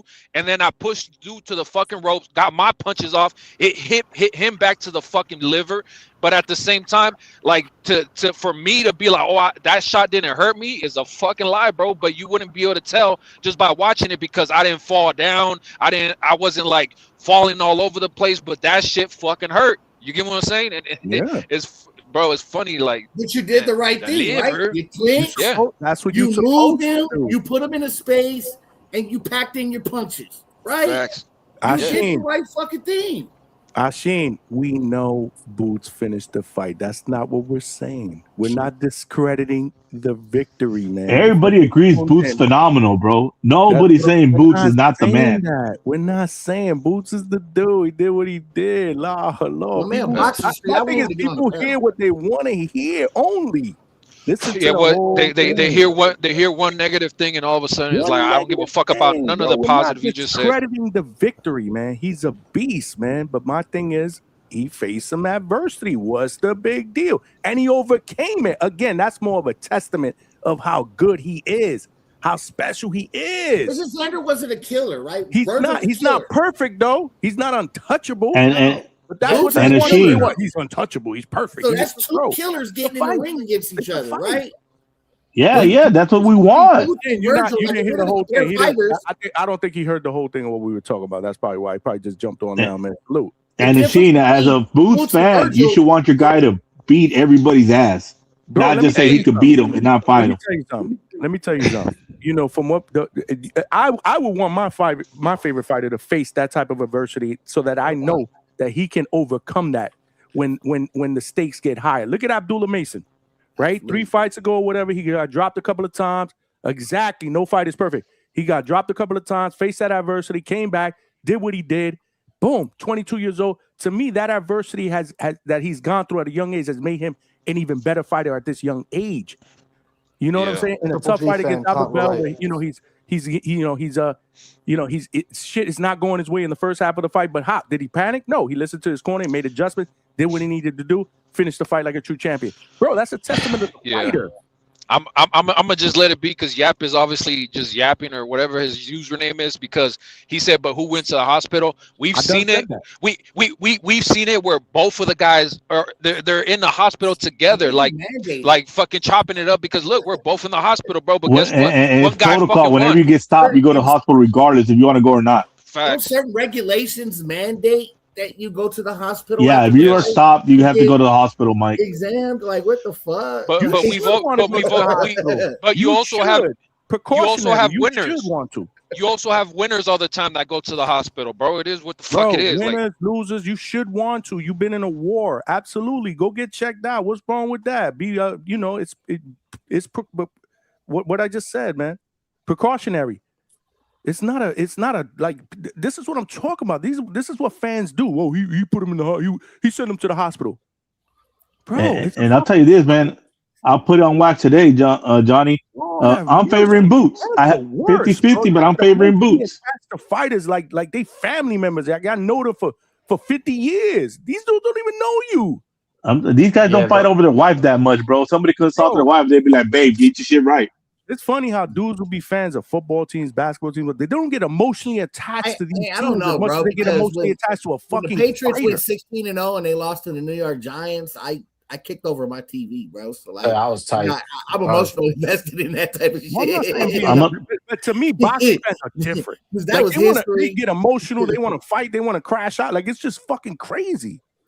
Yeah, it's the difference between somebody winning and losing a fight, and I guess you're invested in the fight. But then when it comes to just every other thing, and you feel like you got to defend a man you don't know, that's kind of wicked. Like you see in the chat, he's like, if he was hurt, he would have took a knee. Shushu just admitted to being hurt by a crazy body shot, but his instinct was to stay up. Bro, Like, but my what the man fuck? would have took the knee if he got hit like that too. This is why I'm gonna stop reading the chat, man. Stop reading the chat during these. It's crazy. But everybody doesn't think like that. Dudes Some don't people get it. take the knee and they think, and then it's just like when some fighters get dropped, they'll take the 8 count, the smart ones. Some of them just get fucking up like Zab Judah because that's an instinct. Some people are just gonna want to stay up and fight, and then there's others like, yo, let me just take a knee and get a breather. These guys are warriors, man. This is what they do. Tevin, I agree. Hey, Johnny. Or look at the guy's face or such casuals. Come on, man. This is a fucking fight. Mike, only time I ever crashed out over any sports was the Oilers versus the Bills. And if you know what I'm talking about, Well, which one? What was that at the end when they came back on us when we were about to hit the fucking Super Bowl and we were fucking happy dancing at the house. And bro, I punched remember them big Bluetooth TVs? I punched that bitch so hard it went ding, and then my dad slapped me upside the head. What the fuck you doing? You're gonna break the TV. Yeah, it was emotionally invested, bro. Like that was Bro, hey. going Mike, when I tell you I fucking lost it. And then lose that way, lose the way that we did in the Super Bowl against the Giants, bro. And we had the team that we had, And- like it was just And this is no shot at you, Mike, but I thank Tom Brady because every fucking holiday season at the Walmart or back then the Kmart, they'll be playing NFL's greatest comebacks, and it'll be the fucking Oilers and the motherfucking Bills every fucking year until now that Tom Brady beat the Falcons, and now it's NFL's greatest comeback, and boom, that shit pops up. So thank you, Tom Brady, for taking that out of my holiday season because it fucking used to piss me off till the day it stopped coming on the TV. yeah. So I don't know, bro. I just think we should all keep it realistic, man. Right? Like if we're gonna compare fighters, then let's compare accolades. Let's compare styles. Let's But not accolades sometimes don't mean that you're the best, dude. This person destroys this person. And you've never really seen the fight, and you really can't compare their resumes together, right? One was a lineal champion, the other one's never really won a championship, right? One hasn't really fought a lot of competition. The other one is considered to say, hey, I haven't really fought a lot of competition, but I've been a lineal champion. You understand what I'm saying? And they have two styles that clash, right? They're both pressure fighters. So at any point in time, it's kind of like any given Sunday, right? It's any given Saturday in that fight. Yeah, anything can happen. Anything can happen. Hey, look, where's Coach Bermudez? Because, bro, remember when I was getting shit talking? Even you, Johnny, you picking Mason based off of Albert Bell's highlights, and it's like, bro, hey man, I seen enough. Like Mason's gonna stop this dude. Oh man, Yeah, based but let off me of tell you something. highlights? I know you you bet on was the feeling KO? a certain type of way midway through that fight. So cut the shit. Nah, man, Wait, bro, G-Von, you bet on the KO? You were feeling a certain type of way, bro. yes, My guy. yes, KO, bro. That was my prediction. All that when I was on here, I was telling people He's Mason. full of shit, Ma- bro. But did I not? Did I not say that? Did I not say that? No, Play it back. Can I Play finish? it back. And Can I said he's gonna crack his fucking bell. Those were my fucking words. You're not letting me finish. What? You were probably, I don't remember. I got to go back, but you were picking what, mid round, 6, 7, 8 round stoppage. Oh yeah, to stop him. Yeah. I said around. I said round 7. Oh wow, I was wrong about the round, but I was fucking right about the stoppage. Like, give me some kind of credit. Why was that? No, you got the stoppage right. I got you. But why was that? Because you really weren't educated with what type of a boxer Albert Bell was. Why? Because you never seen him before. I mean, so what I saw in the first half of that fight didn't surprise me. No. Shout out to Albert Bell. And look, it's gonna sound like I'm completely shitting on him, but I think the reason why Bell was so successful at the beginning was because of the things that Mason was doing wrong, not what Bell was doing right. And it is what it is. But let's not forget that Albert Bell was coming off a year layoff. Yeah, I hear you. A totally different fighter. Even though I'm not going to use that as an excuse, he was still in the gym training. So I mean, Abdullah was preparing for a different fighter as well, Johnny. That's just true. And there was some familiarity with both of them because they sparred together. So I'm not utilizing that as an excuse. I just don't understand why Albert Bell can't get his credit for that performance from people like G-Vaughn. Trees don't get no credit. Not gonna happen, But Johnny. But you see, that's unfair because a lot of people had that fight very, very close going into the championship rounds when people like yourself didn't think that fight would be competitive. That's another thing. But look, I also hear right. But it really didn't go the way you thought it was going to go. But at the same time, some people had Bell winning the first fucking 6 rounds or some shit. I didn't have it that way either. Like, I don't know what the fuck they saw. Like, it was a clean sweep until 7th round. But I could say I had it 4-2. But I had it 4-2. Same thing about the people that actually broke down the boxing performances. Like, you could have been watching it in with biased eyes. I mean, maybe Johnny, but all I know is, to me, it seemed like what Mason was doing wrong was the reason why Bell was doing shit right. But why was he doing it wrong? I mean, no, I get you, but you're not listening. Like, credit for that, Johnny, too, Devon. That's what I'm 9171. saying. Yeah, I hear you, but It you're doing what we just talked about a second ago. You're only hearing the negative. You're not hearing the positive shit. I'm saying the positive shit I'm saying towards Mason, because the thing is he was able to adjust. He was doing shit wrong first couple of rounds. He adjusted and he took over. And like how he told Bud, like right, they said that, oh well, what did the fighter say? The fighter told Bud, I showed mercy.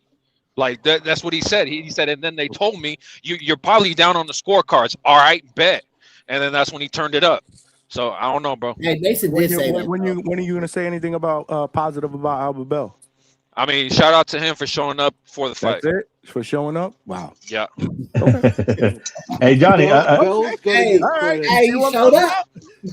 I gotta give Bell credit, because if I don't give Bell credit for his, he showed up to the 3 o'clock bell. Then it's hard to give Mason credit for dealing with him. Exactly.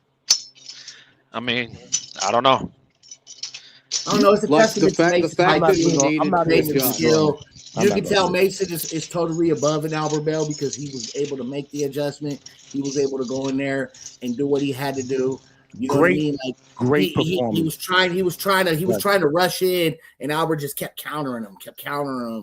It happened for 6 rounds. And he did a great job of turning him and counter punching. Right? Like he was told by his dad in the corner, go from bottom to top, right? And so he understood that if I go to the body, what's going to happen is it's going to slow Bell's punches down. He's not going to want to put as much output as he's been putting in, right? And it's going to knock him back to where I can kill his head at this point. So he did exactly what he needed to do, and that's a testament to a 22-year-old. Not a 28-year-old champion, not a 29-year-old champion, not somebody who's been fighting for 10 years. You understand what I'm saying? We're talking about a 22-year-old to go in there and show that sort of IQ. That puts him over the top, man. Like, literally. Yeah, if you don't agree that Mason's on the trajectory to be a superstar in boxing and maybe the future face, I mean, you're just in denial. The kid's great. No, I was very, very impressed, man. That's what championship boxing is all about, man. You got to make those adjustments, man, and he did, bro. He's just 22, which tells me the future's bright. Yeah, that's the future. Let's talk about the greatest boxer in boxing today, Shakur Stevenson. Bro, nobody wants to talk about that. Nobody wants to talk about that. Monumental deal. Nobody wants to talk about the man Nobody wants that to talk runs about boxing. Hey, number one. Let's talk about hate Fundora. it or love it. Bro, Fundora, he don't even want to fight. Fuck. Bro. What are you talking about, Johnny? Bro. Did you watch the press conference today? They said, "What is the first fight you want now that the Zone and PBC?" He said, "Of course, Boots Ennis." He said, "Boots Ennis." Yeah, he said it like he was answering the. He said that shit like a fan letter. Now you got to say it a certain way. Now you guys got to say it a certain way. You guys sound like Star, man. You gotta say it with your chest. Yeah, I hear you. Shout out to Star. With cojones, with your chest. I want that guy next. Hey, shout out to Star, because remember she would always say, I don't believe in the Debo shit because of the way that Devin. Hey, G-Von, he also said sometime in 2027. So yeah, we're talking about 2026, Ric Flair. If you really want that smoke, tell your. Put that shit in your pocket for right now, bro. Put that shit in your pocket. Wait. Hold on. See, this is how I know you guys are on that bullshit. That guy, he ducks hold on. Zayas, bro. Hold on. To go fight Tim Zayas.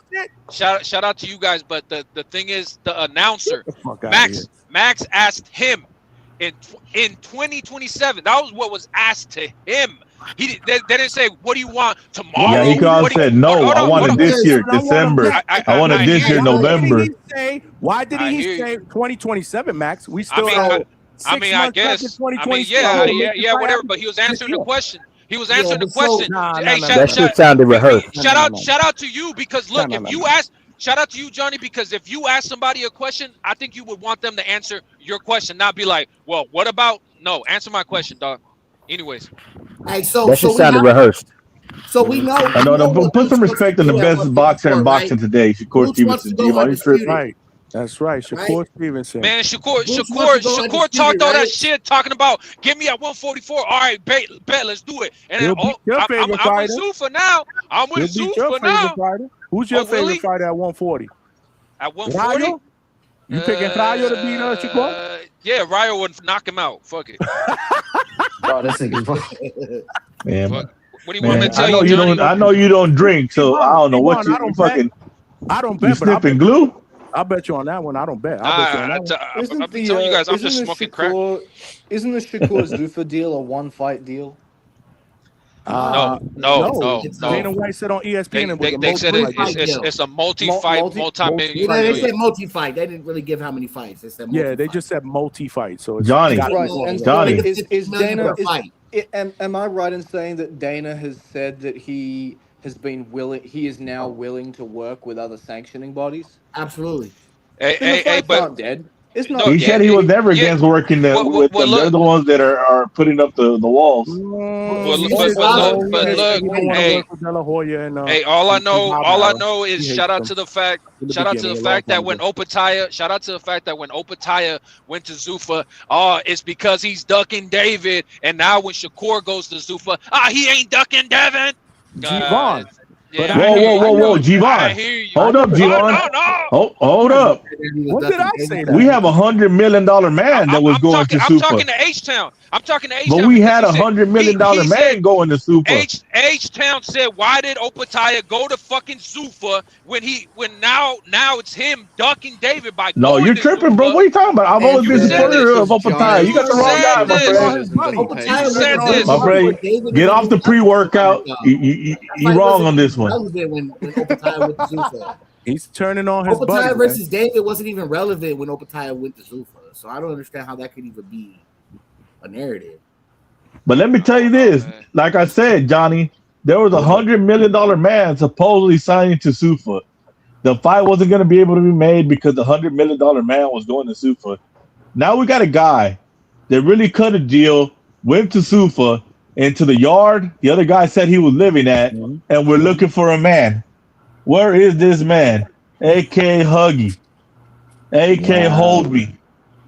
A.K. Valentine's Day 365. I don't know. A.K. Care Bear. He just signed the deal. He signed the deal today, bro. Where's he at? We Whoa. We there already, bro. Hey, you said this is your yard, and we're there. I hear you, but look, when a kid is fucking missing, a lot of times you can't. Well, let's not say a kid. When an adult is missing, you can't fucking report them missing till they're gone at least 48 hours or some shit. Like what the fuck? You just signed the deal today, well, bro. the fucking clock is ticking on Huggy, T-Von. The clock is ticking on Huggy. Then talk. You gotta ask the president of the Devin Haney fan club, bro. Where's he at? He's the vice president. We know who the real president is. Hey, Stock, where you at, bro? At the end of that day, I love you. At the end of that day, I love you too, man.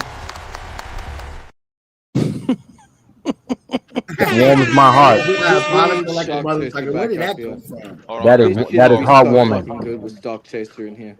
That is heartwarming. That's very heartwarming right there. Heartwarming. If you want to join the panel, Shin, it's a pin to the chat on the StreamYard. Yeah, it was. I took it off because we pushing 4 hours, man. Yeah, but I can put. But no, like I said, we at Zuffa now. They said here's with the money. They said $100 million. They said the future was here, so we're here. That's all I want to know. Where is this guy that supposedly makes fights? The shot caller, the baller, the real deal, the duck no smoke. The I got a list. It goes for 2 years, but I still got the list. You on the list. I want you. I'm dropping the belt. 144, 147. Where you at? I mean, money. Are we not saying where you at? I mean, they announced, 2 months ago? $100 million deal? What was it? It was something to that effect. But Donnie, Junior, what Junior? What Junior, Donnie? You talking about this super chat, Donnie, with the $2? Great question. David doing mitts with Junior and Junior in an SP stance. What Junior? Yeah. But yeah, H-Town, it was something that affected 100 million. Then it was something like he was saying that it was his entire career, including the new deal. Then they were saying that he's getting a super huge amount of money. But I tied that to him having fights with guys like Shakur, with guys like uh, Ryan, with guys like Boots, with guys like he needs all those names in order to get whatever this big ass check is supposed to be. So knowing that Shakur's got his shit set, logically we should be hearing something about Devin coming soon as well. Even Tank has to be included in that. So we may not actually hear anything until we hear Tank's deal, because Tank allegedly has a separate deal with ZUFFA that's independent of PBC. So if they're negotiating his shit separate, they're also negotiating Devin's shit separate. We might have to wait a while before we hear from either one of them about whatever this big amount of money is supposed to be. But rest assured, you can't get a big amount of money without having Shakur. The fact that Shakur is announced and there's no fight announced tells me that I don't think Devin and Shakur is fighting. That's not part of this deal. You don't think so? I believe Tank's gonna fight Rayo if he I signs. think this is a power play by ZUFFA. They're going to sign Devin, and they're going to sign Shakur, and they're going to put on the first ZUFFA big event with Devin and Shakur. Yeah, I thought that too, but I don't think it now. Because Shakur's going to have to come up to 147 because of the fact that there is no 140 division in ZUFFA. Yeah, or Devin gonna have to come to 35. Which I don't think you can really make the weight anymore. That's why you not fighting at 135. But hopefully you can, you know what I mean? Because I think that's what your intentions are when you come to ZUFFA. But I think he's coming up to 147. And he's going to come to ZUFFA. He's going to fight at 147. Devin's going to eventually announce his deal with him once it clears and he's able to announce it, right? Because you have those time frames where you could give hints, like he's been giving hints, but you're not technically allowed to announce it because of whatever the situation is or whatever your contract is. But then again, once it clears and he's able to announce it, I think this is going to be the event that they put on to show boxing that, hey, we taking over. What the fuck are y'all talking about? This a Shin. This is Jordan, aka a Shin, in the chat. What's good, bro? What's good? Can you Thank hear us? you. What are y'all talking about? What do you mean? ZUFFA. Am I up? Can y'all hear me? Yeah, you're up. You're up. All right, I'm up. Just wait for you to talk. Yo, you guys are scrambling over nothing. What do you mean? Okay, Elaborate, please. Yeah, man, break it down, bro. I was going back and forth with you in the chat, man. Now's your chance, man. All right, there's a little bit of a delay. That's you want cool. to jump out and jump it back in? Yo, a lot of it. All right, no, I'm sorry. It's a lot of a delay. That's on you, homie. Yeah, jump out and jump back in. No, okay. Okay. Jump out and jump back in. We'll see if we can get him back up here. See, this is what I'm talking about. He was vocal in the chat, so we told him to jump on, and he want to jump on. So let's see. Let's see what he got to say. See, I'm in the.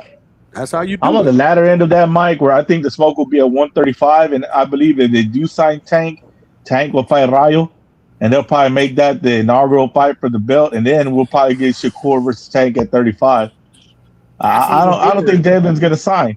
Devin can't make 35. No, but Devin can make 147. Yeah, but I mean, unless Ryan, Ben's there and Ryan should be there. So yeah, they want to make the Ryan fight. It says they're already going to work with Oscar. You know, Ryan and Ben is being announced later on in the week. Yeah, man. Yeah, I mean, of course, that's what I'm saying. Inside scoop, man. Here at DHS. So Shin, you there now? Jordan, Shin, you there? Check 1, check 2. We here. We can hear you, man. Just talk. All right, cool. I just hopped over and I'm just making sure this shit works. We got you, bro. What's good? I went back and forth with you in that chat, man. Yeah, no worries. Thank you, Johnny. You know it, man. What's up, man? What's good, man? Welcome to the panel. Hey, yo. Let me talk. He's still got a debate. He's still got a delay. Yeah, I think he's still got a delay. All right, thank you, Johnny. He said that shit like 20 seconds ago. Honestly, the delay is crazy. I'm not gonna front. That's not us, man. We're all on the same page. Nah, my nigga. Like I got that real fucking internet. So it's our fault. Sorry about that. You just heard it. You just heard me now, ain't got real time. internet Go like ahead. that. Somebody lied to you, bro. You ain't. No, we need to shut the show down. It's our fault, guys. Yeah, it's not us. Bro, Yo, just Jordan, talk, kick your shit, bro. Jordan. God damn. Everybody's still talking, so I don't know what the hell to say. It's like it's at the end of the day, real shit. When it comes to this boxing shit, I'm trying to. No, he's Yo, all over the boot this place. Yeah. motherfucker, man. This nigga talking some bullshit, bro. Hey, You Yeah, wasting you're our all over the time. place, God man. You gotta check damn. your Wi-Fi, man. It's your connection, bro. It's not us, man. No, it's not my fucking Wi-Fi, my nigga. Like real shit. All right, it's cool. It's cool. I'll just listen. I'm no. I'm gonna play the background. I'm gonna play the background. And just listen. It's cool. It's cool. All right. We tried, man. We tried to get them on, man. That was weird as fuck. Hey, that shit was crazy. I was laughing backstage, bro. What the fuck? He said, nah, I got that good internet. Nah, you're on your internet. Bro, you're not even on your neighbor's Wi-Fi. You're like on the McDonald's down the street's Wi-Fi, bro. Upgrade. Like, what are you doing? But what's funny is there were certain things that I said that he responded right after that. Yo, I heard almost nothing, bro. Nah, I was hearing him here and there. You could tell his shit was delayed. He, But it has nothing he to do might with need to us. take some of the devices off the Wi-Fi at the house. He probably got too much shit on that Nah, Wi-Fi. it's our Wi-Fi. I guess we all have Wi-Fi. Like money said, and your shit, Johnny, it's your shit. Yeah, it's definitely DHS, man. Facts. Nah, man, but salute to him for jumping on, bro. Hey, man. We welcome new people here, man. It's because, like I said, he's been vocal, but again, I don't think he's listening to the whole thing. What we were saying. That shit was hilarious. Hey, I'm laughing at the chat. They cooking, bro. Hey, but like I was saying, Johnny, I believe the smoke will be at 135. I don't see Tank going to 47. You know, That's gonna be. they got- That's gonna Yo, be one of the greatest. Tank ain't calls going of to all 47. time. What up, real That's gonna be boxing? one of What's the greatest good? calls ever. Yo, hey, y'all don't know shit. I had a real question for y'all. I heard some of y'all saying that Shakur Stevenson's the best fighter in the sport. Now, this is a genuine question. This is a genuine Wait, question. best boxer. On his boxer. body of work, what makes him the best fighter in the sport off his body of work, off of his resume? Well, let me go first. Let me go first, Link. Whoa, Link, let me go first. Let money go first, yo. First off, real boxing, I think that you're underestimating the fact that Shakur can beat Fundora. Do you not know our good friend Suleiman? Hey, little Nacho Pete still. Hold on, what you say? Sorry, Why you gotta what? do that? Why you gotta do that? Do you not know Suleiman the scholar? He already explained to us and broke down how Shakur can beat Fundora. So I reject your question. He has no idea. He's a new caller. He has no idea who Suleiman Yeah, I is. just hopped back in. I was in earlier, bro. Yeah, he's trolling. He's trolling. Yeah, I got you. But seriously though, I mean, like to y'all that are saying that though, I mean, like I just don't understand it off of the body of work that's been done. Hey, so the real boxer, let me ask you a question, right? Like, how can you say he's a better fighter than Inoue right now? Let me ask you a question, right? So if he not the most purest, Inoue's already proven it. Well, let him respond. Let him respond. Go ahead. I just Go got a ahead, Mike. question. But is Shakur not the most purest boxer in the game right now? It's what? Yeah, I can't hear him. Yeah, you low, Mike. How am I low? Hold on a second. I'm on my laptop. I'm low. Bro, you're sounding like the last guy. How am I delayed? Maybe it's your fucking Wi-Fi now. Wait a minute. That shit is a 2-pack of ass. I got fiber internet, man, and I live in a 5-bedroom house, so I don't know. I'll show you guys my house if you want to see it. Shit. Show us the house. Tell him. Okay. You want to Tell see him, big guy. Put your camera on. Take us on the tour. Background. Hold on. I gotta put a shirt on. Leave the shirt on. Another Put the dude. shirt on. Oh Lord have mercy. Oh hell no! This whole time you've been here without a shirt. The real This boxing. dude. We'll get you your answer in a second, man. Okay. Yo, kick him off the panel for not having on the shirt, bro. He's Facts. man. We gotta boot Mike off, man. sure Mike y'all got want to to go. Cut the man some go. slack. It's like Let's keep 110 it degrees real. over here. This is the weirdest So fight let me I've guess, had. you ain't got no shirt on either? Oh, I'm fit, bro. Okay. I'm fit. It's different. So, got my Bro, master bedroom. Hold on, I don't know if y'all He's can actually see. giving us a Got tour. my master bedroom. Man, we don't need to see where the magic happens, I Mike. wish I could It's not necessary. You're good. I wish I could flip the camera. Hold on, can I flip the We're camera? good. No, we're good. We're It's good. DHS Oh, you Yeah, serious? you're You guys want to see you're the showing a pool little too backyard? much. You're showing a little too much. Oh, okay. I was I just didn't fucking know, man. around, bro. You know, No, we're good. I We're think good. people thought I was capping. No, no, No, no. no, we just fucking around, bro. You know what? Mike looks like my homeboy Joe, dog. Go ahead, Mike. Why is you said he's the purest? The most purest boxer. He's the one. He's the best. Not the best. The Yeah, purest. no, it said the best. No, H-Town said the best. Oh, he's the H-Town best said best. Number one, the best boxer in boxing. Sweet. We're not saying fighters. Hit and So not don't get get hit. boxers and fighters confused. Hit and not get hit.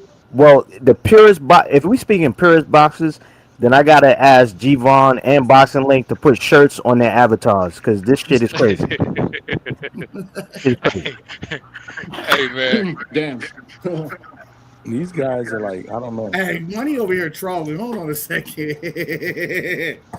You don't I'm just saying, man, like everybody's purest boxer, right? The game is to hit and not be hit, right? Doesn't Shakur not get hit? yes. Doesn't Shakur outland his opponents with a 50% land ratio? I don't know about that. That don't sound accurate. We might want to go look at the comp box or even Yeah, look at his I'm gonna have to stats. look that up. That don't sound yeah, accurate. fam, he's landing 50% of his shots. Boxing is a point system, and he's the one that executes the point system better than anybody else. And majority in of his boxing. opponents, land under 25% of their shots. The real boxing, the only true criticism that I hear from fans about Shakur Stevenson is he has no pop. Right? Yeah, facts. What other criticism do you hear about Shakur's boxing ability, his defensive ability, his reflexes, talk to me. I mean, really, my main criticism is, I'm not saying that he's not really good, but how are people putting him this high already when his resume does not match what people are saying about him? And I get it, right? He's a You beat a two-time lineal champion, bro. I mean, and you not only beat him, you embarrassed him. Okay, yeah, but who are his best wins on this? And I don't think we could ever say he's been in a close, other than that scrap that people shit on. I don't even think we could ever say he's been in a close fight. But hold on real quick. That two-time lineal champion that you guys are talking about, though, a lot of you guguys are already picking Rolly over him. So I don't understand why you give that much credit for him. It's not 50%. It's 41% of his shots. Over Tio. Over Tio. A lot of people are already picking Rolly. Yes, a lot of people. Because Johnny. Okay, H-Town just said he beat a two-time lineal champion, and I said a lot of people are already picking Rolly over that two-time lineal champion. Can I jump in here? Can I jump in real quick? So, I would say a lot of people in here too. We got 9 people, so one by one, please. Yeah, I want to respond to what G-Von said and then give my take on Shakur's resume, and then I'll shut up. My take on the whole Tio shit is I would argue that Shakur beating the ever-living shit out of Tio is what reduced Tio's image for people to make them pick Rolly. I don't believe that, if that Shakur fight didn't happen and Tio was just moving straight up to 147 on his own merit to fight Rolly, I think a lot of people would be favoring Tio and not a lot of people would be picking Rolly. Facts. They'd be in the massive minority. But I'm telling you from calls today. Let me just finish. Hang on. Let me finish real quick. Because I just want to say something about Shakur's resume. As far as his wins goes, if we're talking a mixture of recent form as well as your overall body of work, I would say that Tio, Zepeda, Valdez, Herring, that's a pretty solid list of fucking wins. Plus, he looked fantastic his last time out in a really big fight and became a 4-division champion. It's I don't think it's unreasonable to have him somewhere in the top 3. If you can make that case. I don't think he's above Inoue. No. I don't think he's above Inoue. Hang on. If I land 41% of my shots, right, for my entire career, right? You just said my 50 a total second ago, though. land percentage. And You said 50 a second ago, and H-Town my said total, but hold on, number let me one, not finish. number three. My total opponent connect rate is 16.7%. That means that opponents only hit me 16% of the time. Wouldn't that make me probably the best boxer in the game? Like, that's the number one best defense in boxing. That's the number one best land rate in boxing. I do think that Shakur is in the argument for number one, if not 2, 3, whatever the fuck. But I'm gonna let you guys continue. But the only thing I'm gonna say is, to a second ago when you're talking about Rolly Tio, what you got to understand is that I don't care. I don't necessarily care too much about what like the DAZN or like the big public figures will say about a fight or a matchup or whatever the fuck. I'm listening to what the people are saying. You get what I'm saying? That's what I always do. I listen to a bunch of different boxing shows. Some I'm not even subscribed to the channel, but I'll listen in just because of the topic and like, okay, what are the people saying? So I get a read of what the people are saying. Fuck what the media is saying. Fuck what the Betty Nas are saying. Fuck what this and that. I always like get an overall feeling of what the people are saying. And I'm telling you, since the morning, a bunch of people already talking about, oh, I actually got Rolly beating Tio. You get what I'm saying? Just to the panel real quick, because this is the debate that me and G-Von are having, I just want us to be going back and forth, just us two. I didn't say anything about the media. I'm talking about the people's opinion. If Shakur Tio hadn't have happened, and Tio went up to fight Rolly on his own merit with the stock he had coming into the Shakur fight, I strongly doubt that anyone would have picked Rolly. Or like, and I'm talking amongst the people. I agree. I agree with that part. Agree with that. Totally agree with that. I agree with that. That's part. me done. I'm done. Someone else can go. No, that's good. That's good. We got to let Treese go next, though. We got mad people. We got another 2 people in the back, bro. People are cooking, man. We got people that can't that they can't jump on the lobby. Yeah, no, that guy's. I'll jump off. We good. Go ahead, Treese. Treese, what's good?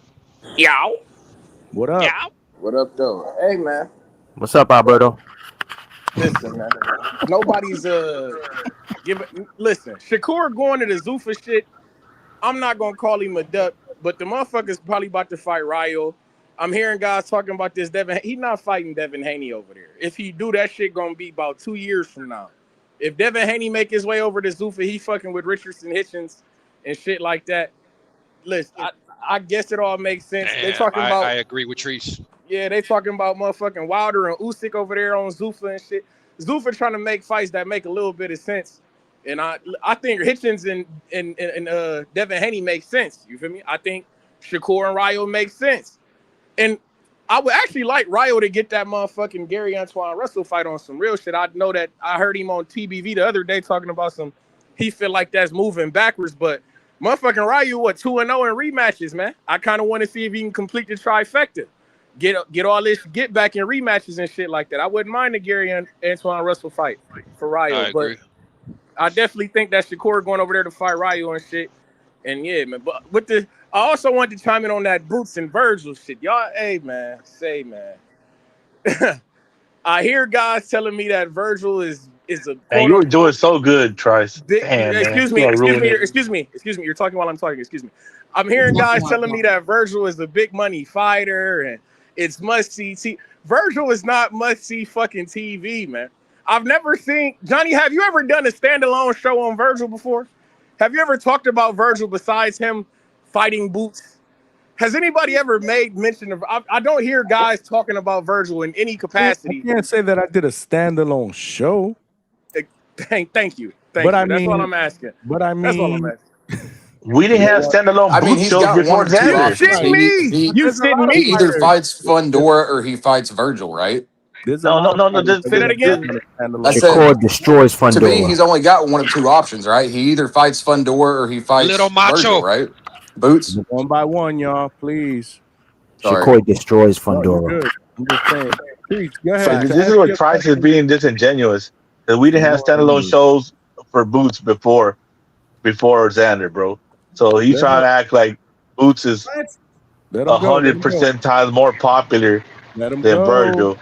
to get him out of a fight. My nigga Vergil don't even fucking speak, my nigga. He's one of these gothic ass. Boots didn't speak either, dog. They said he was the weird dude in the glasses with the beard.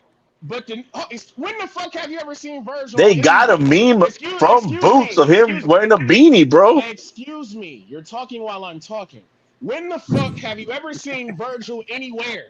You don't see Vergil doing podcasts. You don't see Vergil ringside at fights. You don't see Vergil no fucking where ever. Johnny, how many times we had Boots on here? Hey, there has been standalone shows have you seen about Boots.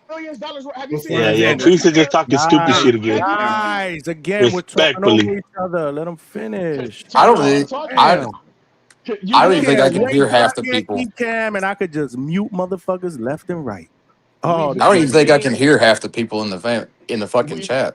We've never seen Vergil any fucking where. I've never seen Vergil sitting ringside at a fight. I've never seen Vergil on a $1 million worth of game on the Breakfast Club. I've never seen him on the Ring podcast show. I've never seen Vergil any fucking where. Vergil is literally on, he's an inactive fighter to me. Motherfucker been on ice for a year and some change? This is a guy that just wait. Let me answer him real quick, bro. Because jumping over each other one by one. Yeah, I'm gonna go back. Last thing I'm gonna say to Treese, and I'm done, Johnny. Go ahead. We just spend a week of this guy pushing a nobody fighter to justify a fight against Abdullah Mason, and he's pushing Conway, a nobody fighter that nobody knows outside of the Midwest, and he's justifying that. But he's saying Vergil don't deserve no Boots fight. So who the fuck is anybody in the Midwest, dog? Nobody knows your fighters, Treese. I'm telling you, Charles Conway deserves a Vergil Ortiz fight. Why the fuck isn't Vergil fighting Charles Conway? But look. Look, excuse me. Go ahead. If Vergil is an interim champion, why the fuck isn't he fighting the champion of which he's interim too? Why the fuck why does Boots have to do all the heavy lift? Y'all telling me that Fundora is a big money fighter, Vergil is a big money. Why aren't those two fighting each other then? First of all, this goes to my point that I was saying from the morning. A lot of you guys sounding scared, like why does he need to fight Vergil? Why does he need to fight Vergil? And then the thing, like, bro, you just legit pretty much said, why does he need to fight Vergil? Like, you sound scared. And wait, and look, and hold on, Treese, and what you're telling me is also low. He's low. You gotta speak up, Treese. Yeah, I mean, but look. So you're also pretty much saying the only way you can fight somebody is by being a name. Like, that makes no sense. Like, Vergil and Boots is a great fucking matchup, and everybody knows. Nobody knew Bell, nobody knew Conwell, but you would be rooting for those guys because they're your guys. But now when it comes to Vergil, it's like he's not a name. Why would Boots fight him? That doesn't make any sense, bro. That's all you're saying. No, that's not what I'm saying. What I'm saying is, why does Boots have to do all the heavy lifting? Hold on, excuse me. I don't give a fuck about Vergil getting. If he get to fight, cool. He get to fight. I don't give a. It's y'all telling us. Y'all only thing that I've been on this bitch saying is, well, not that I've been saying, but what I've been hearing is that's a fight that we want. That's the fight that I've never heard nobody say that's a fight that we have to have. That's a fight that we need. It's not a fight that we need. It's a fight that we want. You feel me? People been saying this is a generational fight for 3 divisions now. What are you talking about, Treese? What you say? I mean, Trees. It's been a fight since like 2 weight classes ago, or fucking whatever. This is the third division, yeah, from 140, 147, 154. And what has Vergil done since 2 years ago? Has Vergil all his shit has been lateral moves? He hasn't done nothing to change his position in the boxing yet. What did Bell do up until the Mason fight? He was the number one contender at 130 for 2 years. Well, he moved divisions and was a top 10 contender. Vergil is an interim. Vergil's an interim. So why isn't he fighting the champion of which he's interim too? That's because don't worry about it. He's fighting a fucking unified. Why are we consolidating a unified champ? My nigga, why aren't you consolidating the belt? That's not a fight that the fuck we need, my nigga. Who just became unified champ? How the fuck is that scary? That makes no sense. Montrese, You're mad at me for wanting Vergil to fight the fucking champ of which he's interim too, so we can consolidate that belt instead of having 2 motherfuckers running around here telling me that they WBC champ. Why the fuck is that? Why am I wrong for wanting them to get rid of a motherfucking interim belt? That makes no Montrese, sense. Yeah, no, Montrese, you're gonna have to talk to you're gonna have to talk to Suleiman. You have to talk to Suleiman about that at WBC. Little Macho. He's the reason why Little that Macho. not that Suleiman. Talking about Suleiman from the Mauricio. WBC, Mauricio. So you got to talk to him about that. And I will have you know that Vergil Ortiz is active on social. He does his interviews and stuff when he has a fight. In fact, when he was about to fight Lubin, he did an interview with Fight Hype in his bedroom where he explained to us that we can go to his OnlyFans. Have you ever been to his OnlyFans? Yeah, we all up in that shit. All in that shit. All ditties. Hey, look, Treese though. Hey, Treese. No, hey, Treese. Let me. Treese, let me tell you this much though. 3 people waiting in the back, so I need a couple people to jump off. Okay. Give me 20 seconds. Jump off, Johnny. Hey, give me 20 seconds, Johnny. Hey, Johnny, look. All I gotta say to Treese right now is look, I get it, he's a WBC champion, but at the same time, the toughest fights in the division right now, without a fucking doubt, is Vergil and Fundora. So to me, when you say why doesn't he fight Fundora, why does Boots have to do the heavy lifting? That sounds like you don't know who could possibly beat. That sounds like look, both of these guys can fight. Bro, shut up. Whoa. Okay. Bro. Whoa, who that? I don't know. Let him go. He thinks he's somebody. Let him go. Oh, it's that guy, bro. Come on, man. Kick him off. Man. Your Wi-Fi is still Johnny, bad, that dude bro. was trolling. Get him out. That's some new shit. A technological delay. I can't hear you. Fuck out of here. Nah, that's psychological warfare. That's psychological warfare. How come certain parts you could hear? Yeah, Dude's it's capping. me, Get bro. the fuck Mr. outta Fuck the here. Wi-Fi. Mr. Fuck the Wi-Fi. Whatever. So speak, motherfucker. Speak. So Say something. Nah, kick him off. That sound like D block. That sound like D block, bro. Kick that motherfucker off, bro. Yo, you on or you not on? He not on. He's cooked. I talk. Listen, everything is delayed as fuck. So It's speak, not us. nigga. Everything is delayed in your head. That's Oh what it my is. god, you niggas talk, bro. You Now we niggas know are it's like not real delayed, 'cause shit, you just responded. real shit. I don't Now even we let my know. girl talk like this. Blah I don't blah even blah. let my girl talk like this. Blah blah You blah. niggas You don't talk. let nobody at say Johnny. nothing here. Fuck out of here. Hey, Johnny, just boot him, man. I'm telling you. Like, shout out to him. He needs to try it another night, bro. It's crazy to me. Like he's blaming us. It's Bro, not he us. cooked himself. He responded. And he's immediately. But I said, right, make money. Didn't I say that earlier? I was like, he responds to Bro, certain he things I say. he trolling. Go ahead, man. Damn, this shit is crazy. That was funny. I'm trying to like get the motherfucker to burn, bro. My thing about the thing, Johnny, is I just think the lineal champion is more important than the WC title. I'd rather have one definitive, he's the guy in the division, and get it over with. We have a lineal champ. We have the man. There's no discussion about it, and that will be either Boots or Vergil at the moment. It's always going to be a discussion about it as long as Fundora is walking around with the WBC. And whenever PBC decides to make that fight, because they're not going to make it, they already said they want to keep shit in the house. Didn't Ryan Garcia just fight Mario Barrios this year? We're talking about Pandora. Somebody actually got money invested in. They didn't have nothing invested in Mario Barrios. Hold on, let me get in real quick. You see how they missed the boat? You see how they missed the boat? Hold on. After we got the real boxing that wants to get some shit. We got to go around the horn. No, 2 minutes, y'all. 2 minutes each. All right, so Johnny, hit the bell. Hit the bell. Johnny, hit the bell. Y'all be greedy. I've been noticing because I seen Rick Glazer say that the fight's almost at the Glazer. Well, that's what I call him, Rick Glazer. I don't know what the fuck's his Yeah, name. he said the fight is just about at the finish line. And I did notice today on TBV, a lot of cats are, if Boots put Xander in a body bag, then Virgil's gonna get cremated, and it's coming off as nervous energy. Me, I just want to see the fight. You get what I'm saying? I think it's a pick'em fight. They both got leaky defenses. I want to say that Boots has the faster hands, but I think Vergil has more power at 54. Virgil's a big dude, man. And we have seen Vergil on the floor, but we also just saw Boots get his head snapped back. So I don't know. I think that fight's going to end in a knockout. It's only one way it ends. And I think it's a 50-50 fight. I would have to favor Boots, but I feel like Vergil has the better resume at 54. So to me, it's as close to 50-50 as you can have. Alberto, who got the fastest hands at 168 though?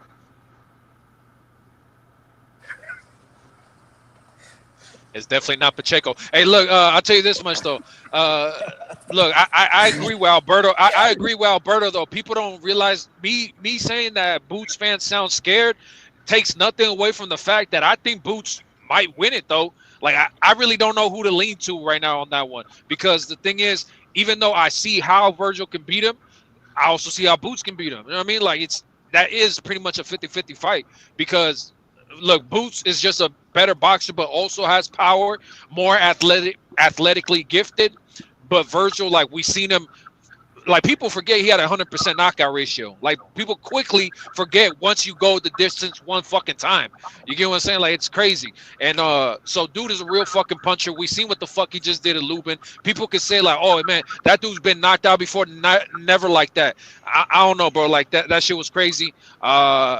I just think Vergil really has power, and we've seen a guy with less than 50% knockout ratio hurt the guy. So like my only thing is if this guy lands the same shots, can he take them? So that's why it makes it a 50-50 fight. And not just because Virgil's only a puncher. He's actually a pretty decent boxer. And he moves too. Like he is come forward pressure, but at times he can be a decent boxer. I don't know. And I hear that 100% knockout ratio shit, but the moment that the man level of competition got raised, he started going decision and getting dropped twice in a fight. Oh yeah, because everybody talks shit about Boachuk though. Everybody clowns Boachuk. So is that when he stepped up in competition? Hold on. Who the fuck was clowning Boachuk? Nope. Everybody was saying that he's a good. That's my point. I'm telling you, he's a good fighter. I always go off based off what people are telling you. I'm telling you. Don't do that because I didn't tell you that. I hear you, but what I'm telling you is that I get like a collective of overall. Okay, overall people are saying this. Overall people are saying that. Who the fuck told you that Boachuk was ass? Nobody's ever told you that. A lot of people. Go back and listen to the morning show of TBV. Shout out to TBV. I can't do that. I can't do that. It's a lot of trolls. It pretty much came to a conclusion that Vergil's already been dropped by Boachuk, so Boots is gonna just fucking destroy him. That was the conclusion. Why? Because Boachuk. Because Boachuk is talking about 100% knockout ratio, and I'm telling you that the moment his competition level got raised, he started going decision and getting dropped. That's all I'm saying. But what I'm telling you is that people say that Boachuk is a nobody, and why was he able to hurt Vergil? So my question is he somebody or is he not somebody? I'm telling you that I think Boachuk is good. His only losses was to Brandon Adams, and now two fighters that I think are good. The fuck? Okay, well shout out to you because shout out to you because you see it that way, but the majority of people see it as Vergil has already been down by Boachuk, a guy who's not that good. But let me ask you this question though: What separates Vergil Ortiz from Roman Villa? Let me ask you that. Bro, come on. I'm just answering the question because what separates them? Now you're getting disrespectful. All I'm asking you is what is the difference between Vergil and Roman Villa? Don't shoot me down and answer the question, my nigga. Just answer the question. What's the difference? Let's ask Boots and Bozy what the difference is. Yeah, because if it was that easy, they would have took the fight already. But hey, Vergil is on ice, my nigga. He's not fighting. Stop saying that shit. He's not fucking fighting. Hey, stop getting the squeaky voice. Let me ask you, squeakers. Let me ask you a goddamn question. Trice, what would you say Vergil's best punches? Only Coach Bermudez can call me Trice, nigga. I don't know you like that. Right. Squeaker. Squeaks. Okay, all right, my bad, Squeaks. Hey, Squeaks. So, what do you think Vergil's best punch is? His best punch? A hook. Yeah. A hook. He's a hooker. What hook? What hook? The left hook. Okay, what was he getting caught with for the last couple fights that people were saying Ryan Garcia had a chance? You never hook with a hooker. My nigga, what the fuck? You talking about Boots get caught with what? A left hook? Yes. What have people been talking about he gets caught with? Left hook. Left hook. Tell me that's why people are giving Vergil a shot because he's known to be a puncher. Trees. What's so hard to understand? I've never heard that. But if that's what you believe, then hey, man. Trees, watch the Abinesian fight. Watch that one. Just watch it. I did. Left hook, left hook, left hook, left People hook. were giving Ryan a fucking chance. Now y'all saying that Vergil don't got no chance. It's crazy to Who me. the fuck did you hear is giving Xander a chance? Xander.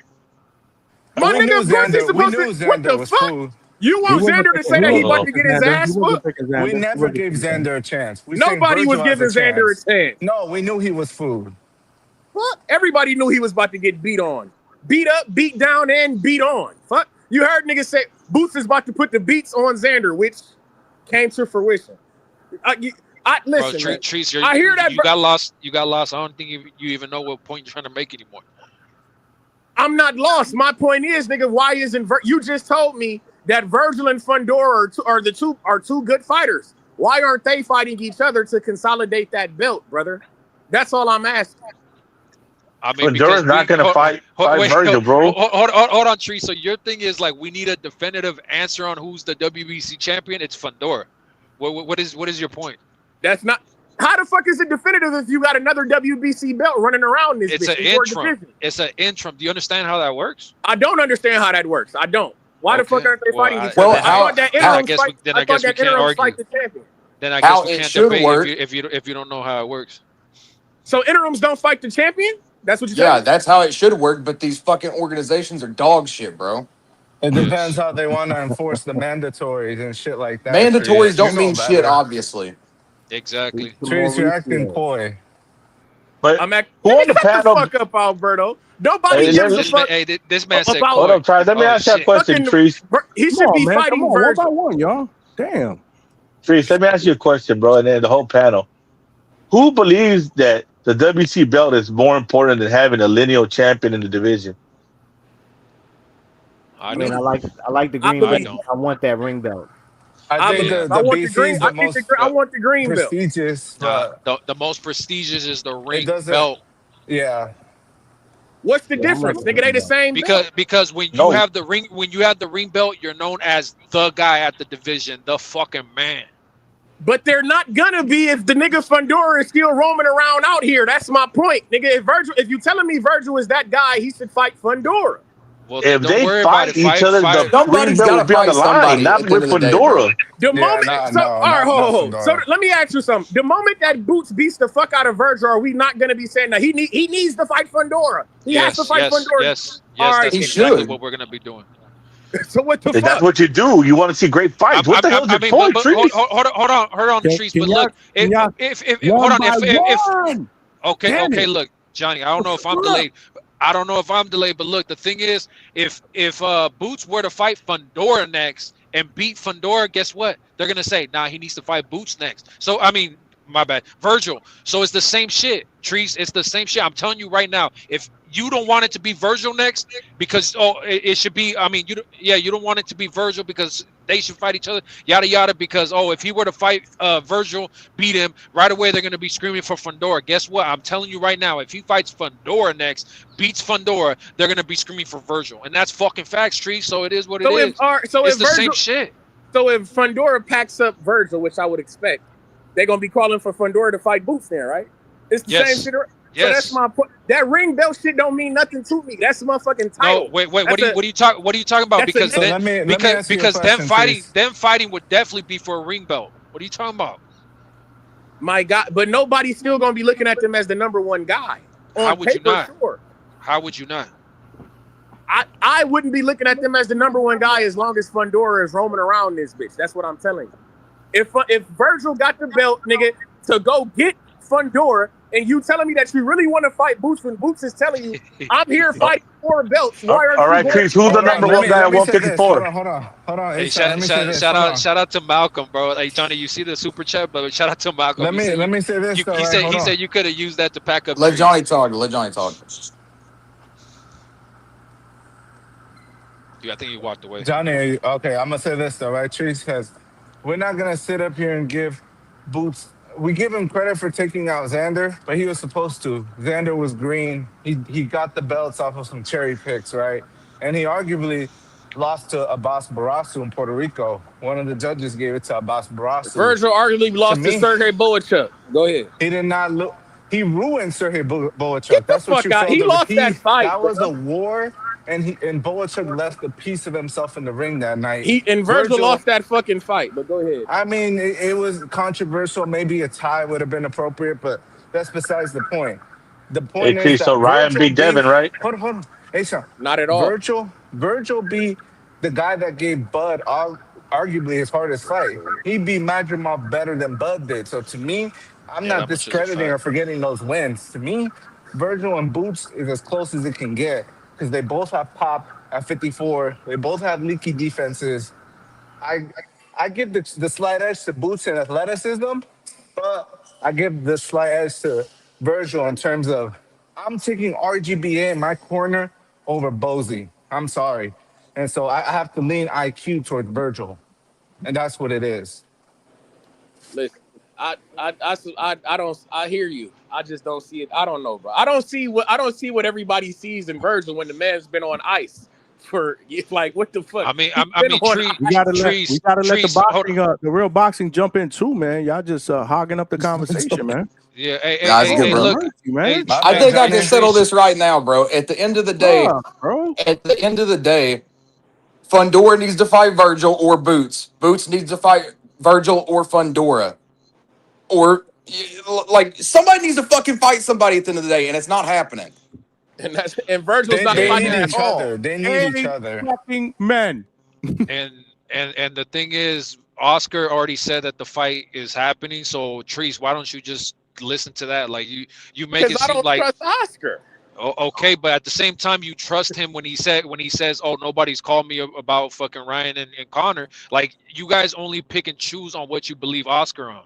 Like, it's crazy. Oh, what you mean? What you mean? What you talking about? Because a lot of people say, "Oh, look, here comes Oscar again, just bullshitting because X, Y, Z." Like, you guys pick and choose a lot with damn near everybody what you do believe and what you don't believe. It's just facts, bro. What the fuck has Oscar done to make you a believer? I mean, bro, like what are you talking about? Look, first of all, put some respect on Oscar's name. Damn, Johnny, get the shit in your mouth, gang. You got a hole in your lip, my nigga.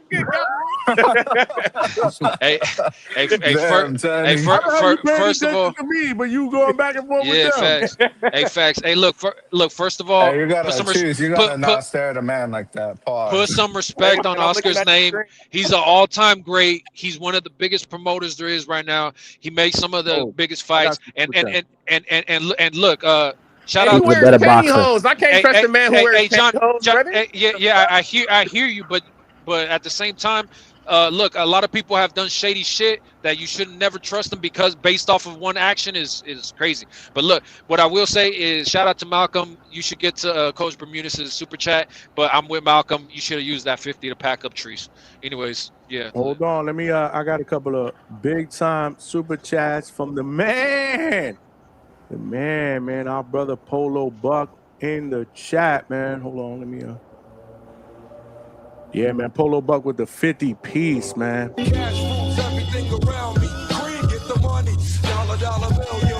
Gotta drop the bomb. Salute to my guy Polo Buck, man. I appreciate that. He said, I want to see Vergil Boots. I've heard motherfuckers say a lot about Vergil. Example, email champ, he's not good. He's been dropped. He definitely cracks. And ninjas definitely get dropped. Yeah, he gets punched. So does Boots. Damn near puts all of his opponents away. I want it, man. Polo Buck wants that scrap, man. I appreciate you, Polo Buck. I appreciate you, man. And then White Mike, man, with the 50 piece again.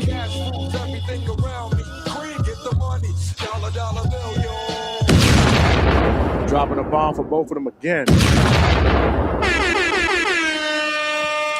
He said, I'm just going to match Polo Buck this amount and say, I agree with Trees. Vergil is the interim champ, which makes him the #1 contender to Fundora. He should go get that belt and come to the table in negotiation. Boots wants undisputed.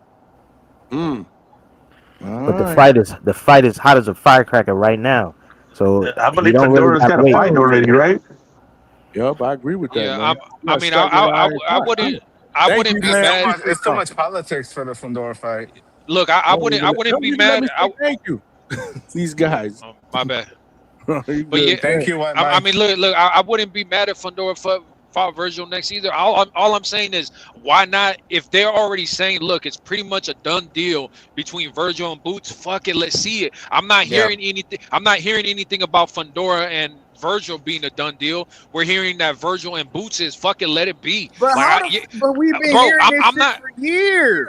No, I've been you hearing haven't. this shit. It's No, been a you done haven't. deal for fucking years, bro. No, you Man, haven't. we've been hearing Benavidez and Canelo, and if that was being signed tomorrow, you'd be happy. When the fuck does boxing give you the fights that we want when we want them? Because this shit I've never. I mean, you're hearing it right now, Treese. We do want Boots and Vergil, so like, why not let it be?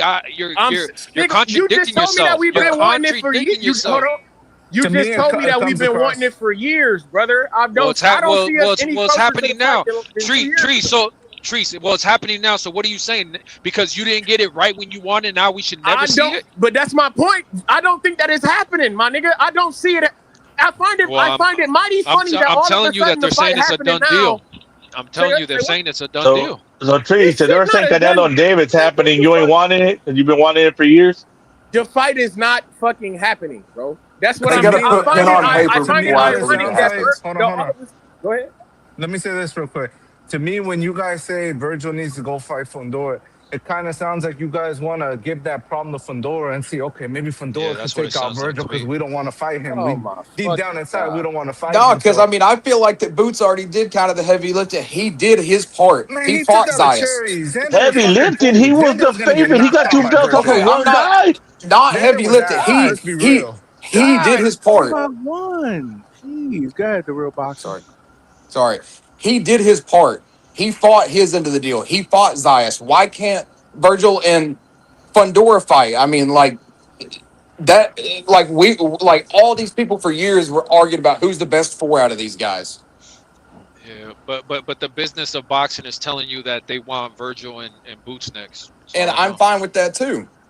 I'm fine Then with that let it too. rock. Let it rock. Let's stop. No, if was a fifth, we'd all be drunk. So let's just get the fight. The fight No not more. fucking happen. I'm telling you that the fight not happening. I don't see what has changed from now until the last couple years, except Vergil hasn't fucking been fighting at all. Trees. I won't believe it until they put pen the to fight's paper. supposed to happen now. Maybe some people are onto something when they said, look, we seen Boots get hurt against Xander. Maybe Vergil now sees I can really hurt this guy. Maybe that was the extra boost that now is making the fight happen. We don't know. Yeah, So that's a Vergil had chink to in the grow nuts, armor. is what you're saying. I mean, That's I don't not know. what we're saying. But we're saying that So there he is had a to grow chink in nuts. the- Okay, he had to grow there's nuts. There's a chink in the armor now. We've seen Boots get his head snapped back. I mean, Treese, you're acting like we haven't heard this from other fighters and their managers and all that shit. Even Bill Haney himself will be like, well, we saw this and that, so now we knew it was the perfect time for XYZ. Like, bro, Didn't we see this? But didn't we see this with Boots when Boots fought Karen? Motherfuckers were saying Karen gave him a great fight. What the fuck? Like, what the fuck is the difference? We saw this with between Boots then fought and now? Canelo. People said that Canelo was right for the picking. It wasn't no chink in his armor then. Treese, I'm glad you brought up the Karen fight because remember, yeah, we were like, look, he kept getting caught. Let Vergil fight him. If you don't remember, a lot of people were calling for the Boots Vergil fight, and then what happened? Turkey said, look, and you heard it from Turkey himself. Like we talked to Boots, and they said that they wanted some fights to get acclimated to 54. Like you act like that didn't happen. Hey, but Javon, here goes the thing though, right? I feel like boxing fans are prisoners of the moment, right? When Vergil had whooped on Madrimov, everybody, he was as hot as fish grease. Everyone was saying, yeah, let's see him and Boots. Now that Xander got demolished by Boots, he's the name we're all talking about. Let's just get the fucking fight. What is these ifs? And he has to deal with Fundora first. He needs to earn a shot against Boots. Just let him rock. No more excuses. Just let the fight happen. We got to figure something out. So you telling me y'all would be okay with Vergil coming off of what, a year? How long has he been? A year layoff and fighting Boots? He knows his body more than anybody on this panel. Pause. Apparently he fucking don't, my nigga. He been having the rhabdo issues for years. Hold on, Treese. We've been okay with people coming out for losses. Treese, what you mean? This is what. Wait, Treese. Treese, this is what I do every night. I make people cook themselves, right? You're saying, oh, do we want to see it off of a year layoff? How long ago did Bell fight? How long ago did Bell fight? My guy wasn't supposed to get that title opportunity. We subbed okay. in. That's nervous energy, okay. We subbed in. Okay. It's not the same situation. You cooked yourself. No, you cooked yourself. It's not the same situation. We already had nuts. You're waiting for Vergil to grow some, my nigga. It's not the same. It's a year layoff. It's a year It's layoff. not the same. And it's a year layoff. And how are you waiting for Vergil to grow some nuts when Turkey himself is like, look, we presented the fight to Boots and they said we want to get acclimated to 54. I've never heard Turkey say that. And we're gonna bro, make what are you talking about? That's That's an infamous clip from TBV now. Who the fuck else has I've Turkey on never the fucking panel? Somebody play that clip. I've never seen it. I've never heard that. I didn't hear that. What the fuck you mad at me? How the fuck you mad at me? Because I ain't hear the man say Trees, you're out of one. Bro, yo, you drunk, bro? You've been drinking. No, you've been drinking, nigga. Y'all been doing dope. No, it's late, man. I got to reel this in, man. Y'all just going around in circles, man. Nah, we cooking, Johnny. We cooking. It's you motherfuckers are not For the cooking. record. You poisoning everybody in the fucking arguing and restaurant. screaming over each other over the same shit that none of y'all are gonna agree with. No, that's the fight does not happen. He only wanted to fight both shots. Just giving off nervous You ever heard energy. of I agree to disagree? Virgil's not fighting the man. How the fuck is he nervous and Virgil's not been fighting at all? Let's all agree to disagree. I'll knock everybody out. Hey, look, man. Nobody can hear y'all. I hope y'all know. Hold on. Devon, I still want my bare knuckle fight. That's all y'all doing is yelling over each other. Nobody can hear y'all. They can hear. Yeah. Bad podcast. My bad, Johnny. Go I watch the apologize. replay, and you tell me if you can hear this fucking nonsense that's going back and forth. And I keep yelling and yelling for y'all to go one by one. Johnny, what happened to the bell? One by one. The bell probably rang. Nobody heard it. The next song, people are getting muted. That's gonna be crazy. That's gonna be crazy. People are just gonna get muted. It's crazy how motherfuckers mute yourself. Huh? And we'll be good, Johnny. We'll be good. It's called communication, bro. Somebody speaks, you listen, then you rebuttal, then you listen, then he rebuttals. It's really, really simple. It's a technological delay, Johnny. I can't hear. I can't hear these guys. Like, I don't get it. Everybody got to yell over each other and jump and scream and yell and jump and scream. I got a delay. I can't hear. I can't hear. I got a delay. I said, no, I can't hear anything. Now his shit delayed too. Now he's trolling like the other idiot. I don't know, Johnny, is that some guy called us dumb and he misspelled dumb. That's crazy. Somebody in the chat? Yeah. I was like, this How do you motherfucker. spell it? D-U-M? D-U-N-B. D-U-N-B. Dumb? Yes. See, we may be dumb, but you're stupid, my brother. Oh, man. And you're on that fucking Respectfully. McDonald's Wi-Fi. Look, even Trinity say, Respectfully. y'all yapping. Y'all just yelling, bro. Ain't nobody cooking up here. Exactly. These motherfuckers. Johnny, I'm not trying to. I don't want anything. I don't want to eat anything that y'all cooking if y'all cooking and y'all in the kitchen. All right, Johnny. Let me ask you though, Johnny. Do you believe that we get the Vergil and Boots fight within the next 6 months? Do you see that fight happening? Yeah. I'm a lot. I said earlier, I'm a lot hopeful today than I was 2 months ago when these motherfuckers were in the courtroom in litigation, man. At least there's progress. My thing is, listen, man, there's progress. You know what I'm saying? Like Oscar, it looks like Oscar and Vergil are burying the hatchet. Rick Meridian came out on social media, said, hey, listen, man, we've agreed to terms. It's up to the zone. Although he did say a couple days ago, we should have something in place within 72 hours, and we have not seen, heard, or anything about that yet. Robert Garcia, Johnny. Virgil's trainer said, we with it. You know what I'm saying? So I'm hopeful. Johnny, I guess can I say something real quick? I'm not going to bet on it, but I'm saying I'm a lot hopeful than I was 2 months ago. I think it does. Honestly, man, I'm going to be optimistic. I'm going to say it finds a way to make itself happen. Hey, Johnny, put a poll up, Johnny. Hold on. Ishan, let me say this I don't want to lose my train of thought real quick, right? Because people in the chat, it's because Johnny, today on TVV, the Boots fans don't want to see Vergil. They're saying Virgil's going to get annihilated, this, and the third. But let me say this, right? Because they're saying, what has Virgil done at 54 to deserve a Boots fight? Okay, let's compare the resumes. Madrimov and Boachuk on Vergil. And then you got Xander and who did Boots beat before that? Lima. Lima. The IBO champion. Lima Bean.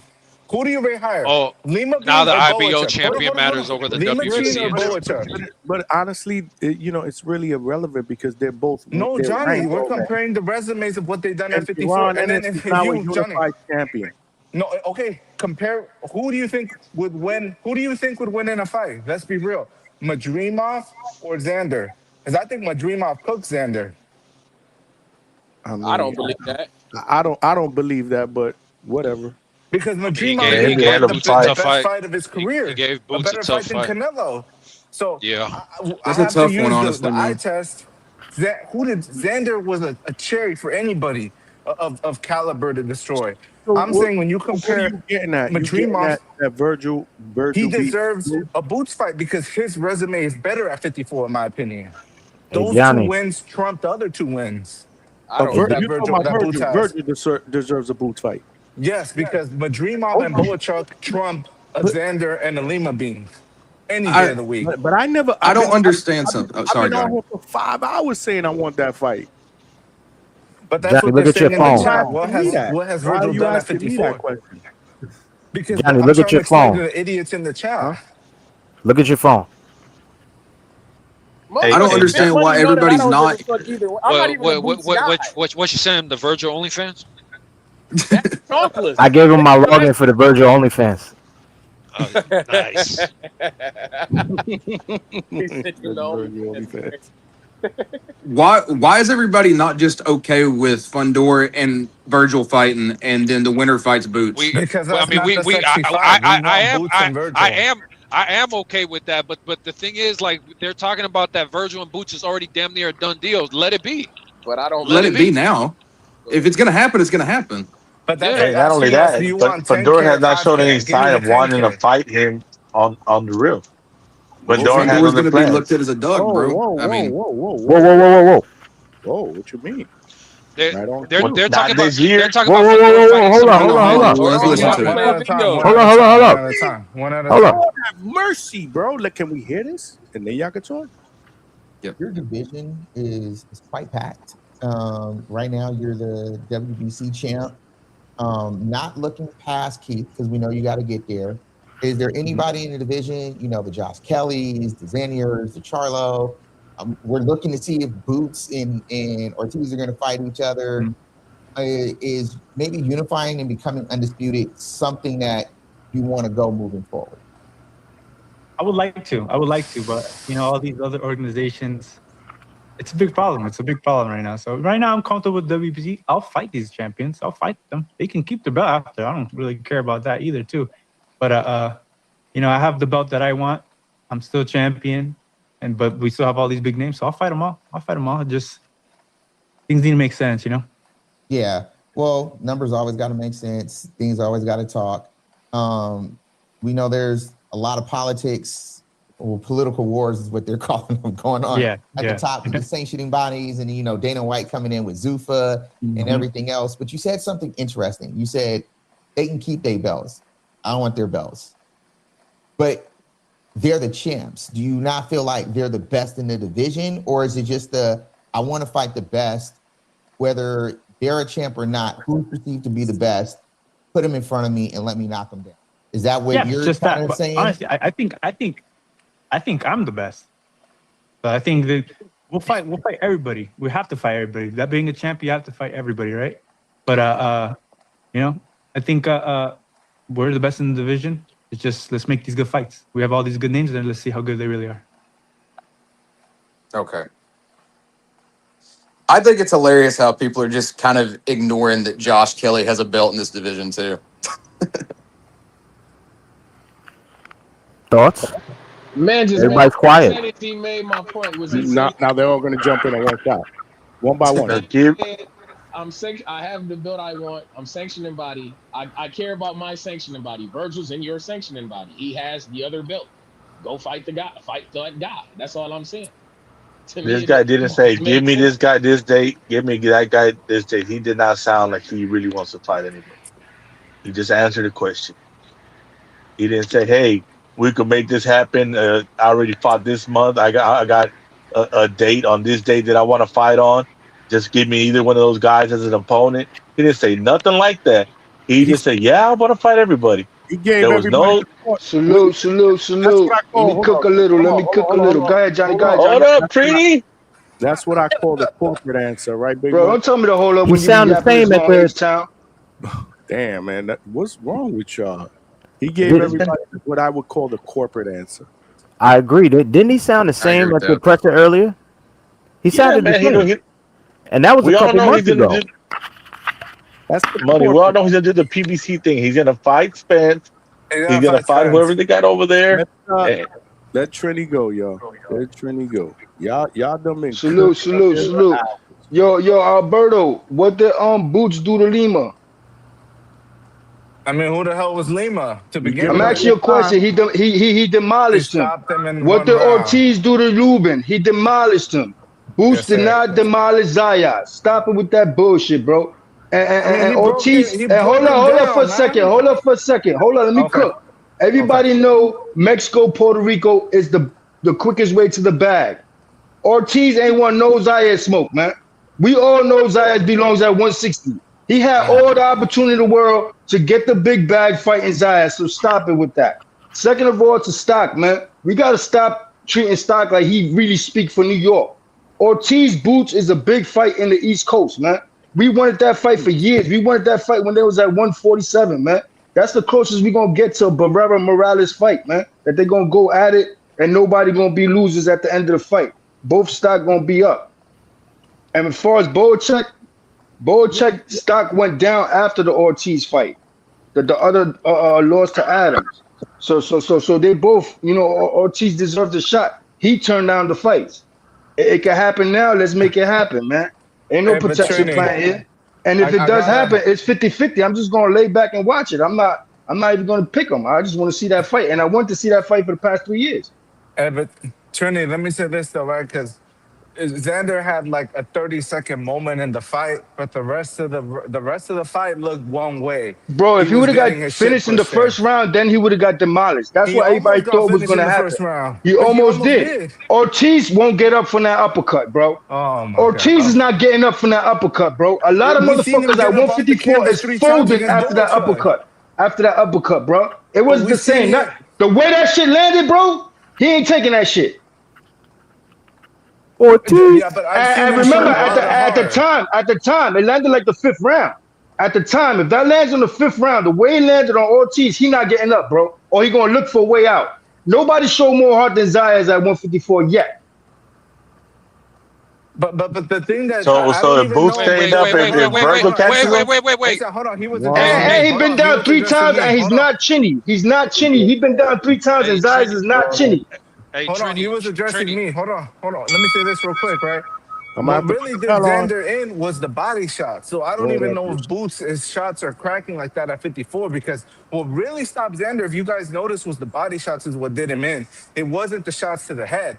Xander got a big-ass head. He was taking those shots. Pause. The Zayas, all I'm saying is the Zayas wasn't an easy fight for Boots. Hey, Trini, my only thing, though, is that you said that nobody else has shown more heart. You forget about the Tim Tszyu Fundora first fight, the bloodiest fight that I've ever fucking seen in boxing. Yeah, because of a cut on the top of the head. Yeah, that was unnecessary shot. That was a corner work. He showed it out there. He showed hard there. It wasn't just Tim, though. It wasn't just Tim. Fundora had a broken nose. It was the bloodiest fight I've ever seen, bro. No. That's a good point. But Tim has no shot against Zayas. No shot. I mean, I don't know. No, he's shot. Tim is shot. Yeah, I don't know. I wouldn't pick Tim Tszyu. I wouldn't say he's shot, but he don't have a shot against Zayas. He doesn't have punch resistance now. I just can't wait to Zayas Ortiz at 160 after the Boots fight. That still happen. Boots, they'll both see Zayas again at 160. Zayas ain't going nowhere. hey Johnny, I got a poll for you, Johnny. Says I know you enjoy making the polls. What fight is more likely to happen? Boots Vergil. Hold up, bro. Boots Vergil, Ryan Ben, or Devin Keyshawn. What fight is most likely to happen?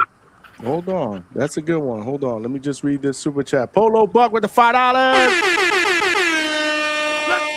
Let's go, champ. He said, I'd like to see Boots versus Madrimov if this don't materialize, just to triangulate a bit. Triangulate. Triangulate. Yeah, whatever. I was at Triangulate. Triangulate, Johnny. There we go.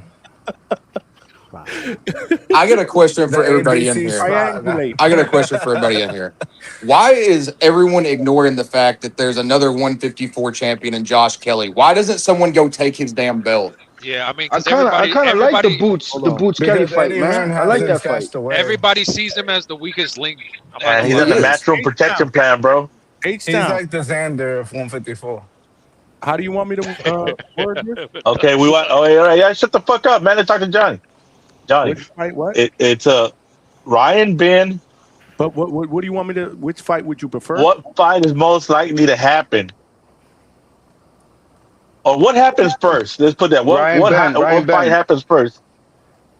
Ryan Ben, Keyshawn Haney, or Boots Vergil. What do we get locked down first? And take in mind we got like 8 more days left. Stop playing. You know what we're getting. And Haney needs to answer.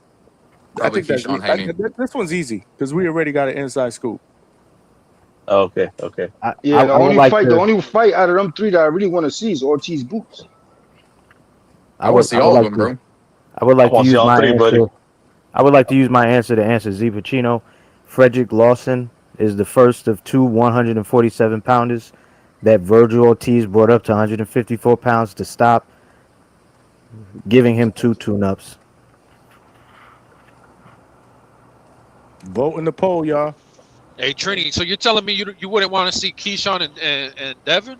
You said the only fight you want to see is Vergil and Boots out of those 3? I want Keyshawn to earn his step bag. I want him to go through Norman Jr. to get that. But Trini, let me say this though, right? Because earlier you said that wasn't a demolition. If Johnny were to do a poll, was Boots and Xander one-sided or a competitive fight? What do you think the poll's gonna say? I don't give a fuck about them polls. I told you already. The Puerto Rican hate comes because y'all bitches got a Puerto Rican kicking some nasty shit in their ear all night long, all day long. So when them bitches get across the Puerto Rican, they throw the pussy at them. So I already know where it comes. So I don't give a fuck about your shit. I don't give a fuck about the Puerto Rican hate. That shit don't mean shit. I know where it comes from, bro. That shit don't mean shit to me. Bro, your shit is leaking through. You's a real Puerto Rican hater, bro. For real. I know I can't talk boxing next to you face to face. I know that. We pull up, we go OT, and we sharp, nigga. What the fuck you talking about? I was just smashing out there a couple months ago. What the fuck is you talking about? Hold on, stop. You live out here? Stop with the race. Nah, I pull up. I'm saying I pull up, bro. Okay, you pass through. You pass through. That's why they lusting, nigga, because they don't see us like that. But we in their ear all night long, nigga. Go check your wife fucking music. Go hear what the fuck she listen. All right, see, this is what I'm talking about. Control your fucking selves, man. God damn, bro. Lord, man. Like I said, what's gonna happen if my shit get demonetized? I'm sorry, Johnny, my bad. I don't want to hear that shit. Enough, bro. We're grown ass adults, man. We talking boxing. Lord, man. Sorry, bro. Like, this shit is fucking crazy, man. Take that shit to the fucking Discord, man, on the back call, man. I told you, I'm not playing no more. Y'all come up with this shit with the words and this and the racial shit. Y'all gone for the night. Come back tomorrow. Woosah, big dog. Woosah. Damn, bro. Like, motherfuckers don't get it, bro. I get it, big dog. I get it. Johnny, man, we want to show what fucking respect the platform. Shit, man. On and on and on and on and on. August 1st, we got Charles Conwell on the undercard of Lamont Roach and Cepeda, man. We back, baby. Olympian versus Olympian. Hey, big money. No, just 50, dog. Tone got the content. Boots is still chocolates, my nigga. I'm gonna leave it at that, but you know. You hate Y'all think Roach gonna get another draw? Hey, Tree, say what's up to Albert Bell for me in the plastic surgery unit when they fix his nose. Like Seiya Satsumi. Like Seiya Satsumi. Conwell's bounce back. See how he bounced back. Say Susumi is the real champion. Don't do that. Says Susumi got his nose fucking rearranged by Nonito the same way Abdullah Mason got his nose rearranged by Abdullah Mason. Tell Bam to come see the real champion, nigga, at 118. Fuck you, mean the real champ, the tsunami, motherfucker. We coming at you in waves. Says Susumi. Hey, big money back at you, champ. Your man, your man Chonkless. Listen, I really don't give a fuck if he get the Vergil fight or not. If, like I say, it's something that everybody wants, but it ain't nothing that nobody really needs. If it happens, it happens. But that Vergil and Fundora shit, you ridiculous, my dog. No. That Vergil and Fundora shit, that's a must-have. We need to see that. You feel me? And motherfuckers tell, we don't know who Vergil is on the East. Well, motherfucker, down south in Texas and the West Coast, they know who the fuck Fundora and Vergil are. Put them in the same ring, in the same building, and make a big fight. You telling me that these motherfuckers are must-see TV. Show me. No, they'll make money, but the fight's not going to happen because PBC's not going to allow it to happen. You're more likely to make a fight with Boots, dude. But I don't believe that when I'm watching PBC and Golden Boy been doing business all year, my nigga. That's what I'm saying. I seen Benavidez and Zerto. I seen that's different though. This is the golden child. How's it different? Because that's their golden child. PBC hardly be having any events, bro. Shit pisses me off. But I think all of that's going to change, though, right? Because here goes the thing. They just signed their promotional deal with the Zone. So I think we're going to start to see. That's why I was so critical of Shakur earlier. Because it's like, what are you doing, bro? All of the big promoters are under the same banner. And you're going to go tuck your tail at ZUFFA and fight a bunch of nobodies. You just got to hope that ZUFFA gives them good matchmaking, bro. Like, forces them to take a hard fight. I just want to say this, Treese, you got to use logic, bro.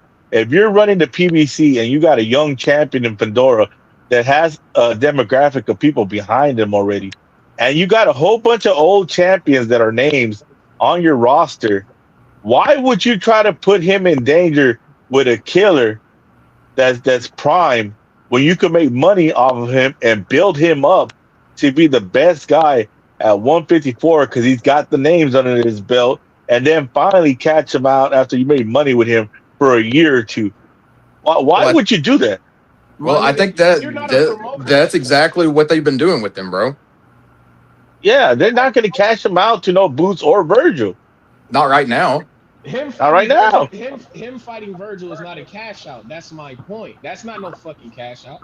No, it's not a 100% fight that Fundora can't win on any of them, bro. I mean, he has the ability to win, but I just don't think he'll win. Yeah, but it's more dangerous than him fighting a Spence or fighting a old Charlo. Yeah, no, I mean, they're definitely protecting him a bit. And that's another fucking thing. Y'all keep talking this lineal belt shit. How come nobody is mentioning Charlo? I've been calling for Charlo, bro. You know I've been calling for Charlo. You better stop that. I didn't hear you. I ain't hear you today. All I heard was you telling me that Vergil needs to fight Boots. That's all I've been hearing. But no, that's his only option to make money right now. Because Fundora, they're not going to make the Fundora fight happen right now. Yeah, they're not going to make the Fundora fight, and then Eddie's going to take care of Kelly for as long as he can't make money in Europe. Who's left? Vergil. That's what people don't understand. They just hear what they want to hear. Charlo is out there. That's my point. If you telling me you want Charlo back, why aren't you throwing him in the mix, nigga? I want Charlo to fight. I've been saying that. I said if he don't fight Vergil, I'd like to see Charlo. I just said that yesterday, the day before, money. No, you're right, and the other thing that I agree with, that I wish that PBC came on board, got on board sooner. Pause. Right, but Alberto knows what I'm saying. I wish they got on board sooner, because then we could have had, you know what I'm saying, we could have had Diego Pacheco versus like Caleb Plant or Jaime Munguia or Armando Resendiz. That would have been I would have liked that fight better, right? But I feel like that they're doing the same thing with Pacheco as they've been doing with Fundora, though. Well, no, not exactly. Ex-champion, Plants on the back nine. That would be a good hat to put under Pacheco's name. But hopefully now with this whole DAZN shit, we get to kind of bridge the gap and we get to see these matchups, right? I guess that's the hope, at least. Indeed. But see, Alberto, you have to see this, but it is exactly mirroring what they're doing with Pandora. That's a perfect example. They are not going to put Pacheco against Billy or Lester Martinez. They see that style gives them problems. No, they got to wait for him to grow, get better, build him up, and when there ain't no choice. It has to He's make still sense. young. It has to make money. It has to make the numbers. Yeah, have but that's to what I'm make saying. sense. Why would you sacrifice a young guy right now to guys that are seasoned already, prime guys? I mean, But Pacheco's not a prime fighter yet. He's still building. but I think it's H-Town, because let's he's been touted up, though. They're already trying to tout him up like he's one of the top guys. Is what I but think people are listen. mad at. But listen, if Pacheco beats Aleem, which I think he will, and if Berlanga Of beats this course, guy, what's his name, the guy that's the puncher, then Butler. I can Stephen right, Butler. Stephen then I Butler. can see that fight happening, Pacheco and Berlanga, because Pacheco don't like Berlanga, and Berlanga don't like Pacheco. Is the And that's storyline there? Mexico, Puerto Rico. So it'll Yeah, Mexico, that's Puerto fly. 100% Rico. the same speed, bro. Like, yeah, I see that happening, but there's no Yeah. way they're getting in there with Lester Martinez or in Billy, bro, or Well, Iglesias. it has to be built up. It has to be, meaning it's that fight comes in time. That fight comes in time. Probably 2027. And I might give it to And I 2028, think bro. Berlanga is serviceable, right? Because he's been in those high profile matches. So when Pacheco beats him, then it does help build his profile a bit. Berlanga Look, would be a Alberto, good we know name what under you're his gonna do, resume. bro. Spill the beans. I don't know what you're talking about. That's right. Exactly, money. I don't even eat beans.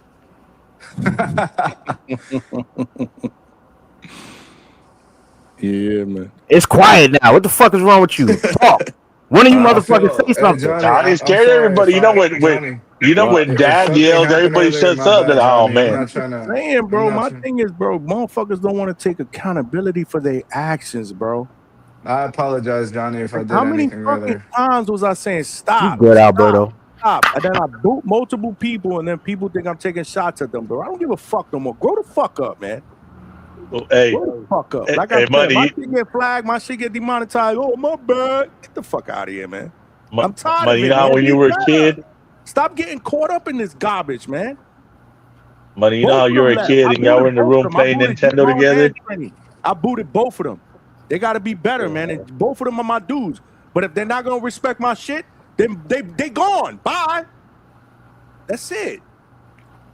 There's also some No 168 one's bigger pounders. than Johnny. No one's bigger than the program. Then they want to go and beef in the fucking, like I'm throwing shots at people. Like they don't want to take accountability, bro. Grow up. Y'all grown ass fucking men on a podcast. Be better. We talking boxing. There's also some 168 We pounders I should be think they able could to put against resolve any Pacheco. issues. Yeah. There's some names out there, man. I mean, you still got Big Charlo I'll out tell there. you one that I think's being ducked in 168, and they have a common opponent too. And also, this guy put down Lester Martinez 2 times. Rico Santana. He beat Steven Nelson, who Diego Pacheco beat. Why not put him against Diego Pacheco? Yeah, that would be a good fight too. I mean, there's a lot of possibilities because Why don't we ask him? Alberto, answer the question. Nah, but you see that name that you just said? Who the Yeah. fuck knows that guy? I know, but but he's being fucking avoided, is what I'm saying, bro. He's underrated as fuck. And that's unfortunate, but that's not I the know. type of name that you build. I know, bro. when I'm you're just playing building a matchmaker star. a bit, you know. You know what I'm saying? But I hear you though. I look, if he's a puncher, and that'd be a nice feather on his cap to take out a puncher. But right now he kind of got a puncher because Aleem is not weak, bro. He's not weak. He's a puncher Yeah. too. He got some fucking pop. So No, I think Aleem's got a shot in this, bro. I don't think it's a wash like some people think. again, he's a puncher. So we got him in there right now with this puncher. Let's see how this shit goes. And again, if Berlanga wins, he could take. That's a punch. That's a puncher with a name. yeah, and I think that's a good trajectory for him. Will be like, yeah, if he beats Aleem, you take on Berlanga, you get yourself sweet hands, and then depending how bad if Billy wins or loses, and if he gets beat, and let's say he gets beat bad, and go knock out Billy, you got a common opponent with Canelo, and then you're the guy that's gonna get the pass me the torch, Canelo sweepstakes. Yeah. Do we know the status of Plant though? Do we know if Plant's going to be back for sure? He said he wanted to fight. So I mean, I don't know. You better box Lester Martinez though. That's all I'm saying. Yeah. To me, avoid Lester Martinez at all costs. Box his ass from the outside. Fuck that. That's what I'm saying, though. There is capable guys that are at 168 that are being overshadowed. And it's just because the rankings bullshit and all that, you know. And it's not just Raiko Santana, but yeah, now we pulling for my guy though. He gonna get this victory. He gonna get this victory. Don't Lester Martinez got a fight coming up? Him and Najee Lopez. Yes, sir. On the same card as a pro box card, one of the biggest pro box cards of the fucking year. Yes, it's gonna be fireworks. That shit in Florida, Johnny. Where is that? Where they fighting?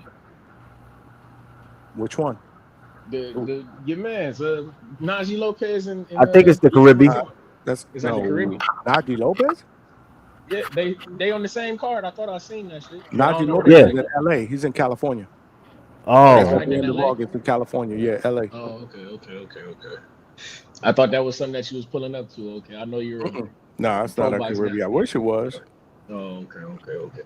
Hey, and for the record, Najee Lopez gets packed up by Ben Whitaker.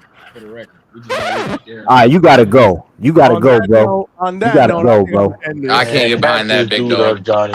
Yeah, I'm just Back saying, this dude man. up. I'm just leaving it. I'm just putting that out there. Now Ben you're trolling, Trees. He literally wanted me to just end the show. That's what. Hey, that's man, why I'm he just did telling you that. what it is, man. Ben Whitaker was Najee, man. I see what I mean, you know, word on the street, Najee put the beats on Boots, so.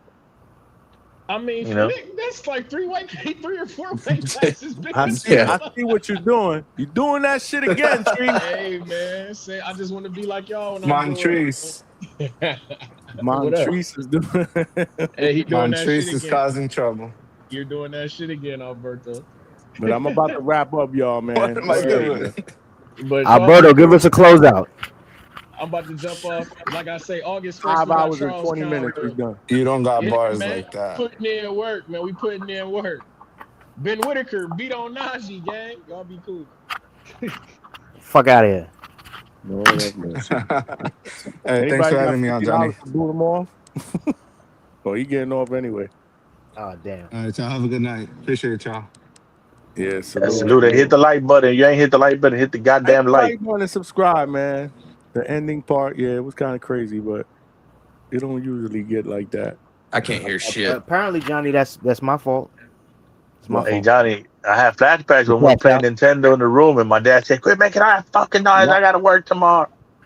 Why was it your fault? It wasn't your fault. Because the chat is saying it's my fault. That's why. Oh, duh. so yeah. You know what? If the chat said it's your fault, it's definitely your fault. It's 100% my fault. I'm just saying. Ain't I a stinker? You cannot keep race and this and P words and F words, bro. Like, dude's got to grow the fuck up, man. That's right. You cannot say penis or vagina here. My boy Trini Don Juan over here. Be better. Someone send a super chat. Children, they got children, family. Like, it's just retarded to me, bro. On a podcast. Yeah, my boy Trini Don Juan from San Juan. Nah, you know, like I said, both of them, but they're gonna get caught up into that bullshit, bro. They gotta go. Trini said he walked in and told girl, "Oye, mami, ven aquí." I speak a little Spanish myself. It's true. Johnny speaks a little Spanish himself too. It's true, just a little. I got that game with them Spanish mommies. Right, what you tell them? Tengo dinero. I say, si te cojo, te mojo.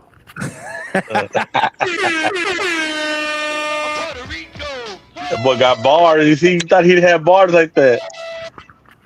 Pero se me quemas, te mato. Damn. Lord have mercy. You got that Ursher, let it burn. Johnny, you don't got bars like that.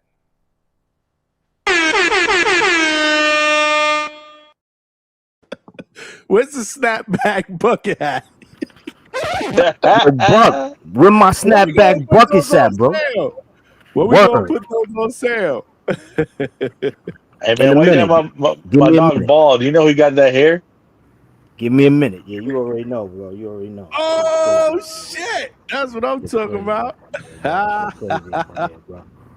Salute. Yo, we out, man.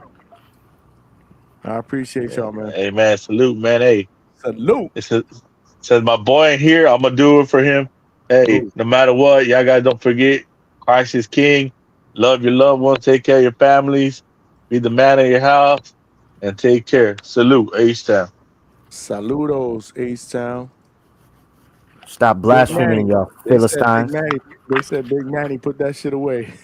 Put that bucket, that Big Manny.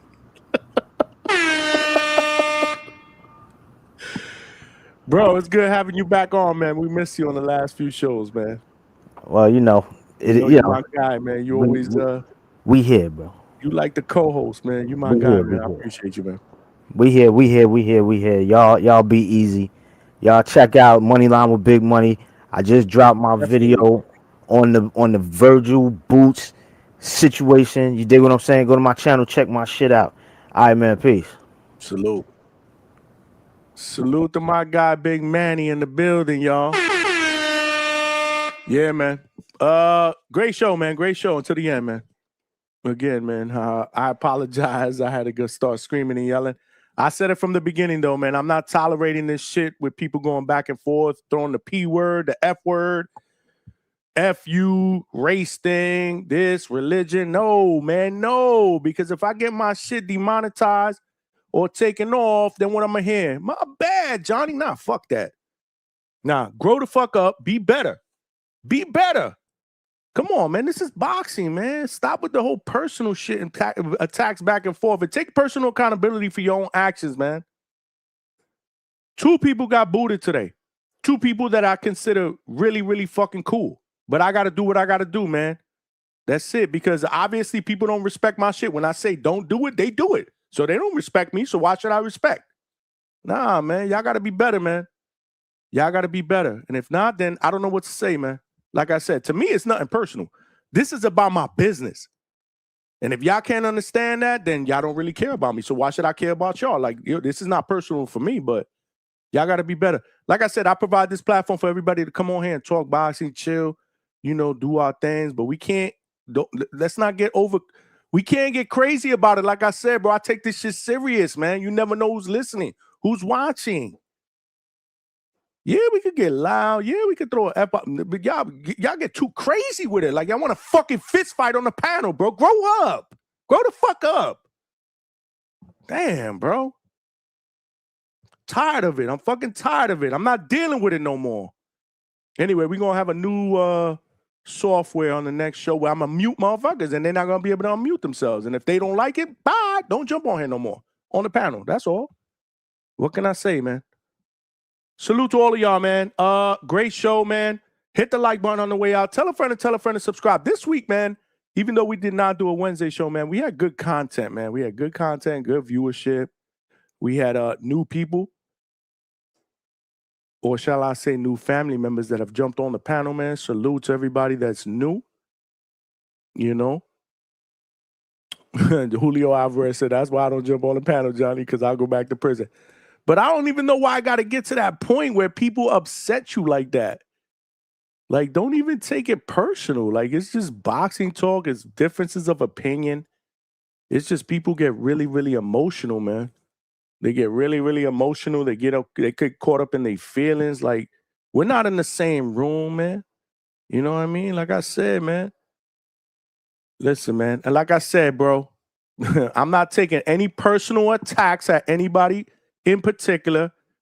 But like I said, both guys are my dudes. If y'all get offended, I don't know what to tell y'all. To me, I don't take it personal, but if y'all take it personal, then do what you need. Then it tells me a lot about your character. So whatever. It is what it is. It is what it is. But I'm not losing no sleep over it. But we got to be better. Like I said, bro. DHS, we grown. We trying to take this shit to the next level, man.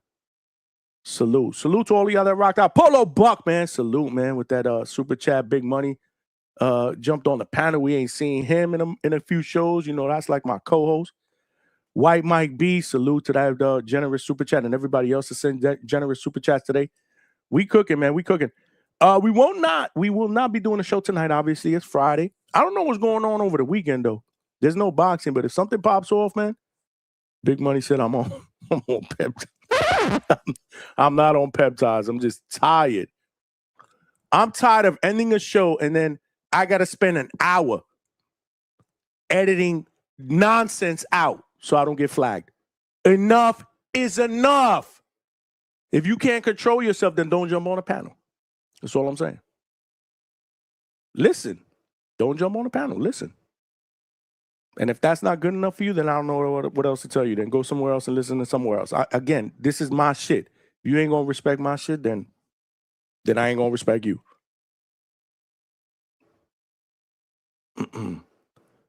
But yeah, man. Salute to all of y'all on the panel. Salute to all of y'all in the chat. I appreciate the love and support, man. As always, hit the like button, tell a friend to subscribe to the channel, man. We almost at over 1,000 viewers, man. Did we get 100 likes? Yeah, actually, we did get 100 likes. Yeah, man. Salute. Respect the grind, man. Respect the grind. Respect the grind. Stock Chasers, salute. Alberto, salute. The Real Boxing Channel, salute. Again, a new caller. A new panelist, good stuff. Boxing Link all the way from Australia. Salute, salute. Julio Alvarez, my guy, salute, man. I know Julio don't be liking all this crazy shit. But you know, we trying to get better and better. Who else out there? J Day was good. Salute. Cam, I see you. Salute. Honey Badger was good. Salute, salute.